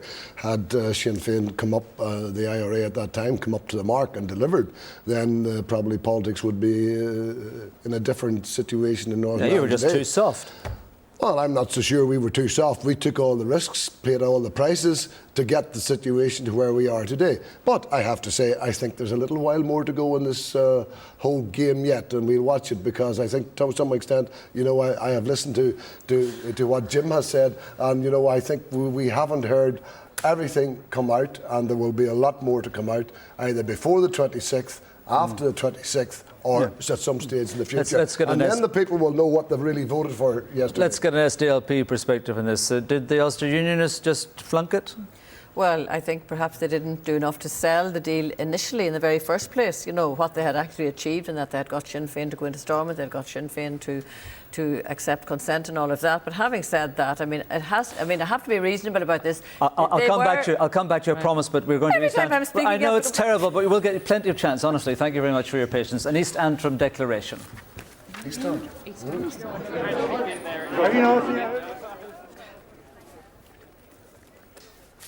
Candidates are formally elected until the declaration at the end of the count process. Each stage announcement will include the current total votes cast for each candidate and details of the next stage. The declaration will take place only after 6 candidates have been deemed elected. There will be no speeches by candidates until after the final declaration. This is the announcement of the outcome of the first stage of the count for the East Antrim constituency. The total number of ballot papers counted was 30,293. That's 30,293. There were 254 rejected papers, 254 rejected papers. The number of valid papers was therefore 30,039, 30039. The quota is 4,292. The number of first preference votes given for each candidate was as follows: John Hugh Anderson, Independent, 398, 398. Mark Francis Bailey, Green Party, 612, 612. Roy Beggs, UUP, 3,076, 3076. Thomas George Dawson, DUP, 4,167, 4167. Stuart Clyde Dixon, Alliance, 1,624, 1624. Mark Brian Dunn, UUP, 1617. 1617. David William Hilditch, DUP, 2732. 2732. Tim Lewis, Conservative, 395. 395. Oliver McMullen, Sinn Féin, 1168. 1168. Sean Neeson, Alliance, 3114. That's 3114. Daniel Gabriel O'Connor, SDLP, 1769. 1769. Ken Robinson, UUP, 1881. 1881. Thomas Daniel Robinson, UK Unionist, 731. 731. Sammy Wilson, DUP, 6,755.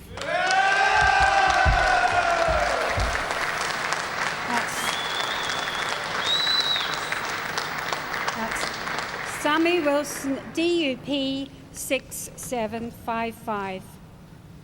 Sammy Wilson has reached the quota and is deemed elected. The next stage involves a transfer of his surplus votes in accordance with the preference shown. I will announce the outcome of that stage when it is known. Right, that was Sharon Allen in Antrim, and we're going now to Ballymena, where I'm joined by the DUP leader in Paisley. Dr. Paisley, congratulations to you on your election. Hello, congratulations on your election. Thank you very much. You said when you were leaving your house this morning in East Belfast that there wasn't a dismal note sounded anywhere. It seems that that prediction at least has been borne out. Yes, well, the people have spoken. I fought to get this election. We got it, and the people have spoken. And now the British government must listen to those that are pledged to democracy and righteousness. Well, what the government is saying that if there is no power-sharing executive by March the 26th, the Assembly will shut up shop. Is that going to happen? No, all I can say, I am meeting the Secretary of State tomorrow. If he says that, I'll announce it to the world that the Secretary of State has rejected the democratic vote of the majority of the people of this province, and if he wants to bring that down on his head, he can. Well, of course, it's not the majority of the people of the province. There are three other parties who want to get into a power-sharing executive. That might all be, but we are living not in a democracy. We are living in a hatched type of parliamentary basis. Well, if it was a democracy, you'd be going into power. If we had a straight, let me just tell the BBC that if we had straight voting here on proper democratic principles, you wouldn't be sitting there saying that to any politician. This is a PR election. There are going to be more people voting for parties who want to go into power than who do not want to go into power. This is an election in which the Sinn Féin IRA have been defeated, roundly defeated. This is an election where those that footseed with them have been defeated as well. Look at the state of the SDLP tonight. Look at the state of the official Unionist Party tonight. And don't try to read into the election what is not there. So the Democratic Unionists and the Unionist people have spoken, and you, as a servant of the people in the BBC, which is paid for by my money and other people's money, you should be prepared to accept that. Well, I'm very grateful for all the money you give us, Dr. Paisley. Are you going to, as some people are suggesting, not a bit grateful. throw away? You never were grateful. Are you Even going? though you lived beside me and was my neighbour, you never were grateful. I have my crosses to bear as well as everyone else, Dr. Paisley. Are you going to throw away the chance? But you're not bluffing us anymore. Are you going to throw away the chance to get into real executive government and to do something for all the people of Northern Ireland? Well, I want to tell you, if you call the type of executive that you want me to serve in as a real executive, then I'm sorry you've gone so far down the road of political ruin. I believe in democracy. I believe that the people of Northern Ireland have no right to be told by you or anyone else that they must join up with people who have not forsworn their terrorism. Do you believe that the government is prepared to let the March 26 deadline slip? I don't need to believe anything because it's nothing to do with me. I didn't make that. They made it, and you evidently back it up and try to push it and push it and push it.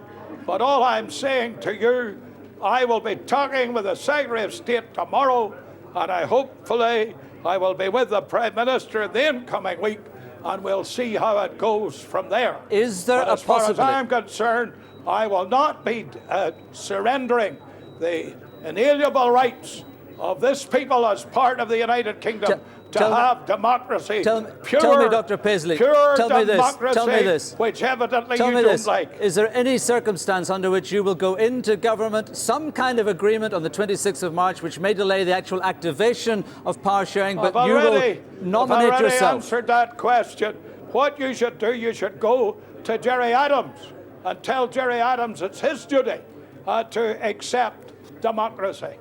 That's what you should do. All right, well, I may well do that. At this moment, I've got you here. It's not for me to answer. It's for him to answer. He must make his statement, and he must make it soon. Dr. Paisley, thank you very much indeed. We're going now Thank you very much. We're going to another count. We're going to Omagh, I believe, for the Fermanagh South Tyrone count. The number of first preference votes given for each candidate was as follows. Alan Bresland, DUP, 4,244. That's 4244. Thomas Buchanan, DUP, 4,625.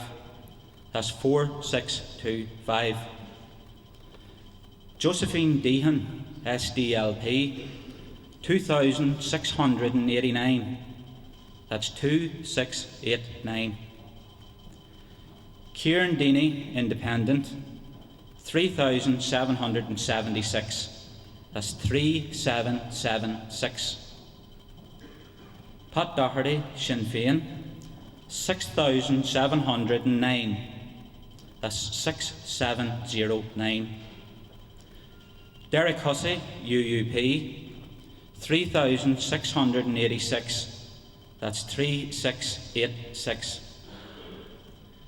Robert McCartney, UKUP, 220, 220. Barry McElduff, Sinn Féin, 6,971. That's 6971. Claire McGill, Sinn Féin, 4,757. That's 4757. Eugene McManaman, SDLP, 2,272. That's 2272. Joseph O'Neill, 448. 448. Seamus Shields, SDLP, 1,057. That's 1057.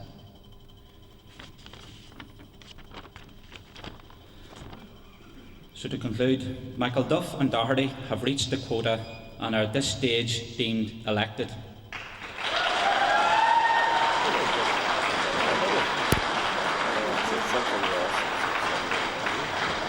That was Martin Fox giving those results. Let's go to Newry and Armagh and Conor Macaulay, where I understand there's some news imminent. Well, Noel, elections are a bit like buses. None come along for a very long time and then a lot seem to come along together. If we're correct, each of those boxes that we can see down there, we're told contain 2,500 votes now. If that's correct, and if my maths are right, we could potentially have 5 of of the 6 of these seats being filled now. That would mean Conor Murphy, Mickey Brady, Cathal Boylan for Sinn Féin all getting in or getting very close to the quota, Danny Kennedy of the UUP and William Irwin of the DUP. And I think we just have the declaration right now. And Upper Bann constituencies. Before the first stage announcement, I would like to explain how the outcome of each stage of the count and the final result will be given. The announcement of the outcome of each stage of the count will be for information only. No candidates are formally elected until the declaration at the end of the count process. Each stage announcement will include the current total votes cast for each candidate and details of the next stage. The declaration will take place only after 6 candidates have been deemed elected. There will be no speeches by candidates until after the final declaration. This is the announcement of the outcome of the first stage of the count for the Newry and Armagh constituency. The total number of ballot papers counted was 50,165, 50165. There were 546 rejected papers. The number of valid papers was therefore 49,619. The quota is 7,089. The number of first preference votes given for each candidate was as follows. Paul Berry, 2,317, 2317. Cathal Boylan, Sinn Féin, 7,105, 7105. Dominic Bradley, SDLP, 5,318, 5318. Mickey Brady, Sinn Féin, 6,337, 6337. William Fraser, Independent, 605, 605. Sharon Haughey, SDLP, 4,500, 4500. Maura Hendren, Alliance Party, 278, 278. Davy Highland, Independent, 2,188, 2188. William Irwin, Democratic Unionist Party, DUP, 6,418, 6418. Danny Kennedy, Ulster Unionist Party, 6,517, 6517. Brendan Morgan, Green Party, 599. Conor Murphy, Sinn Féin, 7,437, 7437. Conor Murphy and Cathal Boylan have reached the quota and are deemed elected.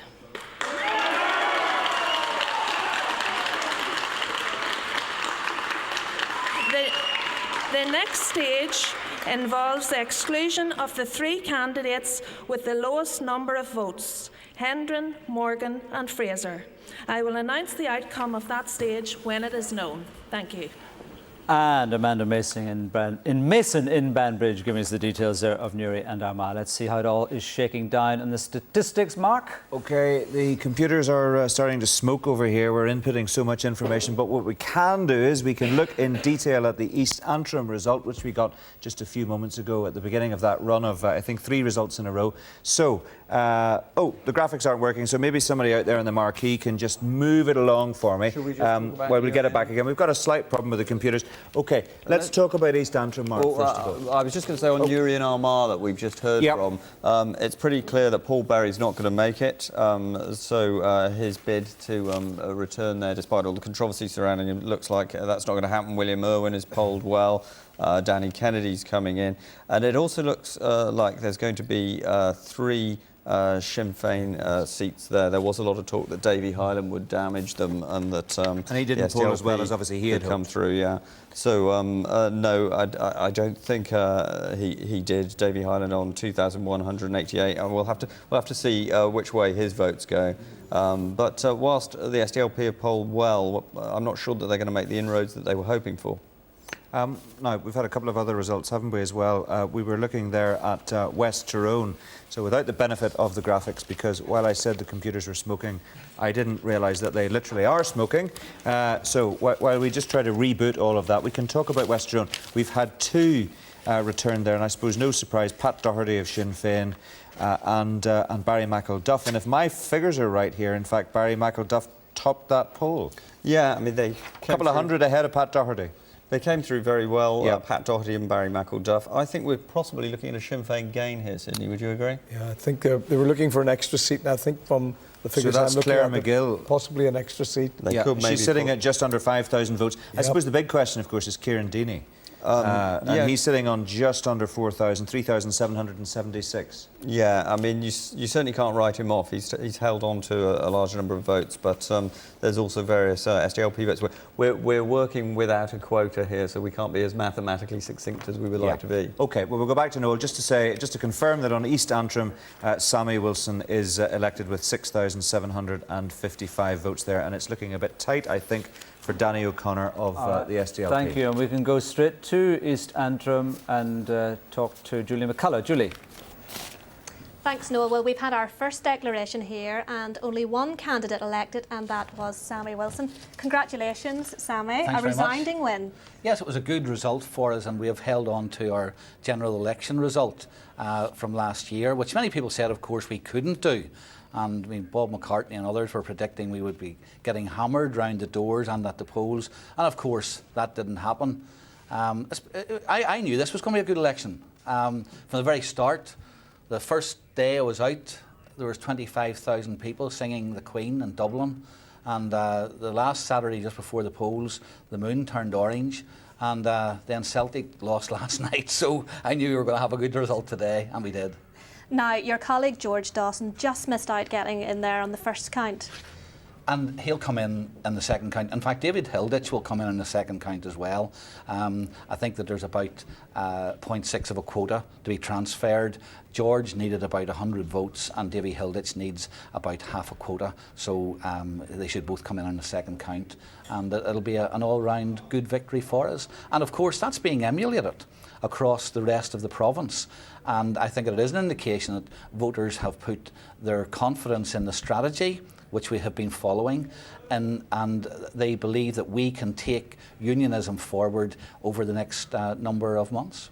And how do you see the rest of our East Antrim going, Sammy? I think that it'll be much the same as the last time. There'll be two Ulster Unionists. There might be a question about exactly which Ulster Unionist will win the seat. But I think there'll be two Ulster Unionists and there'll be one alliance. So it'll be the same as Danny before. O'Connor's lost that seat? I think of no doubt that he has lost that seat. I think that if you look at the alliance vote, the last time it really was a tussle between him and the alliance, but the combined alliance vote will place them well above Danny O'Connor, and I can't see any way back for him. Well, disappointing for Roy Beggs Jr. He topped the poll during the last Assembly elections, but today you topped it.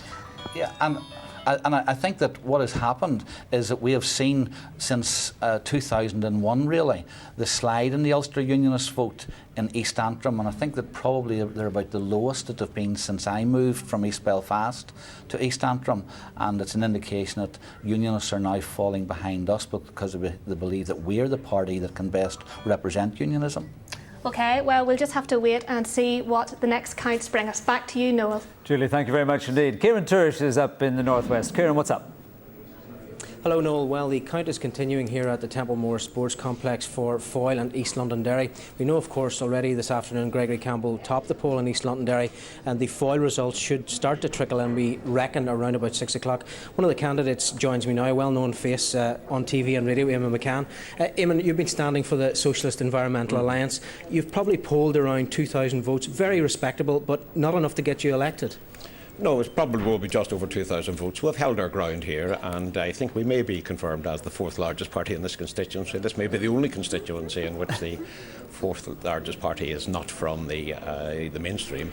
It was a very difficult election for us, particularly because we were running very strongly on the water charges issue, and over the course of the campaign, there's no question but that the other parties toughened and became more strident in their opposition to water charges. so there was a muddying of the issue by the end. That having been said, we found, as I think everybody did, that water charges was a big issue on the doorsteps. I mean, and we will be back campaigning. Next Monday we have our first public meeting post-election on it, and I'm looking forward to the rallies run by the trade union movement in Derry and Strabane and Belfast and in other places on Saturday the 31st of March.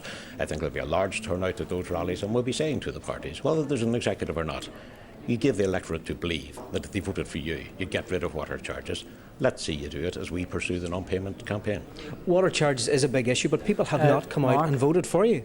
That is true, I think, but if we take at face value the pitch on water charges which was being made, for example, by the Sinn Féin party and by the SDLP and others in the course of this campaign, people firmly believe that in voting for those parties they were voting to get rid of water charges. And we found it quite difficult on the doorsteps to say, look, listen closely to what they're saying. They're not saying they'll get rid of water charges.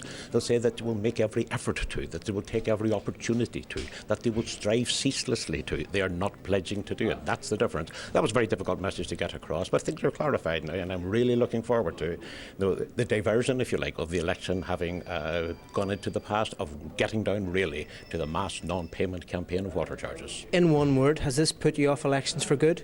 Absolutely not. I think, it's a hard fight. What we're seeing across the north is the consolidation of the electorate into two, an orange bloc and a green bloc, and it's very difficult to go against the stream in that situation. But we've done it. We've kept our head above the water, and we're looking forward to the campaigns of the future. Eamon, thanks for joining us on the programme, and with that, it's back to you. Thank you very much indeed, Kieran. Well, let's go straight to South Belfast and the Alliance candidate, Anna Lowe. Anna Lowe, your first preference votes up 7% on the last Assembly election and almost doubled the Alliance turnout in the Westminster election of 2005. So a good day's work for you. Oh, absolutely. We're delighted about it, and it's really very much down to teamwork as well. And we're delighted that, and it's certainly reflective of the mood in the community. We think that we offer the alternative to tribal politics, and people came out to vote for it. You know that you've been dubbed Northern Ireland's potentially first ethnic minority MLA. Is that a tag which annoys you, irritates you, or do you just accept it as par for the course? Sorry, say that again. You're being dubbed as Northern Ireland's first elected representative at Assembly level from an ethnic minority. Does that tag annoy you or irritate you? Well, I certainly want to represent and work for all sections of my constituency. If I got elected, no, I really wouldn't want to be just seen as ethnic minority representative. My track record really has been working in the wider community as well as with ethnic minorities. So what will be your priorities in South Belfast? Very much working on the shared future strategy and its sister document, the racial equality strategy for Northern Ireland. Desegregation, integrated school, working for everybody in the community.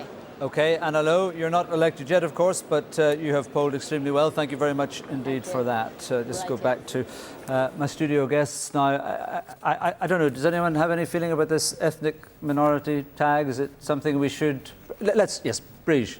I've interrupted you so many times. I'll let you have a full answer I can't remember what the last neither can I, so let's deal with this issue. Anna Lowe and the ethnic minority issue. I mean, should it be something that has any importance attached to it?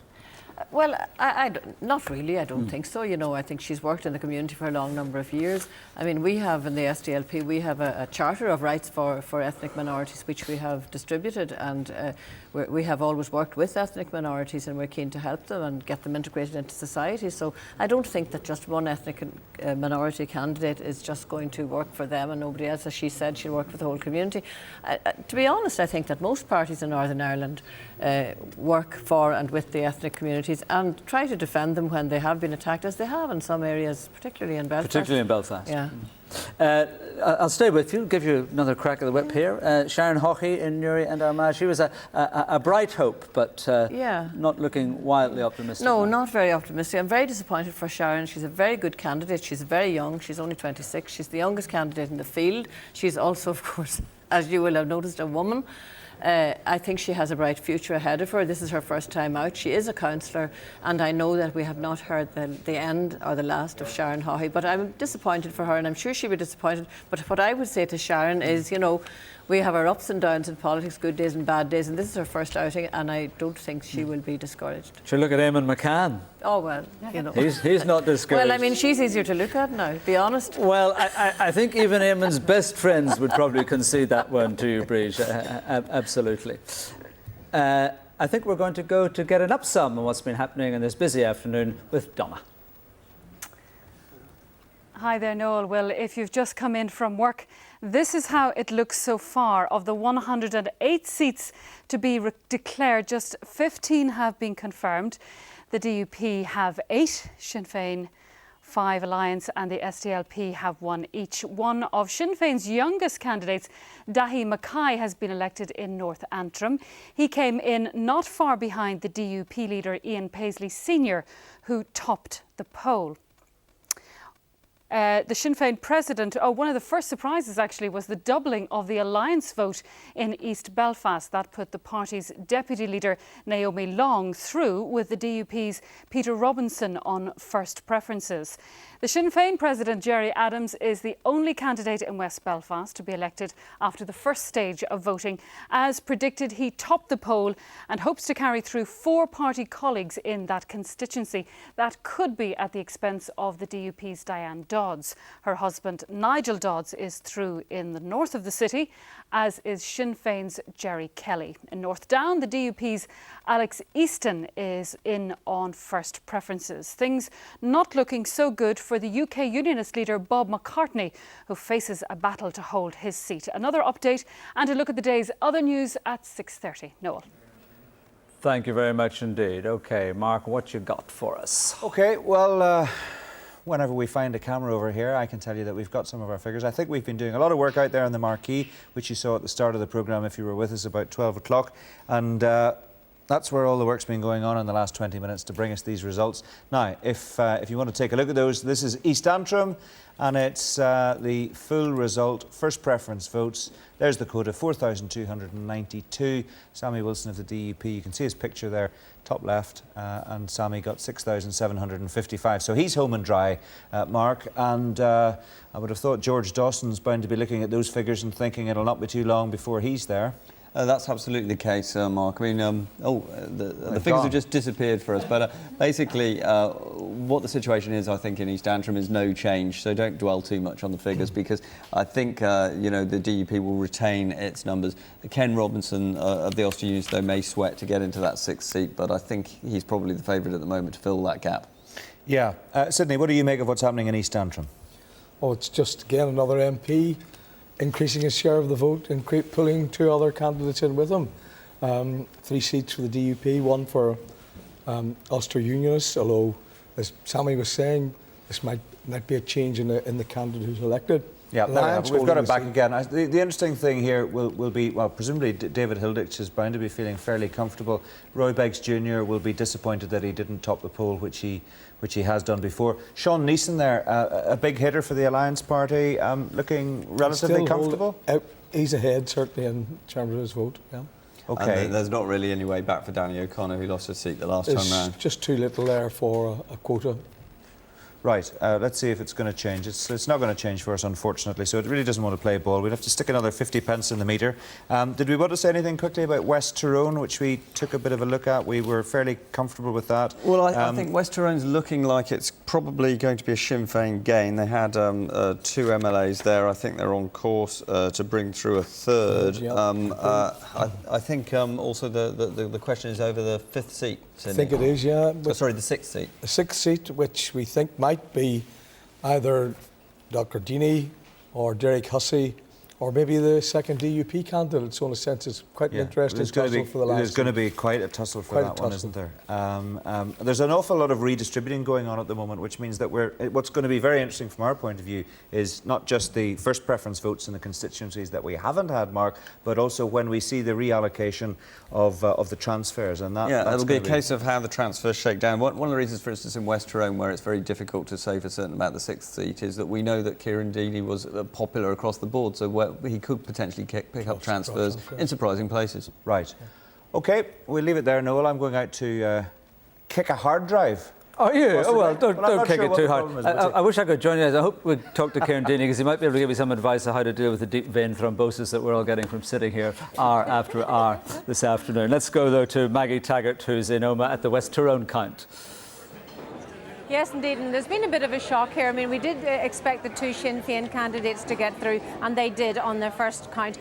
They were telling us that they might get a third candidate through, Claire McGill. She hasn't made the quota the first time round, but some people are saying to me she is now unstoppable. So that would mean 3 Sinn Féin candidates elected, and the fourth one, almost a dead cert, is Tom Buchanan of the DUP with 4,600. After that, it all divides up, so it's very difficult to tell what will happen. It does look as though Dr. Jo Deehan, the SDLP candidate, will not get through. She's on 2,600, so that doesn't look as though she'll be able to bring those up with transfers. And that would mean that the 3 in a cluster, the SDLP candidates, none of them will get in. So that's a big shock for the SDLP. So we have Alan Breslin, DUP, a possible, and probably Kieran Deeney. We're not quite sure. He has halved his vote. That's a big shock for him. He went through on the first count, topped the poll last time at 6,000 votes. He's down to 3,400 votes, so that'll be a big disappointment for him. He'll be trying to pick up transfers, but it very much depends on whose votes transfer first, whether he will scrape through with that. OK, Maggie, thank you very much indeed. Let's go to Conor McCauley in Newry and Armagh. I know, I think when just before the declaration I told you that we had 5 at or near the quota. In fact, we have 2 elected and 3 very close to it. And one of the new faces that we're going to have in the Assembly, if and when it gets up and running, is Cathal Boylan of Sinn Féin, an Armagh City Councillor. Mr Boylan, first of all, congratulations on your election. Are you surprised to be elected on the first count? Well, we've done vote management there. I think we would have been close to the quota, I think. And I'm happy enough and delighted with the result for myself. But I hope that we can regain a seat for Mickey Brady as well. And how likely is that? Do you think you're going to be able to bring Mickey Brady in? We're fairly confident that we'll get Mickey in shortly. You held 3 seats here the last time out. There was some talk that the Davy Highland factor might mean that one of you might fall, and some people were suggesting that you might be the person to fall, but you've certainly given the lie to that. No, well, it's about the party and about Sinn Féin and the people that give us the mandate now throughout Newry and Armagh. It's not about personalities, it's about parties. What will the priorities be for you if the Assembly does get back on? What kind of issues are you going to want to be covering? What are your interests? Well, I mean, what we've got on the ground, as a councillor, I've received a lot of issues with water rates and planning and health and education, so we'll maintain that there and continue to work for them people and represent them people in the MRAs and them issues. OK, Mr Boylan, sorry, thank you very much for that. Just to say, Noel, that at this stage now, we're now into the elimination of Marie Henderson of Alliance, Willie Fraser, who's an independent, and Brendan Morgan of the Green Party. So probably be some time before we get any much further here. But we had a lot of activity very quickly there. OK, Conor, thank you very much indeed. We're going now to Margaret Ritchie, the SDLP, who's in South Down constituency. Margaret Ritchie, good afternoon to you. Good afternoon, Noel. And what's happening? We have just had the first announcement of the first count in South Down, and nobody reached the quota, which was over 6,000, and they're carrying out some eliminations. Personally, I am very pleased with my vote. I will be elected along with my colleague PJ Bradley. Our third colleague, Michael Carr, has also done very well, and the fight in South Down will be for that final seat, and it will be between the SDLP and the Ulster Unionists. And I would still like to think that we would be confident of regaining that third. From a very personal point of view, I am very pleased with the vote that I have achieved. I have gained 1,600 on the 2003, and I'm pleased to be going back into an assembly, and I hope that we will have restoration of political institutions and an executive. OK, Margaret Ritchie, thank you very much. Just before, Mark, has there been a declaration or not? There has been a declaration of the first count. Oh, there has but been. As I said, okay. Noel, nobody reached the quota. No, I understand. I wasn't sure whether it was official or not. OK, well, as you know, our systems are a little bit down at the moment and giving us a little bit of a problem. So we actually missed that one, but never mind. We will catch up with it. We will looking to us for the OK, Bruce Rogers. Oh, but no, you've got a good go last time, didn't you? Barbara Brune, not much change there. Yes, so don't worry, you'll get plenty too. South Down looking good for you as well then? Yes, Katrina South Down Ryan looking, and yes. Willie Clark. Yes, looking very good, and West Tyrone as well. Yes, again there, of course. I really hope Claire McGill does get in. If she does, and Katrina here as well, it means that the bulk of our women candidates that we've stud are looking very, very good to get in at this stage, because one of the major things, and I was talking about in the radio programme earlier on about standing women candidates, the important thing is not how many you stand, but how many you stand in winnable seats. That's a huge thing in terms of women's representation. We talked earlier on about representation of the balance of society in terms of the ethnic makeup, but the gender makeup. We're going to Fermanagh South Tyrone count right away.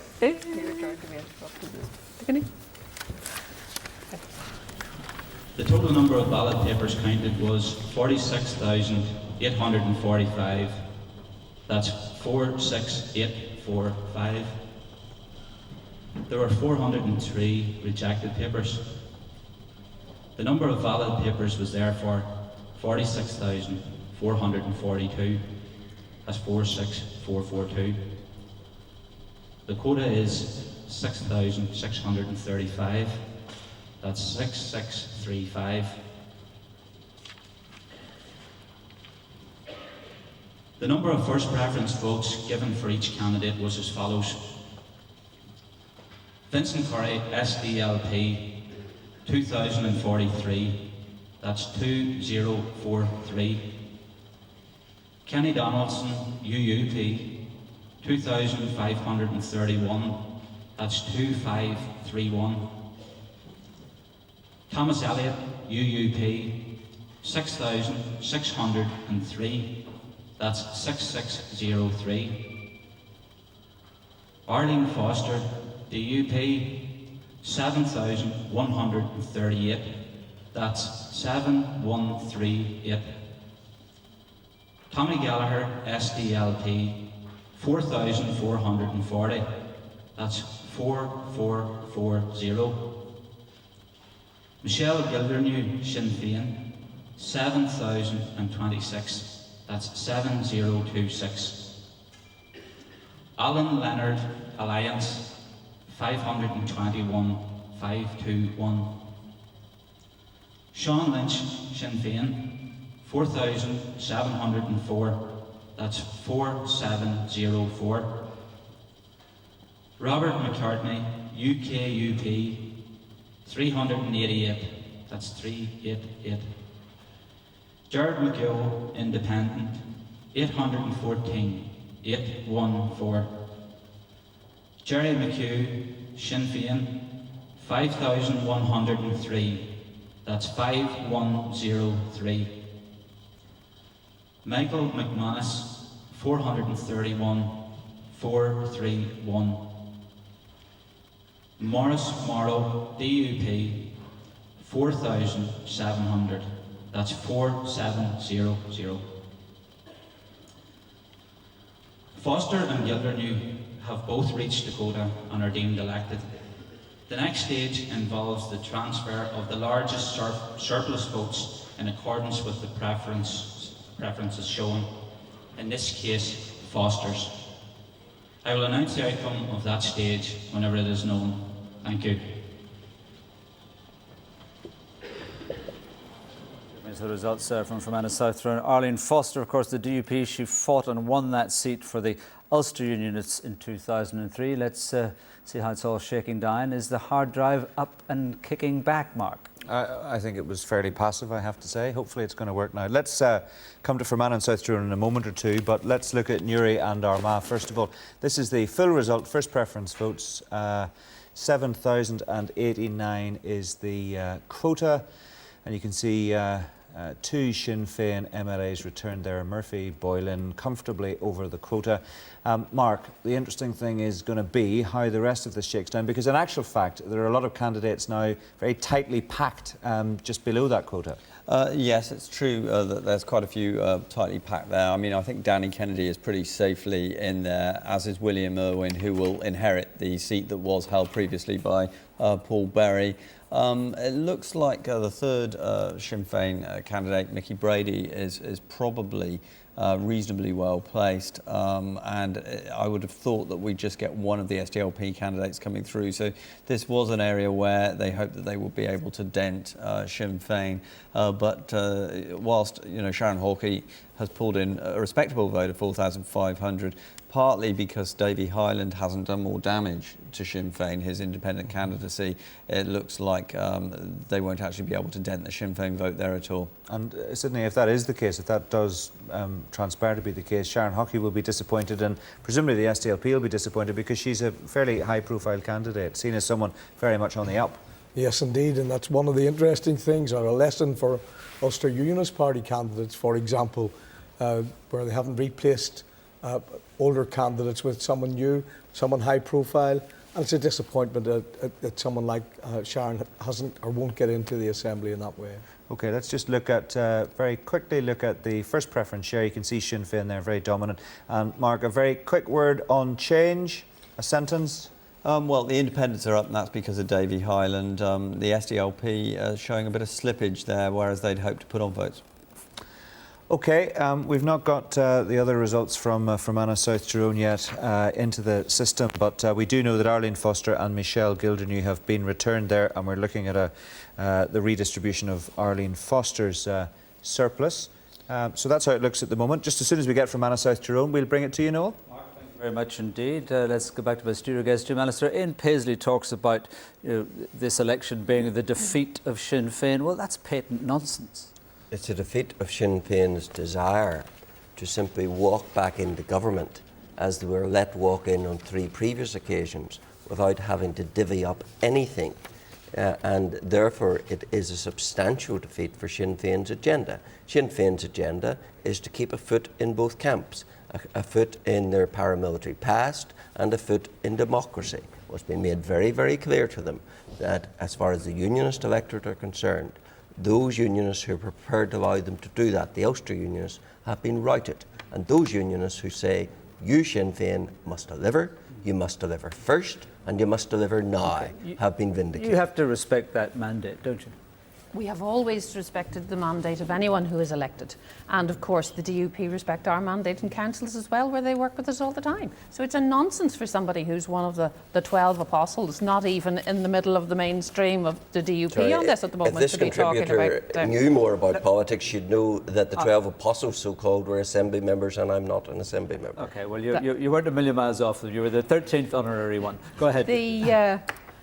The clear winning here is for our strategy for maximum change, for a united Ireland, for moving in that direction, for the clear strategy we went out to put to our electorate and the people within the wider nationalist electorate who have that kind of a vision of peace, reconciliation, prosperity and a move forward on an all-Ireland agenda. And I think that's very clearly been given an endorsement in this. I'm sorry, Sinn Féin's agenda has run into the sand. They are now faced with the reality that if they want to be treated as Democrats, then they have to behave as Democrats. They have to be totally, irreversibly supportive of the police, not just this phony civic policing, all policing, the reporting of weapons, the fight against terrorism, all of that. They have to be totally committed irreversibly to getting rid of their military structures, and they must get rid of them, their Army Council and all that goes with it. There is no middle way for Sinn Féin. There is only the path of democracy. And that's the problem for them very quickly, because I've got to go to Foyle in a moment. The problem minute. for Jim Allister and his old-style unionism, to which we are never going back, is that the All-Ireland agenda is moving forward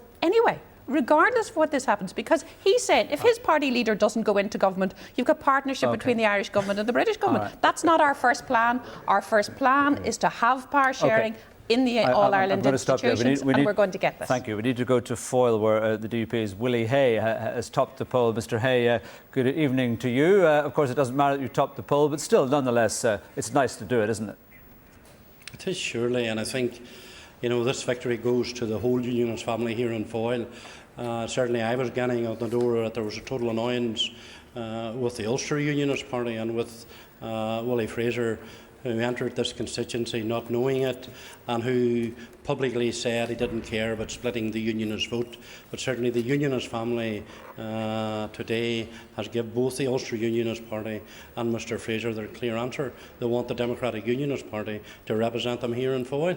All right, well, let me put that very thing to Danny Kennedy, who's in Newry and Armagh, not elected yet, but has polled well in the first preference votes. I don't know if you can hear Willie Hay, Danny Kennedy, but he says the electorate has spoken very clearly. They want the DUP to lead unionism. Well, I have to say to Willie, add my own congratulations to him personally on being elected, of course, but in this constituency of Newry and Armagh, the Ulster Unionists have led for unionism, and I have topped that particular aspect of the poll. So well, by 100 votes, by 100 votes. Well, 99 votes are still 99 votes ahead, so I'm pleased at that. Okay, so you reckon that this is going to be, you're going to get that seat, DUP are going to get a seat, and 3 for Sinn Féin and 1 for the SDLP. Is that what you're thinking? It's pretty much as it was before. 3 Sinn Féin, 1 SDLP, 1 Ulster Unionist, 1 Democratic Unionist. That appears to be the clear signal. Not a great day overall for the Ulster Unionists, though. Look at East Belfast, look at South Belfast. Well, I think it's more disappointing than we had hoped. But we were starting from a very, very low base indeed, based on the 2005 election. And when we bear that in mind, we also bear in mind that the government have indulged the 2 largest parties considerably. And in fact, the DUP in the late stages of the campaign predictably played the trump card that unionist people had to vote for them in order to keep Sinn Féin out. That's a very difficult card to overcome. We were trying to have a campaign that was based on bread and butter politics. All right, Danny and Kennedy. we are still confident. We are still confident that March the 26th is a real date, and the Ulster Unionist Party will be at Stormont to see if we can get Stormont working. A quick scoot across the studio to Mark before we go. Yeah, just before we go, Noel, we'll take a look at the overall state of the parties, and there they are. DUP of 9, Sinn Féin 9, 1 Alliance, 1 SDLP, and with 20 MLAs returned out of 108, still no Ulster Unionists. Here's the share of first preference votes. DUP pretty dominant there on over 30%, then Sinn Féin. Ulster Unionist SDLP Alliance with 5.3. The turnout overall, Northern Ireland 64.2 so far. And here is the change. DUP up 5.5, Sinn Féin up almost 3, Ulster Unionists down 8 and will be disappointed no doubt, and no MLAs. SDLP down 2%, Alliance up just a little, and turnout up 0.1%. Noel. Mark, thank you very much indeed. We're disappearing for half an hour to refresh ourselves. You can watch the BBC 6 o'clock news. Of course, we will be back with BBC Newsline at 6:30 through till 7, then on again tonight from 10:30 to 11:30. Here's a quote for you. Politicians are like nappies. They need changing often and largely for the same reason. So you can keep right up to date with all the news online. From all of us to my guests, thank you for their patience. And from all of us, have a very good afternoon. Bye-bye.